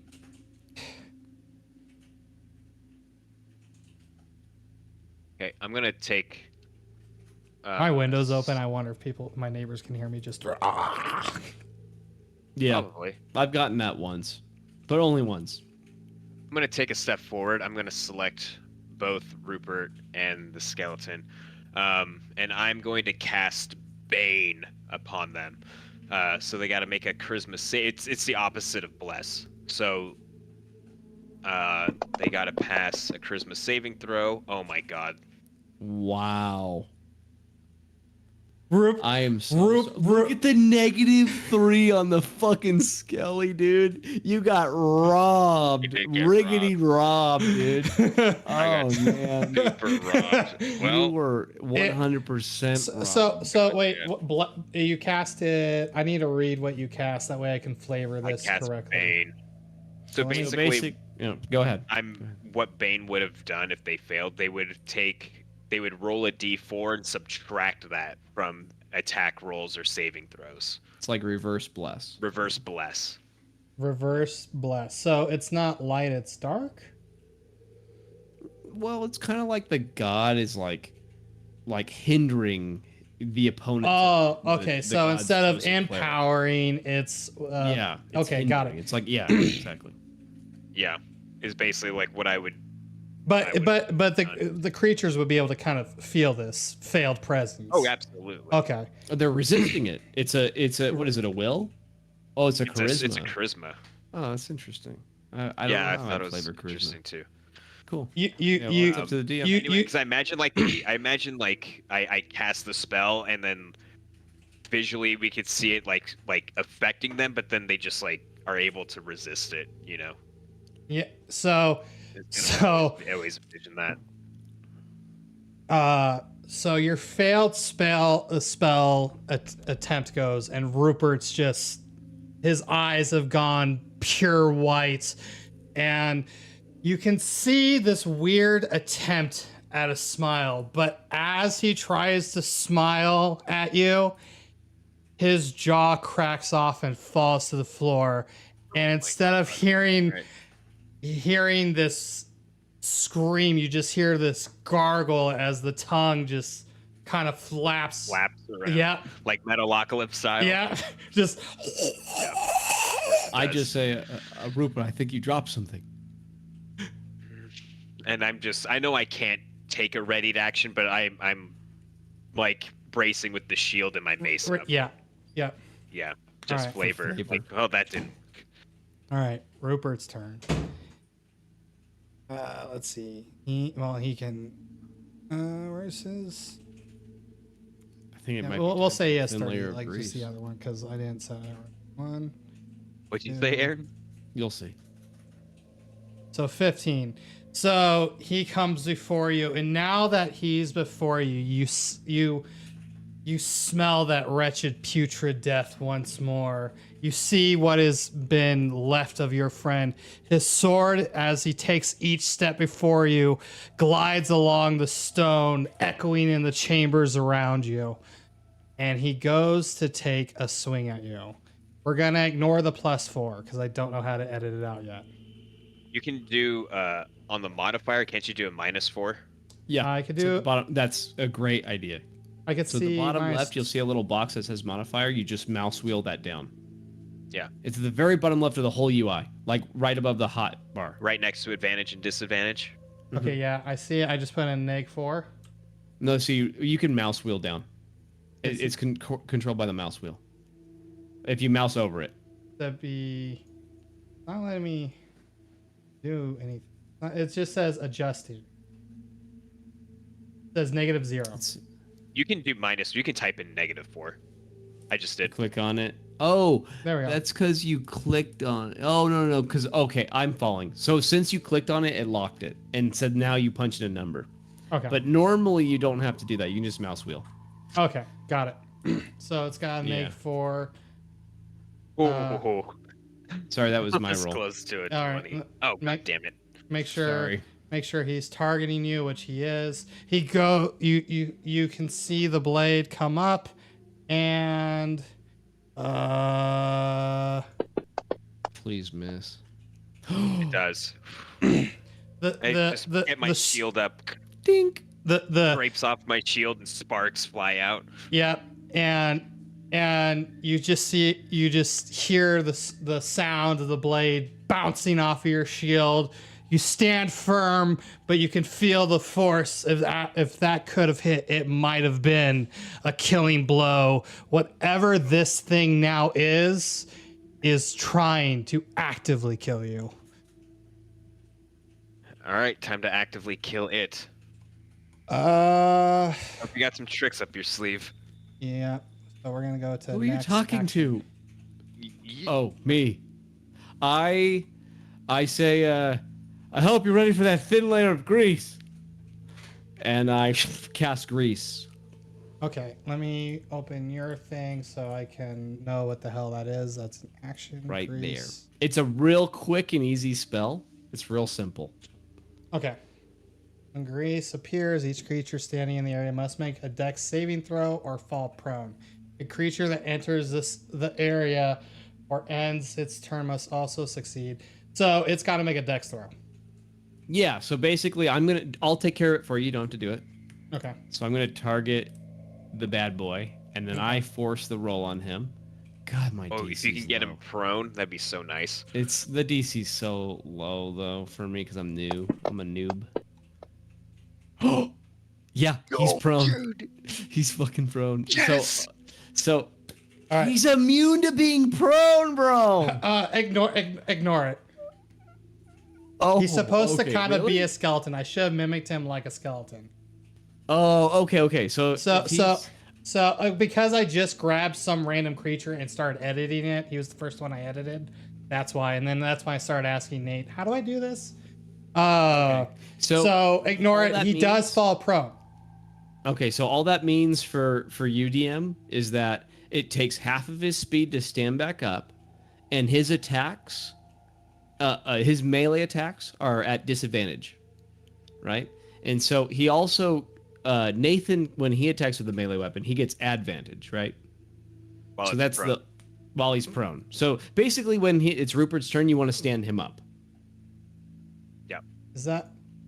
Where can I find prone? I remember you guys taught me this. So prone is at the top right under. Well, are you looking about like what it actually does? No, I wanted to add it to him. That way I don't have to worry about it. I don't think you can because he's immune, but we can try and force it. So Yeah. what you can do is go to effects at the top right, Effects and then in under top the right. far left you'll see presets where you see lights and conditions. Under conditions you'll find prone. It's near the bottom right, at least for me. All right. Prone. Okay. And then you just click that and nope. drag it over. I'm adding it. Well, on the that's wrong me. person. Yeah. Yeah, you just double slap that sucker on me. I'm flipping and falling. All right. Thanks. So make sure that. That's weird. Why was it on you? Are you clicking and you have to click and drag it? If you just click it, it goes to whoever's selected. So if you click and drag it to Rupert I'll on the just combat attack with tracker. advantage. It's Yep. fine. Yeah, that's what I was saying. You can attack just with attack advantage. Okay. Okay. So he's prone right now. Got it. Cool. He's Yeah, prone. he's prone. All right, and that's my turn, so I'll end it. I'm gonna yell to good thinking. All right. So as Rupert falls to the Who would floor, have thought? Thin layer of grease works every time. his body is very poorly reanimated, and he tries to catch himself. He falls to a knee, and he tries to catch with himself with his arm, and you hear the sound of his arm shattering at the elbow. And he's just on a knee, his arm contorted, and still holding the short sword, just kind of looking up at you with the eyes, with nothing there. Does it almost seem like this magical energy is like burning him out, so to speak? Yeah, maybe. I don't know. Yeah. It's hard to 'Cause he tell. seems I don't very have enough brittle. information yet. Yeah, he does. He does. Well, think about the vision you saw. As shards fell into people, their Yeah. bodies couldn't handle it. Yeah, that's what I was thinking. That's why I was. Yeah, Hmm. and he just has a tiny one. Yeah, and he just has this little fucking shiny sliver, and his body is just disintegrating. But his soul feels all of it. He's already told Yeah. you, with when he still had a mouth to talk. Yeah, I need to Oh, cave you this know what? dude's skull in with my Me mace. All right, so Skelly Boy is gonna move 30 feet. 5, 10. I guess I shouldn't be saying that loud. But Skelly Boy is also kind of dumb. So what happens when he steps in grease? He has to take So a... when he steps in, he has to make a dex save, which I'll do for you, so you don't have to worry about it. Okay. But it's every square he moves in this. It's So cut to down. enter it, it takes 10 to enter it, and then another 10 to move again. Okay, so hold on. Let me... I So didn't if he know the 10 had, if he part. only had 5 left, he can't actually enter the square. So he only had 5. Let's see. He Okay, was so if he has here, 5 so left- 5, 10, 15. He has 10. He has enough to try step. Yeah, he can enter it then. Yeah, because it's difficult terrain. So he can enter it, and then and then that's his end of his movement. So let me, Okay. if he's in there, I'll roll it. Let me Okay. actually select myself and do this right. Okay, so I got it. Sorry, I switched the music. I was gonna turn it down a little bit, but No, I like it. I can hear it. he fails. He's prone. Wow. He's prone. I love grease. Nice. Okay, and I can apply it too, so you're good. He's all Okay. set. All right. Cool. Conrad. Hell yeah, brother. I just bring the mace down and I I say, may you find peace, old friend. And I'm gonna crash his skull in. You hit. Max damage. Boom! Right there. Boom. You see He's the still mace going, flail down. It crushes into his neck, Not quite a killing blow, but you see the flesh just disintegrate and bend. His body breaking before you, but still just barely grasping on. All right.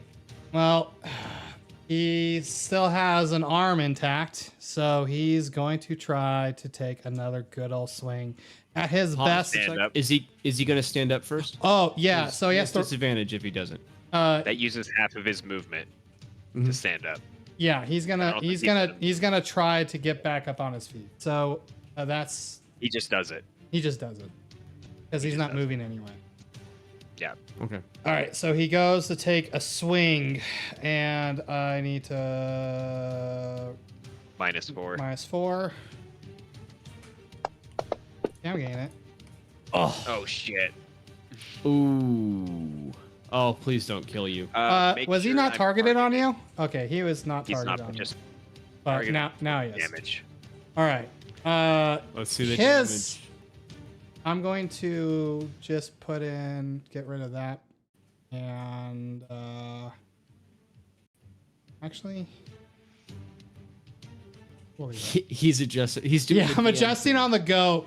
You have to excuse me because I didn't know how to edit it. No, it's totally fine. Just use the modifier at the bottom left. Okay. Okay. Okay. So he takes a swing, manages to scrape underneath your shield, and slices right above your leg. Fresh blood spilling out upon the floor. Ah. Son of a bitch. Are you okay? Oh, I have to roll Rupert because he stayed. So if you end your turn in the grease, you have a chance of slipping and falling again. Yep. So I'm gonna roll that on him if that's Yeah. okay. So I mean, it would make sense anyway. His body's fucking disintegrating. Right. So let me go ahead and roll it. Targeting him. Right. He saves. He's good. So he's standing. I do nothing to him. You just hear gargling, blood and coagulated blood falling out of the bottom of his tongue. I'm gonna try something. You I'm finish going him. to try and rot whatever's left of him. And I'm going to toll the dead. And so what that does is in his mind, he hears the bell of death, right? Boom! And it's calling him. Yeah. Yeah. I'm calling him to the to find peace. And what that does is it rots his flesh away. Okay. So he has to make a wisdom save. Let's see what happens. Wisdom save. Toll the dead wisdom save. Let's go. He failed. So he's going to take a D12 because he already took some damage. He's wounded. So I do D12 necrotic damage, and we'll just see what happens. Ooh. He resists, though. See that? So he took no damage, I think. What that makes, I don't know if that was Yeah. because I picked the wrong thing or not, but he So is. that means that creature is immune to necrotic damage, which is what I was worrying, because I don't fight undead. I work with them, you know, so all my spells are built around. But flavor wise, in case It's- in the future, that does make sense, right? Sure. he- Yeah. That's what Yeah. I'm saying. Like, I'm like, this isn't going to work, but I'm going to try. Because sometimes undead aren't immune. Sometimes they're just resistant to it. Right. And so I okay. can do a little damage. But this guy's just, he doesn't give a fuck about necrotic damage. He's That is immune. alright. Wait, if he's Yeah, he's straight up immune to necrotic. Or else that would have done 5. Yeah. So, anyway, that's my turn. Cool. Cool. Half his movement speed to stand up, and then it takes 10 to move through it.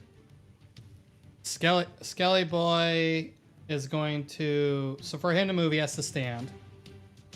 Yep. Right. Right. And then. You can move while prone, but it's like Well, yeah. difficult terrain on difficult terrain. So and then his movement speed's cut in half already, but he can still move here. So Yeah, so he probably has, if it's 30, he goes to 15, and then he can move 10. He has 5 left. So he actually could move out. He could go right there if he really wanted to. So, But it's your call. Like whatever you want to do with him. He is going to target Conrad because he sees his ally is gain his crap kicked. Add a modifier -4. All right, he's the skeleton's gonna try to take a swing. It's a little bit more sturdier, not just dragging the sword along the ground. I don't know why I rolled 2. Disadvantage because he's Suds. prone still. So you got to kill the prone on him. Oh, I think I can actually. Oops. Yeah, that's my bad. Shit. So what you want to do is you're gonna have to re-roll that Yep. Yeah. Okay. because there was a hit and a miss, so you just re-roll it. Okay. Can't use one or the other die. Oh God. It hits. This Yes, it one does. will be a modifier. There. All right. It hits.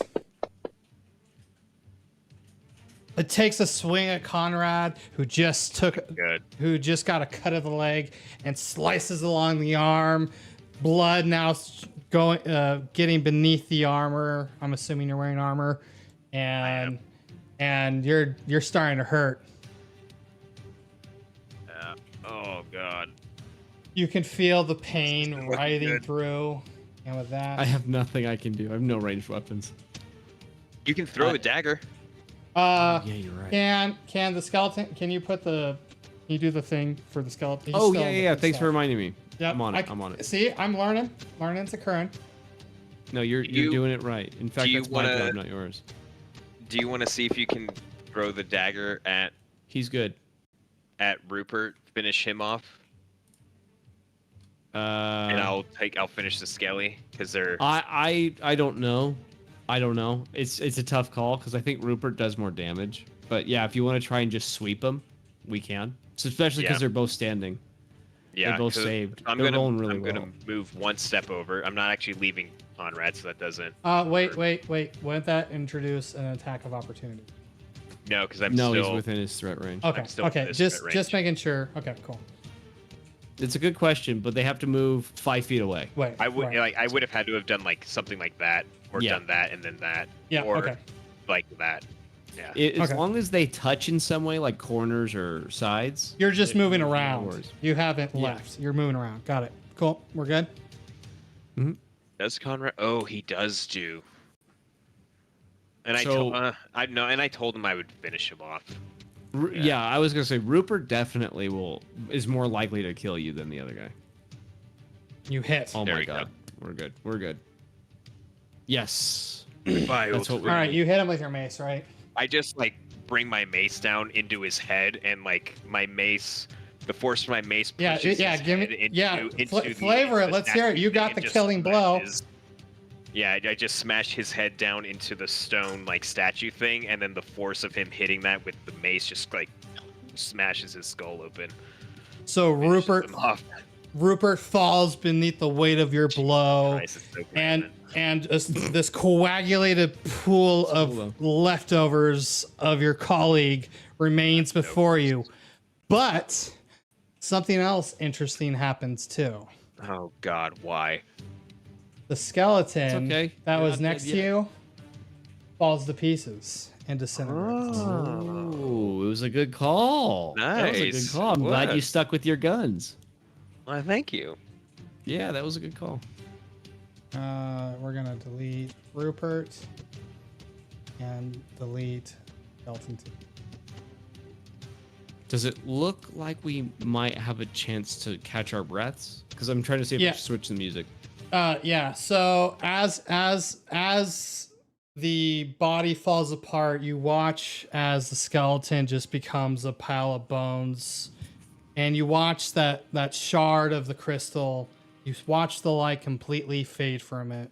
All that is left is the remains of your friend, and I'll let you know the force that was blocking you in from leaving fades away with it. And you just, but you hear still a maniacal laugh, but nothing else. And it goes quiet once more. Well, brother, I guess this is the start of an adventure. This is what we wanted. Not exactly. I So, grabbed so, the so crystal. as you guys are, yeah, okay.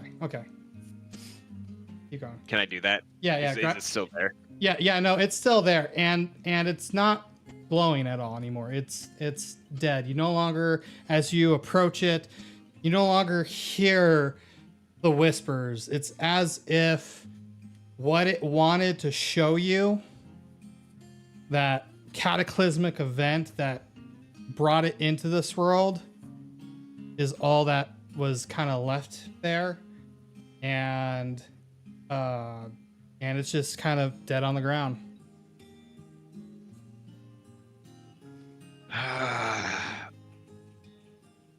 I make the illusion appear like a really comfy chair right behind Conrad, and I say, "You earned it. Take a seat." I'm not falling for that. Well, you did last time. You literally fell for it last time. I'm not doing it this time. Let's just go. Okay, hold on. I'm gonna Yep. I'm Don't gonna leave. go and I'm gonna take Rupert's short sword. I'm gonna pick that up. All right. So I need to add that together. Yeah. I Is can that a make it. souvenir? Not a souvenir. Just I don't understand. You're so. It's just a dead body now. Why do you care so much? There's people die. oh, I guess I have to. How do you? Oh, I guess I'll just make it a random item in my inventory.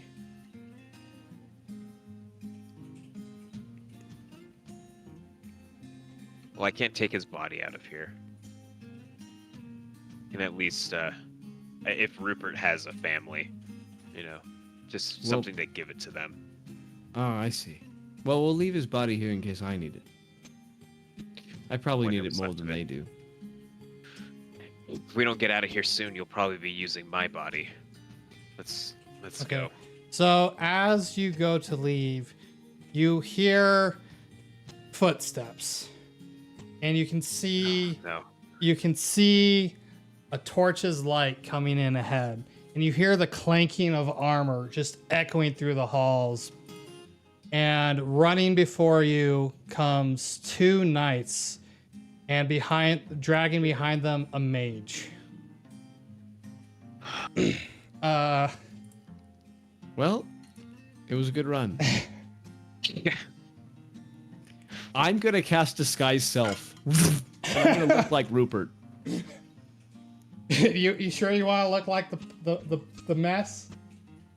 No. I'm gonna look like Rupert. Look like when he was alive, because I Okay. looked at his face really carefully. He did. You did. That's right. He did. I did. I've Absolutely looked very did. carefully at his face. Yeah. All right. So Hold I'm on. gonna use Disguise Self. It's my last spell. Because both invisibility and level one silent spells. image I can do once per day without using spell slots. So I actually have more spell slots. I'm out now. This is the last thing. So Disguise Self real fast on myself. Okay. Nice. And I'm gonna look at Uh, Rupert if I can. And you see these two towering figures before you, and you hear one of them. You see them just looking at you. They can see. There's not quite enough room to put them on correctly. I'm falling though. They're like Okay. coming That's down the hallway. Yeah, they're coming down the This is like hallway. theater of the mind anyway, right? Yeah. Yeah, but you notice their armor is it's well polished, it's well maintained, well taken care of, and they stop at the entranceway, completely blocking the path out. One of them turns to Conrad and goes, "Who are you, and what are you doing here?" I'm so glad you came. I was stuck down here for so long, and my friend Conrad, he got my letter and he saved me. You should. Oh, go ahead. I just kind of point and say, You should see what's. There's some undead creatures down here. Okay. There They can were. see that I'm like kind of hurt. Oh yeah, they can see that you're hurt, out of breath. I mean, they could probably hear the screams and the gargles while it lasted. And one of them takes off this way, examining what is left of actual Rupert. So right now you're disguised, right? I look just like Rupert. Okay, pretty you much, look just 'cause like disguise Rupert. stuff's really neat. The only thing is like if you should read the spell because there's some tricks to this that you should be aware of. Okay, hold on. But basically, I visually look like Rupert. Is this under your actions? I'm glad you smashed his face in. Yeah, his face is smashed in. That's part of this whole thing. I was like, He's oh, now unrecognizable. yeah, exactly. I was like, this is What perfect. spell is this again? It's called Disguise Self. It's Is it in not your here. I spells? can make it pop back up. No, it's under my actions. spells. I'm just under combat, and I used it, so Okay. it's not popping up. But it should be there now. I switched it so you Okay. can see it. So it's level 1 spells. It's Level 1 Disguise spells. Self, and- Okay. Yep. That's what I've been Yeah. doing is going in your guys' character sheet and opening up the tab and reading about the abilities, not just letting you tell me, but I want to read them too. Okay. Not that I don't believe you, but I need to learn. No, you should honestly know how it works. Disgu- You shouldn't. Yeah, go ahead. All right. You make yourself, including your clothing, armor, weapons, and your other belongings on your person, look different than until the spell ends. It lasts an hour. You seem 1 foot shorter or taller. You get to choose. Oh, you I can used to. seem. You can seem. Okay, I you- thought it said you yeah. did. Okay. You can't change your body type, so you must adapt to that form. You're both humanoid, so that's no big deal. Changes wrought to the spell as it fails to hold to the physical inspect. The challenges wrought by this spell fail to hold up to a physical inspection. For example, if you use a spell that objects pass through the hat. So this mage, would he be able to kind of detect if Does he have detect magic going? uh, If he casts detect magic, then the answer would be yes. detect magic's if he that one didn't- that takes like 10 seconds, right? Or 10 minutes? It takes if you cast it as a ritual, it takes 10 minutes. If you cast it as an action, it takes 3 seconds. But it uses a spell slot to do that, and that's kind of a waste for a ritual spell. Okay. So All right. every wizard knows that you cast detect magic as a ritual because you don't want to waste your precious spell slots. But he might be in a rush. Who knows? So it's your call. Well, it he kind of depends on how smart he is. he most certainly is in a rush, and you see him step next to the knight. He detect magic. That's gonna be under spells. Let me read about it real Yeah, quick. he might not even have the spell. So Again, I clicked, dragged, dropped. So it's up to you. If he has it, he has it. If he doesn't, he does it. Yeah. I'm not gonna be like, oh, you made this character to counter me. So this I'm is- not really thinking that, but it's up So to this is level 1 is ritual. It's verbal, and what's S? Somatic. That means there's a hand gesture. All right, you see him make this hand gesture, and He's I'll- doing it. I don't want the ritual though. That's fine. Detect Where's- it just goes off. Okay, it goes off, Basically. and the wizard doesn't say anything, but he smiles at you. My eyes go wide because I know what he's doing. So I'm like trying to keep my cool, but I'm like, oh fuck. The wizard again, just not talking, looks over at the knight and points at you. The knight draws his sword and rushes in front of you. I step in between when I see Okay. that. Even though I'm muted, I just interpose myself with the shield up.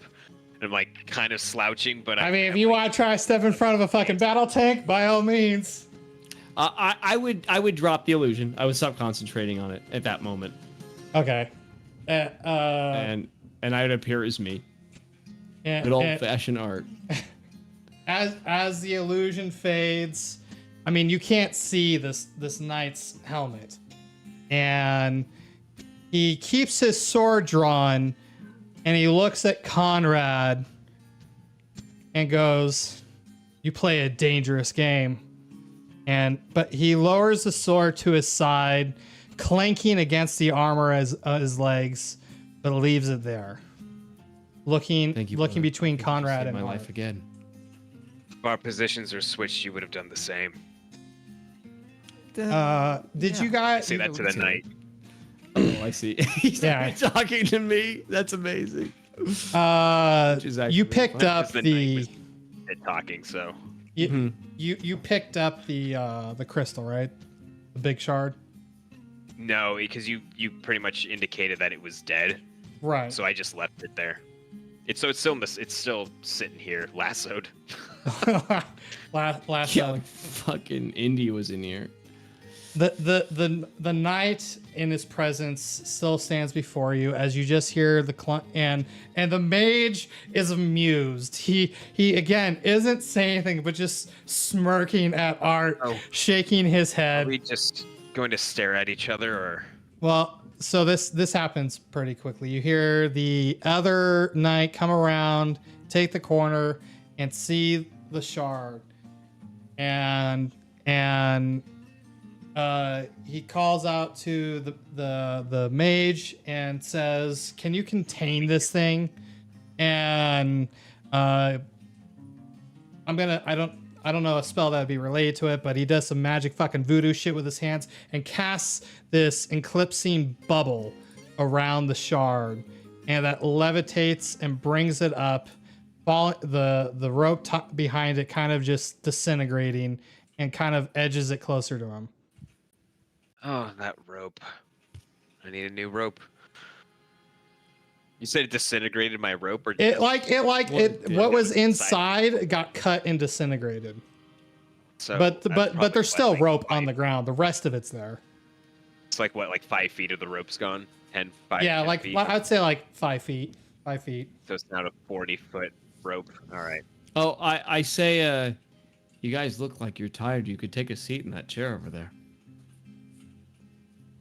The knights look at each other, and the knight that went to go look out was like, "Can you explain what you are doing here?" I point at Conrad. Then it's not just me. Come on. No. I mean, it was your. Oh. This was your No. thing, so you Well- should do the talking. Not blaming, just indicating No. where to find the source. Yeah. Hold on. I'm 40 foot now. Okay. My brother and I. We're from the. Did we go to the same university? Well, Or yours something. was divine, so I imagine yours was like a temple or something. Right, like but it could have been like a separate college on the main campus. Sure. You know what I mean? If we want to do that, it might have been convenient Something for like us. that. But Yeah. I kind of like the romantic idea of us like splitting ways, separate, and like okay. yeah, and then like I'll- living our lives and realizing that this is like dumb, and we could Sure, be doing I'll stuff do it. together again, like we do when we were kids. So Okay, we I know met how to up. do it now. Yeah, okay. My brother and I, we're both accomplished scholars in our respective fields, and And what fields are those that deal with the pile of disintegration over there? well, I think it's just pure martial ability. There's no degree plan for that. Although your armored men may speak differently of that. I kind of chuckle and like that was stupid in my head. But my friend is one of those disintegrated bone piles, as you so put it. We came to find him. This was his last known location.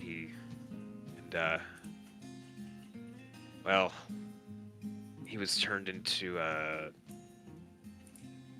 some undead creature.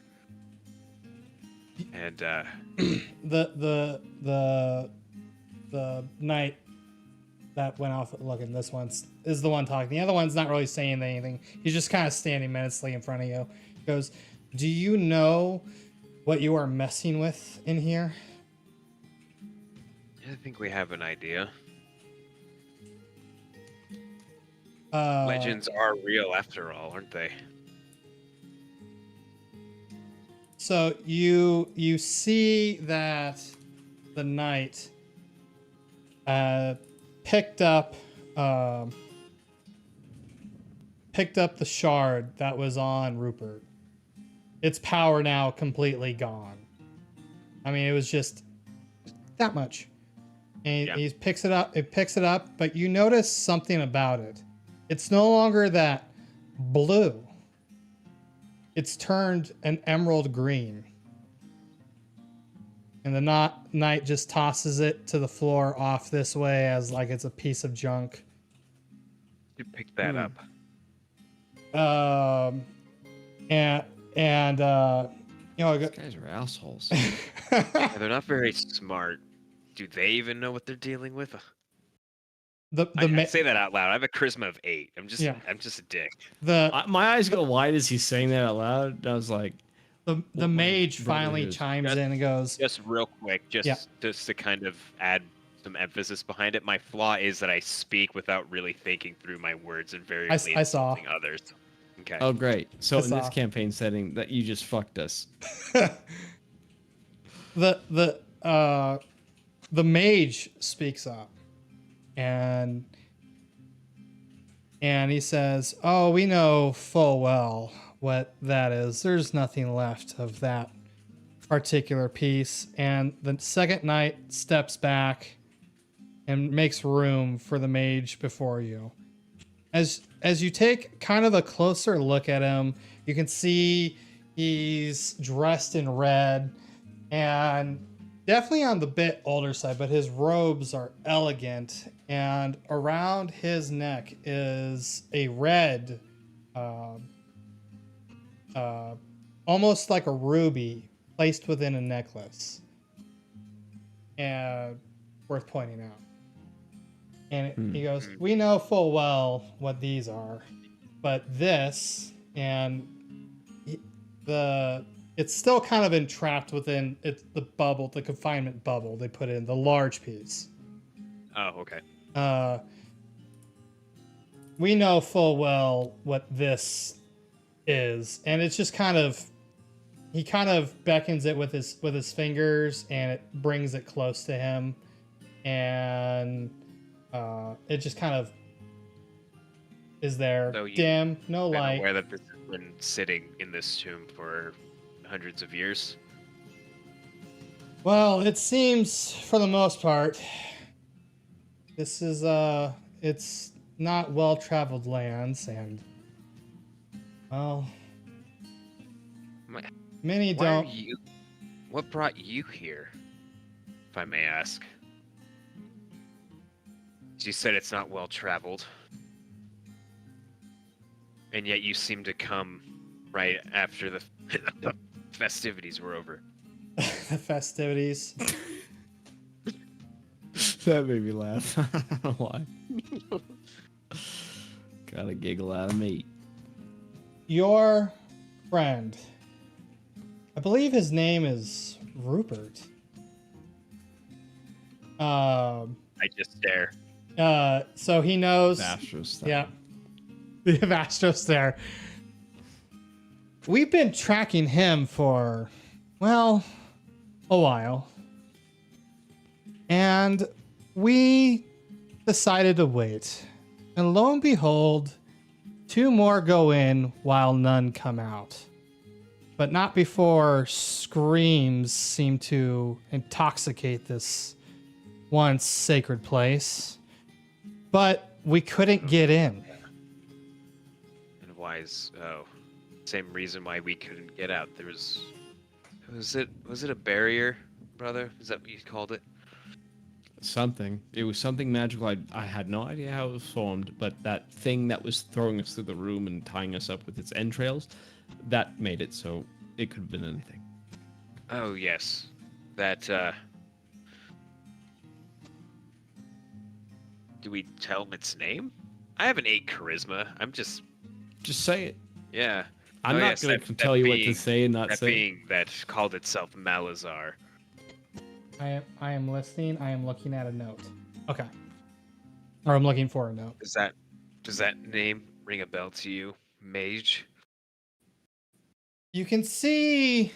It's quite memorable. Very. You know what? Give me a perception check.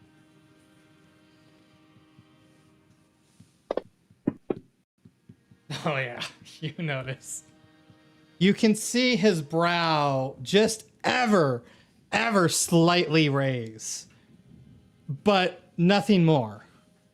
Just the slightest bit, Control over his muscles. the slightest He bit of a reaction. I just smile and say, he was here. He likes to feed and rotten intestines to people. Well, We still, yeah, like, I guess the round- entrails would still be laying on the floor, wouldn't they? He looks over, sees the statue's arm cut off, goes, well, so it would seem. The name I thought long gone from history. Oh no, If he such was people here. remember history.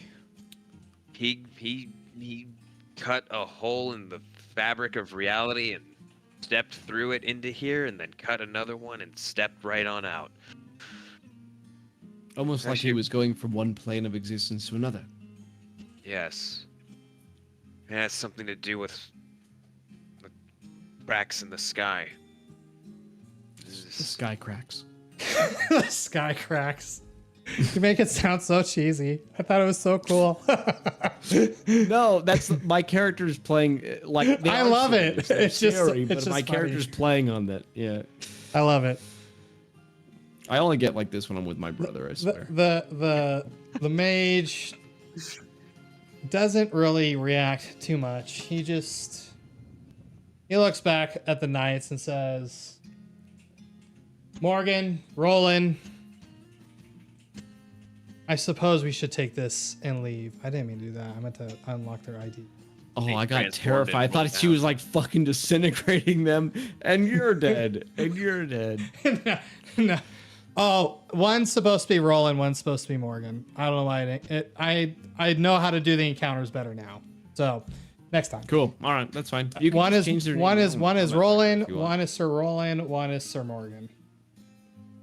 Well, I suppose we've achieved what we wanted to here.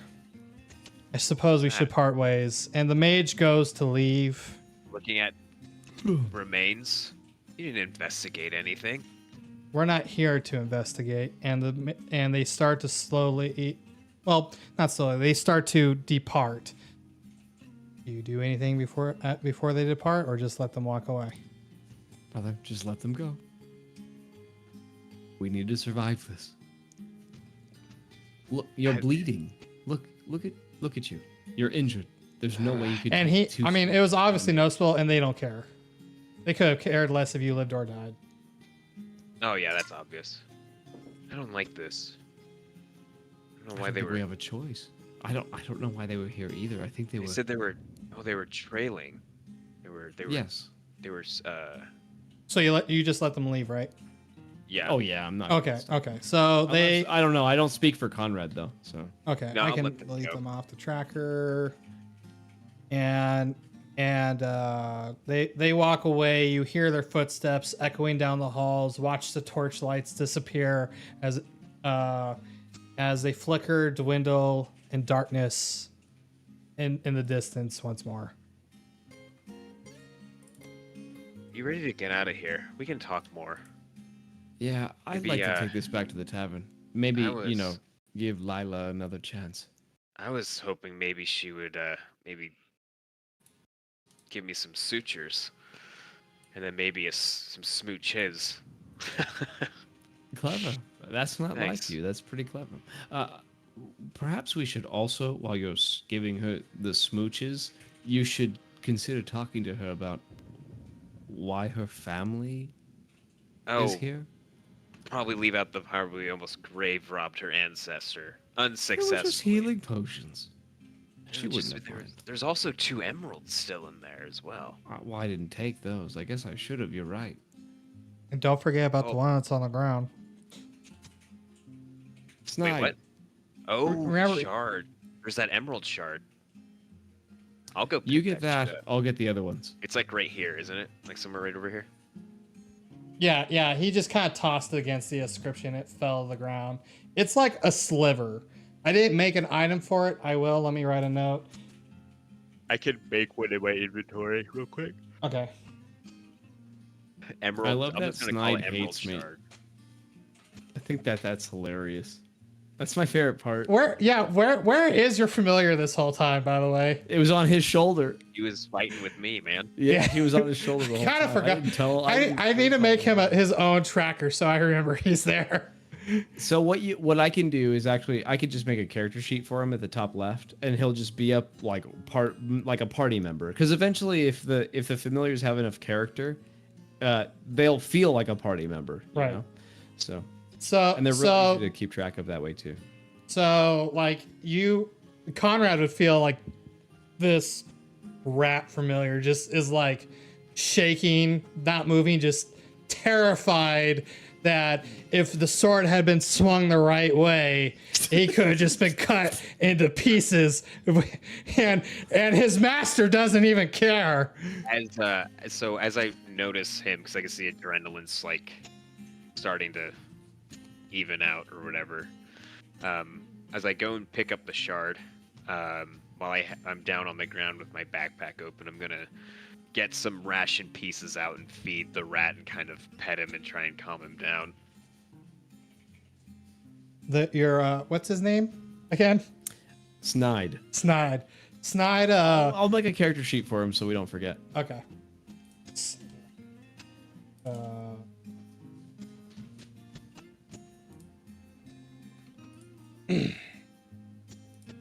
find a little cute rat picture. Like snide remark. Let's see. I'll just find a default one. And I'll just like pet him, let him eat. So you picked up the shard, right?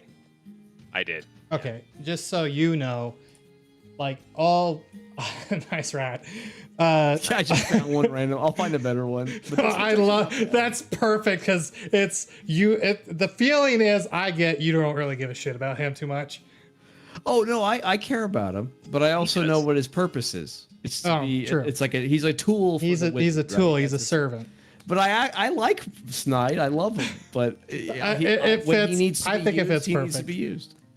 As you pick up the shard, there's nothing elegant more about it except for the fact it's turned emerald green. It's just as if a piece of fractured glass. I wonder if you might be right, if Lila's necklace might be a shard of some kind. I wonder if this piece might react to it. I was at first thinking that was just a shot in the dark, but I think you're right. I think I got lucky there. We should talk to her and see what she says. I think that might be our best bet. And this is something a little more related to studies, so I probably won't be as weird talking about it either. Well, just, don't be too forward with her. Last time, you understand. I don't know that I do, but I want to get out of this tomb. All right, well, that we both agree on. How about let's get out of here once we get back up topside on our way back, then you can start giving me some of those pointers. Because I'm not saying I have good ones, but what you were doing was just strange. Anyway, let's go. All right, we leave. Okay. Yeah, we leave. Fully depart, heading back to the inn. Yes. Okay. I'll close the combat tracker. Good thing I made one more map. Oh shit. There's more? I will. And I'm not saying because I want to, but I do have to stop soon because I. Oh no! I don't want to This go to bed at midnight again. Yeah, no, we're like right at the end of what I planned. I made it just in case you decide to leave before it did. Okay. Sweet. So I need to drag from here to put you guys in. I will properly. Has 1 hit point. All right, we'll say the entrance is here. You walk back to town. Nothing miraculous happens. It's a bit of time has passed, and the only thing is that the sky still glows an eerie green, and very slightly eerie green, but the night stars are still very prevalent. You make your way back to town and back to the inn, and I need to drag someone. How do I make someone friendly? Oh, never mind. Figured it out. Yeah. The helmet of justice. Yeah. Yes. And I made her too. I'm glad I did.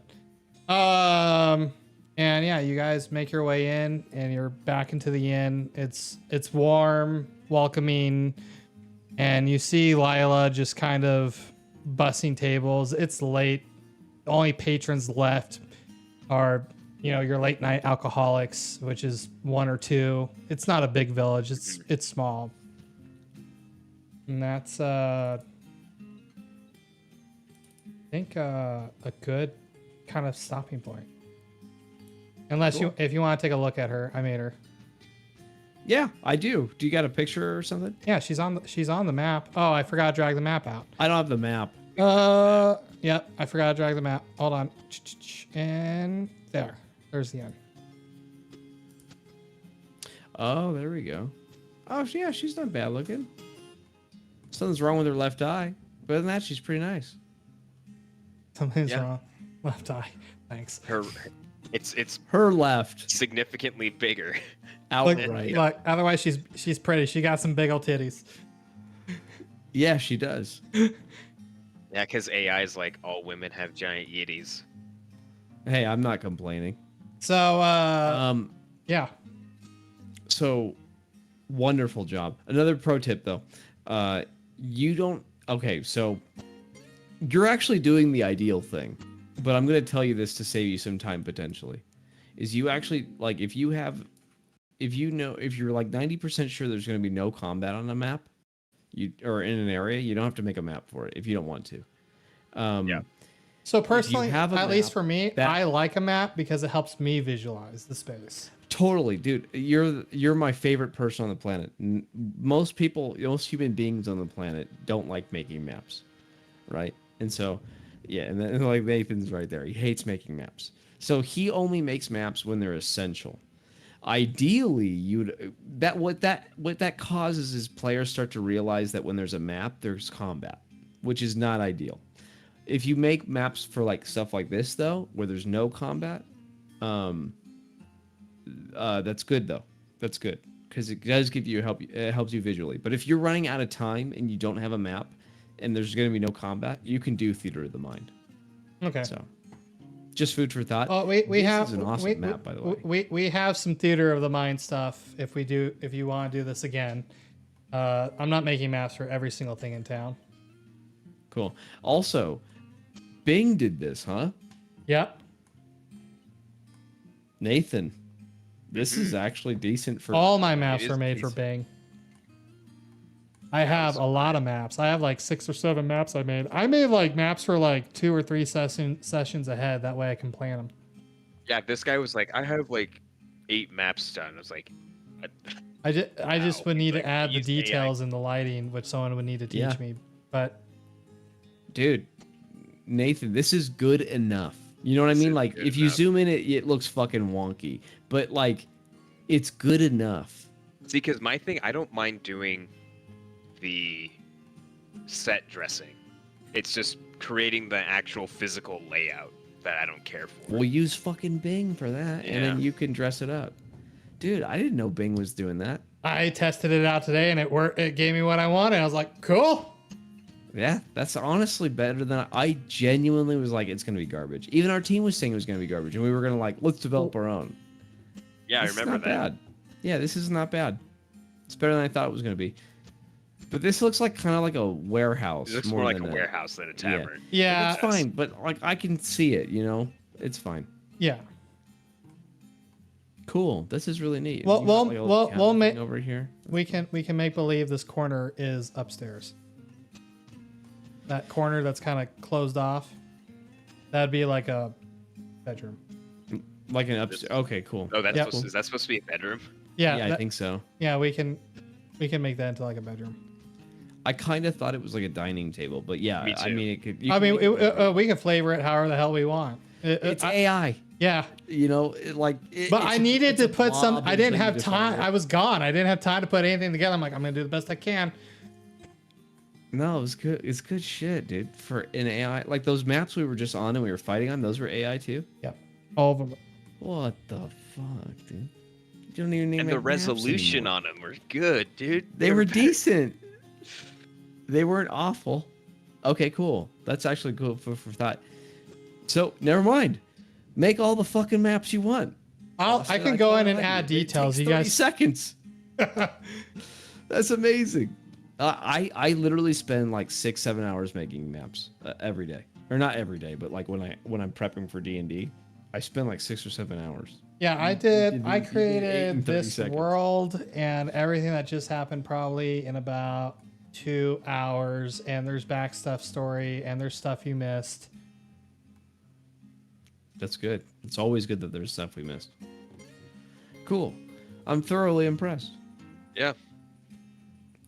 Yeah, I genuinely had, like, I literally had no idea. New DMs are, like, always bad. So I didn't even really, like, I just, like, throw my character together. We're not going to play more than once. That's what I was kind of thinking. Like, it was just going to be, like, one-time thing. You swear you've never DM'd before? Me playing with you guys is the first time I've ever played before, ever. Yeah, he did. I never even some looked of at the us- player's handbook. A bit of the Nathan must have rubbed off on you then, when you're looking at his DMing style, because damn, this was pretty solid. I was kind of, I had genuine fun. I joined a group of randoms because I was so D&D player and deprived that I joined randoms, and this was already more fun than that has ever been. So, and I've been doing that for like we're like 9 sessions in. So, yeah. So overall thoughts, not terrible for a first time through. For a first time, it's dude, not it even was terrible. fucking sparkling. Nah, dude, like- that was. I think most of the growing pains were learning Fantasy Grounds. And honestly, those aren't. To me, that's not like critiques. Really. No, that's just learning how to use an application. Yeah. I'm paying attention to like the story, like sudden elements, like having the like you could, if you had just ended it with that dude dying and we leave, that would have been like, okay, that was a solid little dungeon. But the fact that the knights and the wizard came down right after because they were like, what's going on, you know? And they that told was us- something And they I didn't have- expect. well, that's great. They have they names, you told know, us 2 of more them. Story. Well, that, but they also expanded on the The- story of Rupert. Like, what was he doing when he was Yeah, gone? Like, exactly, they he had a was being purpose. tracked by obviously some powerful people, from what it seems.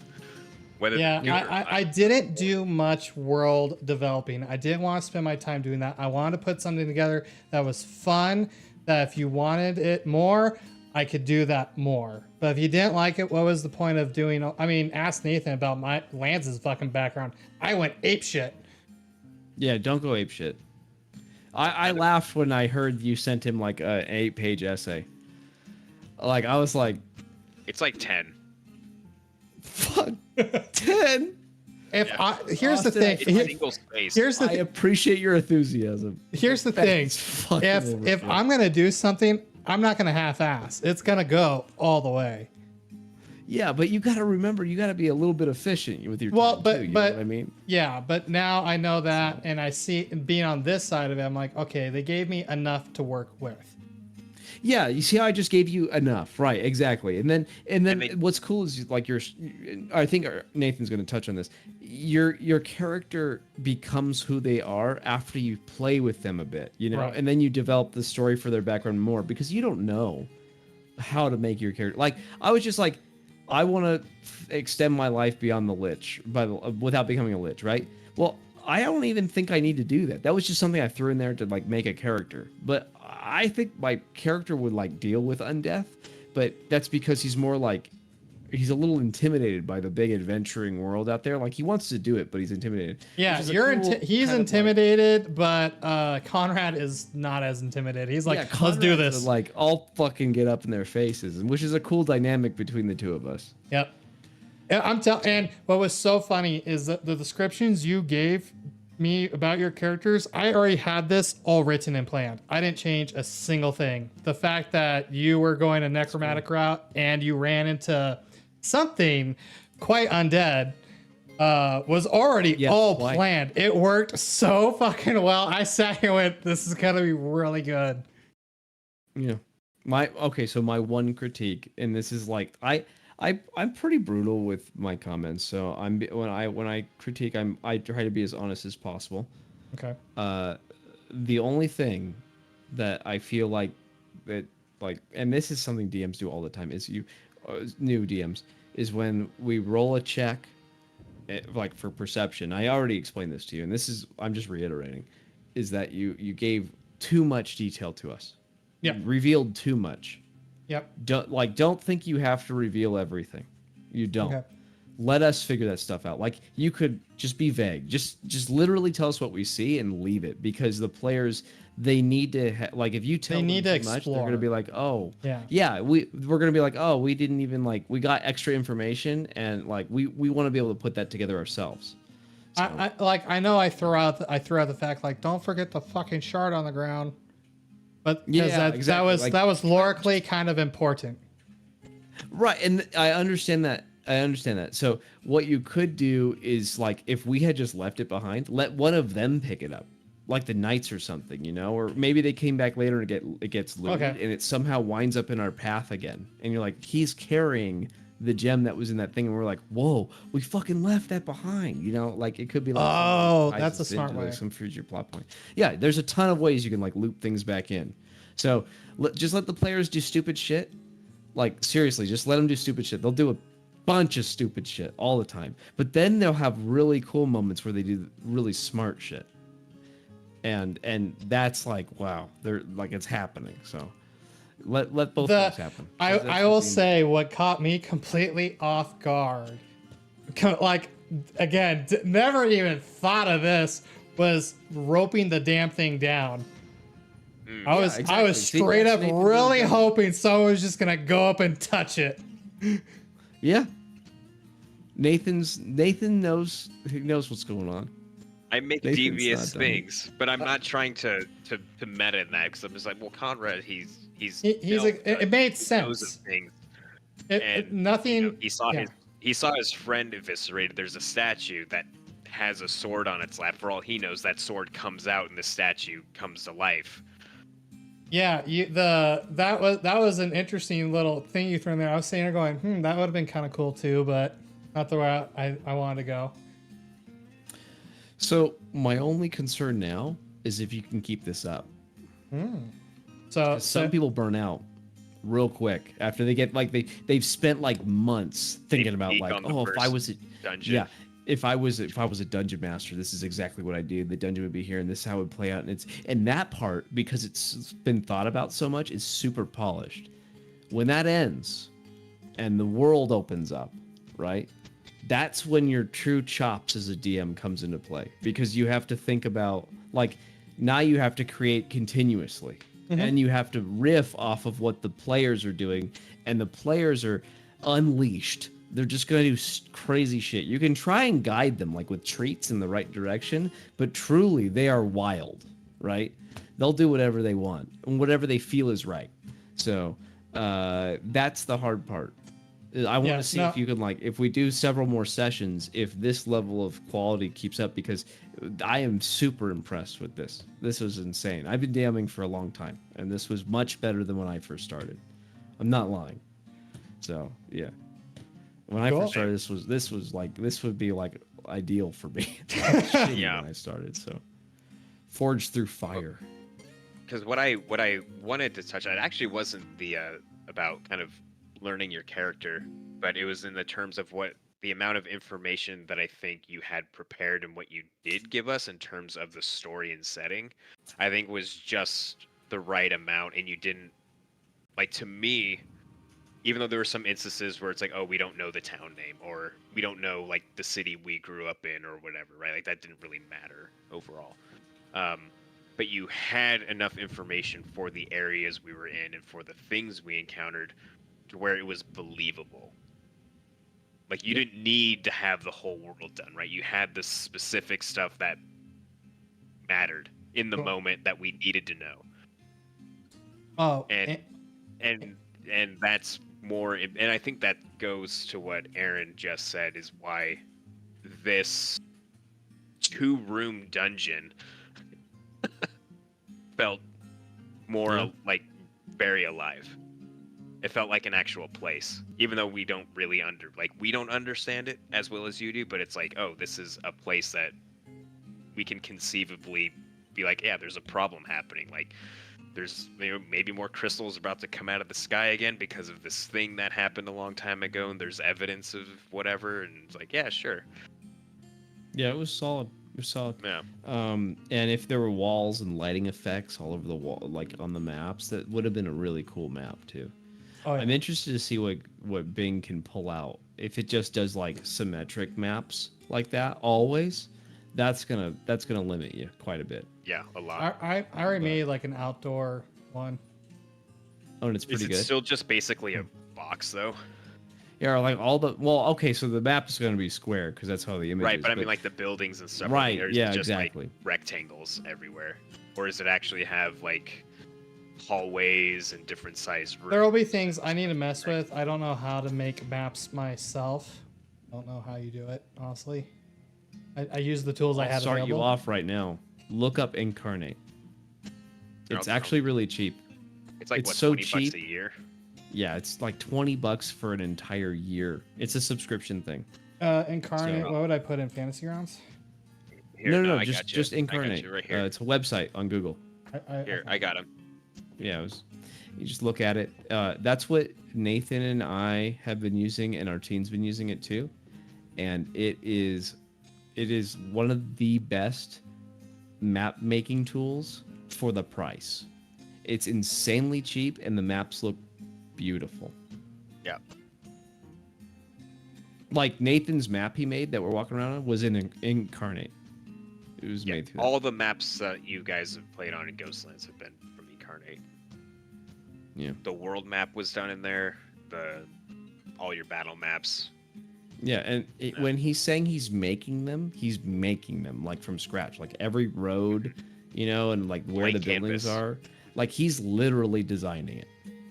So it's not like a pre-generated thing and you get to kind of move things around. You literally can do from the ground up whatever you want. And then there's a bunch of examples if you go to explore and like look through all the other creations. And it's super cheap. Other creators will share their work, and you'll have some of them have the option to where you can download their map, and then you can make addition or changes to it in your own account and then use it. Yeah. The next map for Ghostlands that you guys are going to go into is a map someone else had made, and then I added and changed some stuff around. Right. So. All right. Well, it sounds like you guys enjoyed it. Yeah, you did a good job. Yeah. I had a lot of fun. Well, now I wasn't sure what to expect. You can tell I- our teen and Annette, I did good. Yeah, I will. I don't think Annette's going to join though. Yeah, Regardless. She can't. Yeah. Yeah. But There's like a I certain heard limit you and for our team her. were talking schmack, so now you can be like, actually, he didn't do that bad, and it's all recorded, so I'll send you the video if he wants to snip through it. No, you should. You should tell him. Yeah. And also, it was fun to play with Aaron, because us having the DM thing of like having to like riff on the fly players, it was nice to do that as actual characters and like just build off of what the other has said. That was fun. That was a lot of fun. Yeah, I don't think I've ever experienced that. It's fun. Yeah, so there's that. And then yeah, that was a lot of fun. Because again, that goes to another DM secret that I talked about earlier. Another way to world build is let your players do a lot of heavy lifting for you. Mm-hmm. Yeah. You just let us riff, and then you use bits that. Oh, there's sense stuff for- now that's canon that I didn't write out. I had to take notes. And when you introduce that stuff, like, we may not know. We might be Right. like, oh. That's or why I we said might realize, stuff. oh, he's using something from our backgrounds, right? It'll make us feel more like attached to the world. And it'll make us think that you were super smart that you made something when actually we did, and you just ripped the idea and just put it in. We make it, and then you put it in the campaign, and then the players go,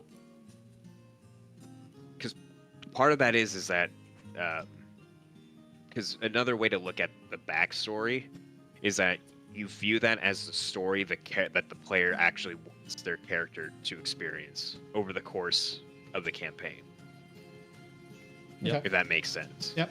So when we create things, or when the players make stuff in the moment, that's in a way signaling what they kind of want to see or have happen later, right? Or it should come back in some way. yeah, one thing that's really important to understand as a DM, and this is like really, really important, is that you're not like the antagonist. You control them, but really all you are is like the world builder, the storyteller, the kind of the narrator, right? You don't pick sides necessarily. What you kind of want to root for the players inside, and the way you kind of take that perspective is you got to remember everyone who's playing wants to have their cool moment. Like every player wants to be able to like cast a spell and then like it saves the day, right? Or like a player makes a deciding like a last minute decision and it's just they're risking it all and it works out. All the players want that. And you can let that happen for them, right? And you kind of want, like, you don't obviously like do it all the time, but there are going to be moments where you're like the player's risking a lot to see something amazing happen and they're risking it all. And if you let that happen, even if it goes kind of against what you had for your story, if you just let them have their moment, the players will scream and cheer and be the happiest they've ever been in their lives because you did a good job as a DM. So it's you got to remember about it. Well, you Yeah, know what's well, interesting too is because I think part of the reason that I haven't been, because I know I'm not, it's not that I'm not enthusiastic about Lance, but role playing him is hard because I haven't sat in the seat of actually role playing. But this, I had to create something and actually kind of pretend, and I'm Yeah, hoping that trickles into the Ghostlands campaign.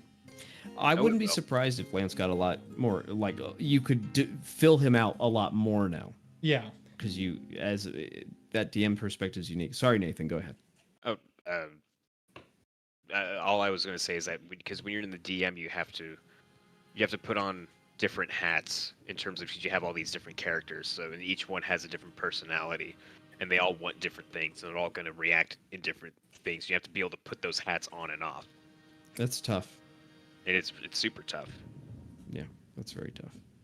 And so all you've had up until this point is just Lance, right? And you're only role playing when it kind of the situation allows for you to. When you're the DM, you're pretty much role playing the entire time. Yeah. Cool. And don't be So- afraid to do voices. I don't know if you're a voices guy. I can be do afraid. some voices, but because I have a bit of a higher pitched voice, I can't do deep, groggy stuff like Nathan can. You don't have to do that. Like my rat, like I like, like little scratchy noises like that. That's we players like that stuff, and it kind of pulls them in. Like I had one friend, the guy I talked about earlier, Jordan. His campaign sucked, but his characters' voices were so fucking good it didn't matter. Yeah. Like he's a voice actor, so he does that for. Oh, So his characters were fucking phenomenal. And I could never compete with him in terms of his characters' voices.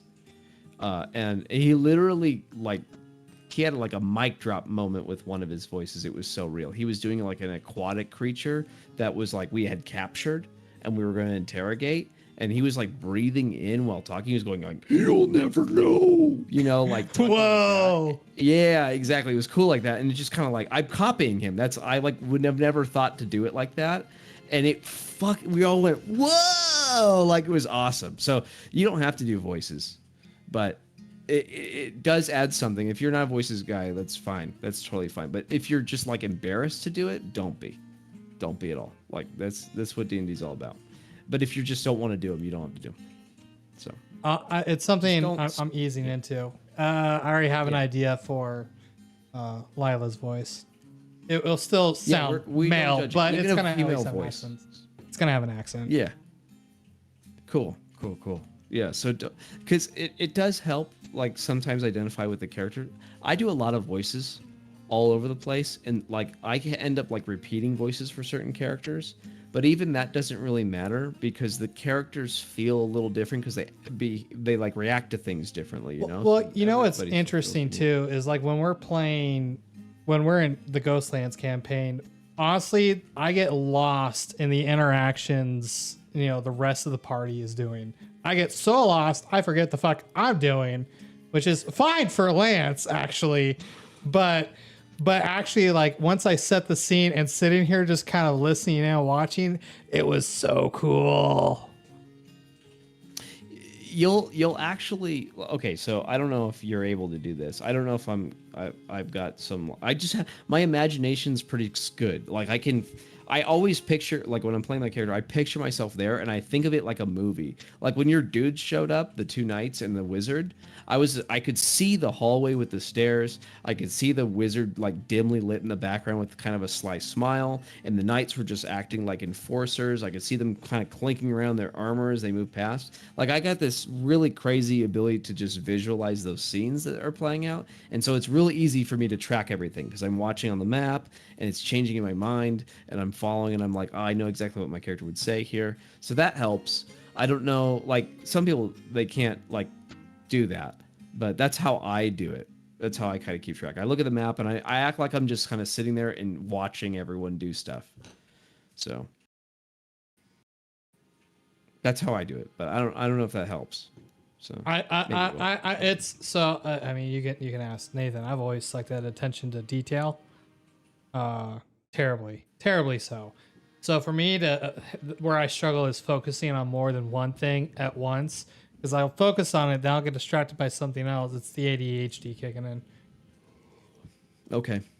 So yeah, you might just have to fight that or work around it. I mean, you play the cards you're dealt, right? So yeah, I feel you. Okay, so I guess I could start working on the next thing. Yeah, I had lots of fun. I'd be totally down to play again. I don't think I'm going to play with your friends, though. The new guys. And that's not because I don't want to. It's because you no, had that experience with this them. wasn't... I made this for us. Like, I might... If you guys are cool, I might invite Ty in, and that would probably be it. Yeah. I don't know if our team would be able to join. I know for a fact he'd want to, but I don't know if he has time. Did you want him to join? Sure. Because it's ultimately the DM's decision. So Yeah. I'll talk to him and see if he wants to. Yeah, if it's the party of 4, then that works out perfectly works better for Right. That'll make it easy for combat scaling. Yeah, make it a little bit easier. By the way, the wizard starts out really weak, but gets really fucking strong late game. So just be ready for that. Yeah, well, I noticed. And late game's like level 7, or not level 7, like 9+, I would say, because usually that's towards like the middle or end of a typical campaign. If it goes to 20, then you're gonna have a broken character. And I say broken, like you can break the wizard. You can make the wizard unbelievably strong. But I don't do that because I don't think that's fun. So I'm not like the kind of guy that tinkers with all the stats and gets in there. So you don't have to worry about me, but I'm just letting you know other players who play wizards, if they like look up a guide online, they could completely destroy your campaign. Okay. Well, I mean, especially later levels. How about you guys think about if you want me to just leave it at us 2 or us 3, I'm good with that. We can bring Ty in if you guys want to think about it. Otherwise, I'm also good doing this because I'm fine with. I mean, I am. I'm kind of interested to see just where this brother story goes. I kind of am too. I'm actually really intrigued because I didn't write them out as brothers. You guys did that. I've never played with Nathan, Artine, and I in the same campaign before, so that would be really weird. Yeah. If it's just us, then yeah. that's fine too. If you want to bring Artine in, if he has time, works for me too. It's up to you guys. I mean, think about it. You're not going to offend me in any way at all. This was fun. Yeah, you got a pretty thick skin. I respect that. I poke at people a bit. I know I do. I totally poke at people. I got your address. I could drive to your house in 20 minutes. Exactly. Like, I feel like if. By the way, you can poke me back. I'm fine with that. I'm not really good at the giving shit back as much. Oh, okay, well that's because you're a nice person. That's the difference. Ah, Everyone thinks I'm a nice guy. I'm not. I'm kind of a dick, but I respect people. So there's that. But I just like poking if I can help it. no, this is actually really good too. Maybe because doing this too, maybe just keeping it all between us, sitting here thinking about it too, lets me learn things as a DM because it's not. It doesn't. It does slow down when I go. Wait, how do I get? Did I win or lose a saving throw on that guy? Like I don't really know. And then having you guys don't mind a pause where I go, okay, hold on, I need to look at what that spell is because I have a lot more to look at than just one thing now. And you responded to stimuli very well. Like when I put my wall up, your creature's like, "Oh shit, I'm leaving," and then Grease was good. Oh man, I felt so cool doing that. You made Came in me. handy. That wall, that illusionary wall, saved us. Yeah, that's the thing with the wall saved wizard. us You because we have were to gonna do that get- shit. We were gonna get swamped. I realized when I started the encounter, I'm like, once I saw, I was like, oh fuck, they only do have like 8 or 10. I'm like, oh okay, well, You hit me once and I died. yeah, I saw that when I went. Like if that attack hit, I would have been out. So it would have been Nathan with no wall, no Grease, fighting everyone else by himself. No, I had cure wounds. But Okay, you could. but see, I had it planned that, and because Nathan and I had talked about this before when you were off doing something like that, doesn't have to be the end of the characters. It was planned that once, if you were downed, you were going to be left there. But you know he had his fun. The barriers would be down. Well, you know, if Rupert was followed, they're going to find you anyway. They're just going to find you on the ground. And they would just take us We'd be prisoner. like knocked out. Yep, and they would have we'd taken you probably prisoner. take Yeah, There was a safeguard in case I really accidentally killed someone on the first go. always put those in because makes that it more makes the interesting. players feel like they can take risks and the campaign doesn't end when they fail. Correct. Because players should fail. They Oh, should. yeah. They should also succeed. So And you did. yeah, and yeah, but we could have easily if he came up to me and actually landed that hit, we would have died. I think we would have wiped unless Nathan did some miracles with his attack rolls and stuff, you know, and he never got hit. But But if you notice too, because you had mentioned it, throwing something to knock the shard out of his skull, when he died, so did the other one. All you had to do was kill that one. yeah, Right, but we had Didn't know that. we had to figure that out exactly. Yeah. But Right, we know but that going into the future, which is really useful. Yeah. So, but that was when that was mentioned. I sat here. I was like, I hope they figure it out. Yeah, we did. We could even. Okay, so the cool thing is that the fact that you did kill that guy first was so good, not just because the skeleton died, but because we learned that information. Because if you killed the skeleton first and then killed him, we wouldn't have even known. Nope. You wouldn't have known. Yeah. So it was useful in 2 ways. So that's a cool victory for us in that regard. So and by the way, just because the players have fought an enemy and learned about it, doesn't mean you need to use a different enemy like later on.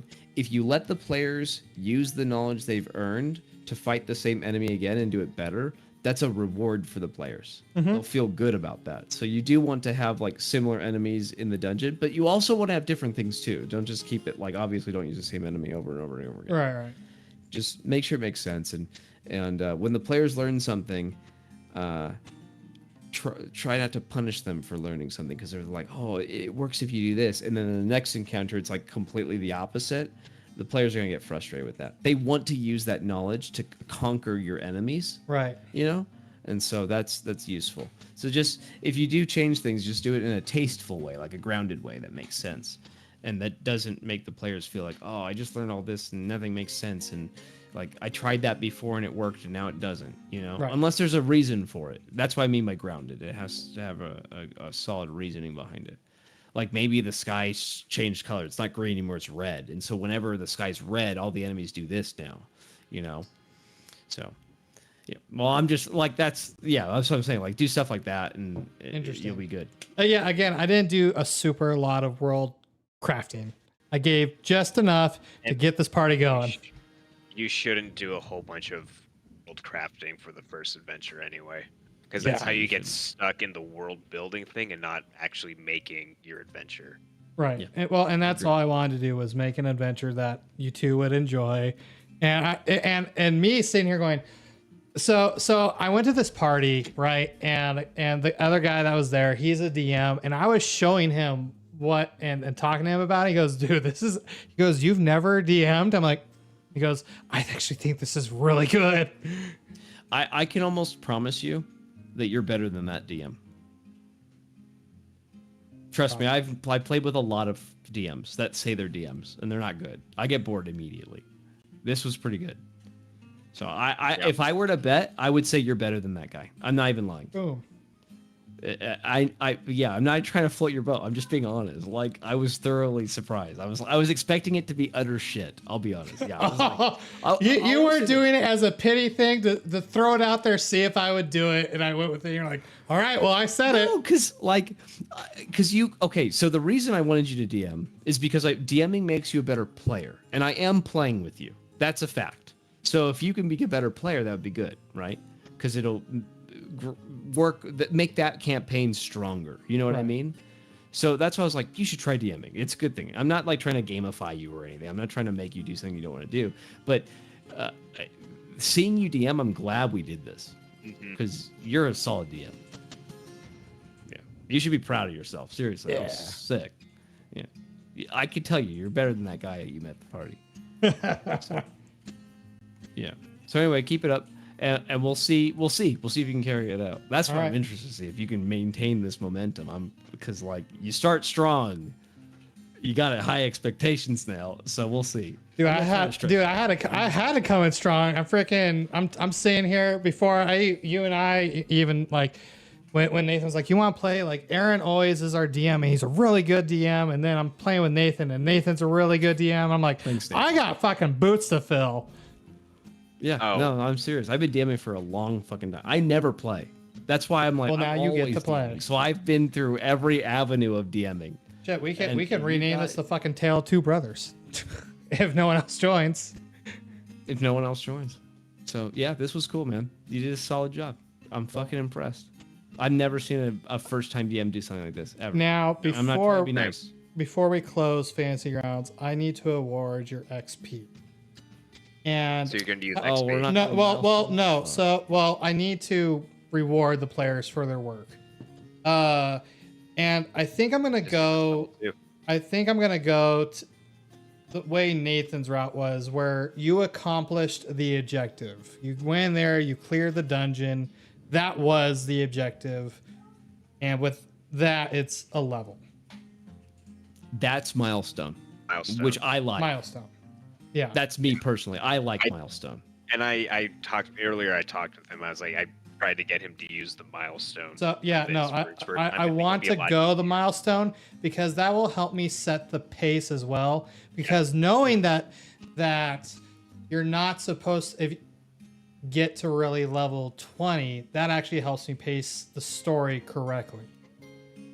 Right, and you can do 20, but I'm just letting you know the characters get so fucking disproportionately powerful. Well, and as you get stronger, what do you guys feel about this? Like if we want to extend the story just a wee bit more, like, you know, early on it's a full level, then it's like half a level. Yes, that's a great way to do it. Here's what I would tell you. Here's my advice. Go up to 12. At 12, end your campaign. Start a new campaign with the same characters, or new ones if someone else wants to join or something. Okay. Or someone wants to make a new character at 13 or 12. Sorry, start at 12 and then finish that one at 20, and you can see the stark contrast. Make a new high-level campaign. Now, high-level campaigns are fun because you get to pull in like gods and like celestials. Is that how powerful 20s are? Yes. Dude, they're much more powerful than that. Yeah, you can fight a bunch of stuff. You don't stat gods. That's the quote-unquote like rule, because you're not supposed to be able to kill the gods. They're so powerful.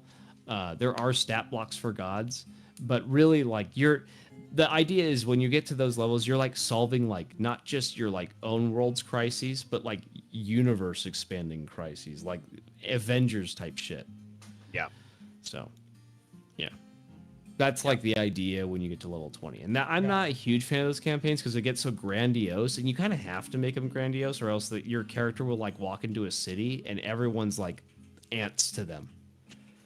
Like you could murder the entire city if you wanted to. Cool. And so like I would say like it's just like you have to scale it up. So that's why my personal opinion, the best levels for D&D are between like 5 and around 12, which is why most campaigns do that, because it's the most balanced there and it's the most fun because things are still a threat to you, but you're powerful enough to feel solid progression and fight back, right? The snide, still intimidating. Does your familiar get experience?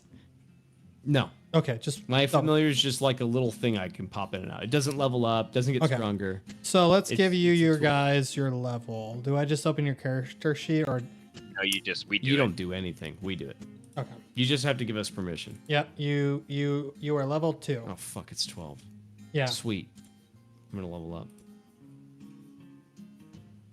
Probably. Let's see. Yeah, this actually went a little bit longer. I thought this was going to be over in tonight. 2 hours. Yeah, I cannot level up tonight. Yeah, I thought this would be done I in like already 2 know I'm hours.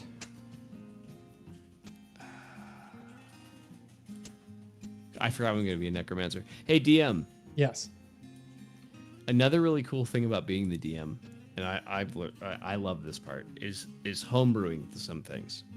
Okay. And I'm going to request something because the players should be requesting something. If they don't like something, they can say, hey, can you flavor this different, or maybe change it mechanically so it's a little more fun. I'm going to throw one of these at you.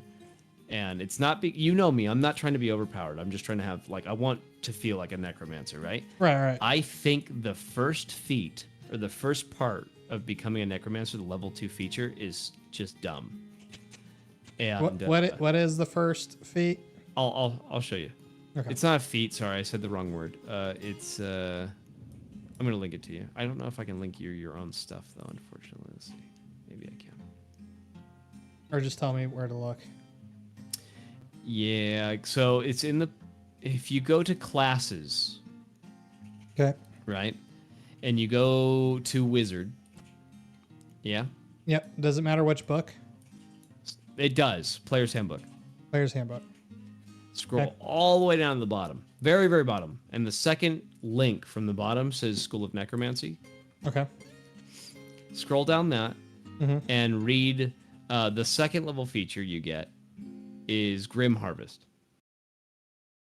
Okay.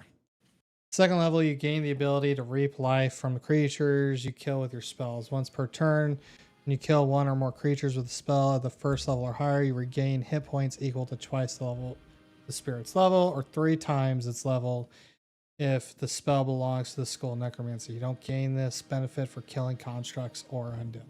Okay? So the reason I don't like it is because I'm not going to be casting very many damaging spells. I might do it like once to clear a room, but like I'm not planning on taking damage, and I'm not planning on dealing too much damage, right? And so this is actually counterproductive for a wizard.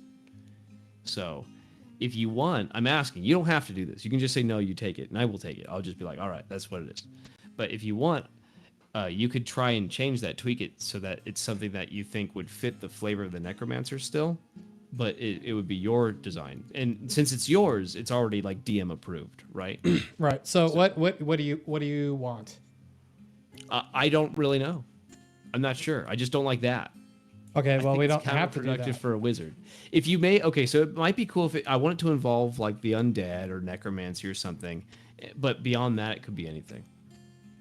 And don't make it too powerful. It's a level 2 feature, so it should be something like, this is dumb, but like it would be on par with that. Like look at the other schools of wizardry, right? Mm-hmm. So look at them all and like read the second level features of them, and be like, oh, they're like this. They don't do very much, but they give you a little bit of something. Maybe if you could flavor that different. But you don't have to if you don't want to. No, we could do that. I just the struggle will be. I Like I don't said, know don't- a lot. Yeah, don't worry about it. It's fine. Like, it's not even like a big ask. I'm just saying you can do stuff like that for players. Okay. If you wanted to try it for me, you're more than happy to take that and delete it and put something else. I in will. place. I I'd will like to see what you try. come up with. See what you think. Come up with. I Don't request. say what I think. Don't because I'm going to be biased, and I know I might be biased, and I might try to lead you one way or another. Ask Nathan, not me. Okay. Yeah, Okay. run it by Nathan. See, like, Nate, do you think Aaron would like this? You know, or if it makes sense to have it part of the necromancy thing. So, Nathan won't be biased. He doesn't give a shit. Oh, Yeah, speaking of I which, gave you Octodaddy. Ooh, I Doctor actually Daddy's thought of a sick. way to twist it into your level 2 because you just leveled. yeah, Do you have to long rest the level? No, Okay. that's up just to you. that's That's a Ghostland things. Okay, cool. I'm gonna just give you That, your you level need to get. because So you're in a safe place. So Even in my campaign, I just like, fuck, you guys leveled at the end of the session. Everyone just levels, and then even if they're in the middle of danger, I'm just like, I don't really like. I just okay. Nathan likes that kind of survival feel. All right. Like, let's just story it up. Yeah, it's whatever you're going for. That's Right. all. That's why I'm using XP. That's why I have those kind of restrictions on you guys because I want Ghostlands to feel a certain way, as opposed to like, oh, I want my normal DMing to be this way. Because I would totally use Milestone if I had more of a story-driven campaign, for sure. But Ghostlands isn't story-driven in the way that this is or Aaron's campaigns are. Okay. And it's Yeah, not I designed can't to help be. it. It wasn't designed to be that way. Okay. So Cool. All right, Okay. you guys got your I'm level. sharing something with you. Okay. I kind of do. I'm gonna pick my spells later. I'm gonna go to bed. I'm But I'll gonna- pick my spells another time. I am going to share something with you guys. Oh, this looks ugly. Let me see if I can find a better image. Oh shit! Hold on, Aaron. Before you go, there is this mimic art I wanted to show you guys the other night because I thought it was a good piece of art. I want you to tell me what it's going to be in the memes and nonsense. you took a picture of the fucking Oh combat my tracker. God. Yeah, I Whoa. totally that- did. So what is that for? That's terrifying. It's a mimic. It's a mimic like dress that girl's wearing, and it's gonna eat her. Isn't that awesome? Well, it's terrifying. It's oh god, it is Isn't that terrifying because creepy? it's like she wore the dress and it's a mimic the whole time and she just oh my god. Isn't it? Oh, I saw that and I was like, that got me. Stuff doesn't usually bother me. Yeah, but that one actually that does bother me. I'm not gonna lie, Yeah. that's a little creepy. I don't Isn't like it. Isn't it? Yeah. Yeah. Yeah, I really don't. I mean, actually like so it it. doesn't It's help crazy. that you're a parent. And hopefully the big bad guy you guys met was at least somewhat impressive.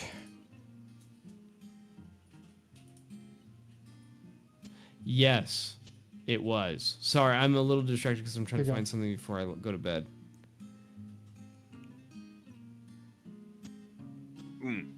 One thing, actually, I do have a comment for you. When you're narrating stuff to the players, like what you did at the intro, or when you're like having your NPCs monologue, talk slower.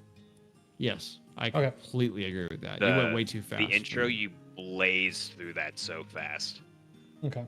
and it was hard to keep track of the kind of what. Do you want me to What's send you guys a happening? copy of it? If you wouldn't mind, that would be nice. Yeah, you can. That'd be awesome. Because I had to change some wording on the fly because I was like, but you'll get the gist. Okay. I can't find the original, so I'm gonna post what you might have to read through this. It's gonna be nasty. But this is the new monk that I like. Oh, are you throwing that? Oh wait, Here, what? You can just DM it. That'd probably be better. Best. Oh, I don't have notes. Oh, there- Oh, I found something. Never mind. I think I can find it.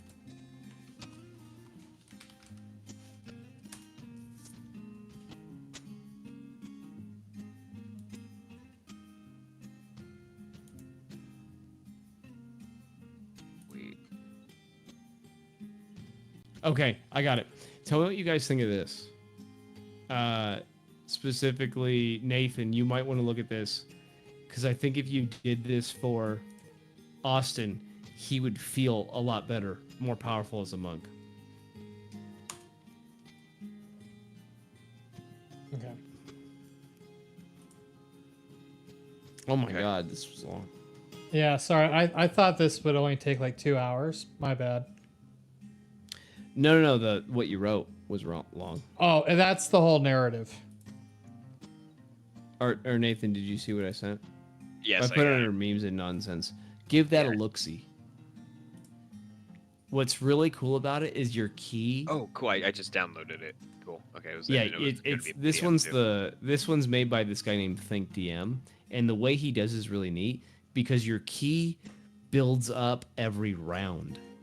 It's something you spend and then you get it back every round in a way. Like it Ooh, okay. recharges. It's cool. So you feel like you were like, okay, I'm slowly like you use a little bit of key, you get a little bit back every round. It's cool. So, I take it it's like your app of how much key you can generate increases.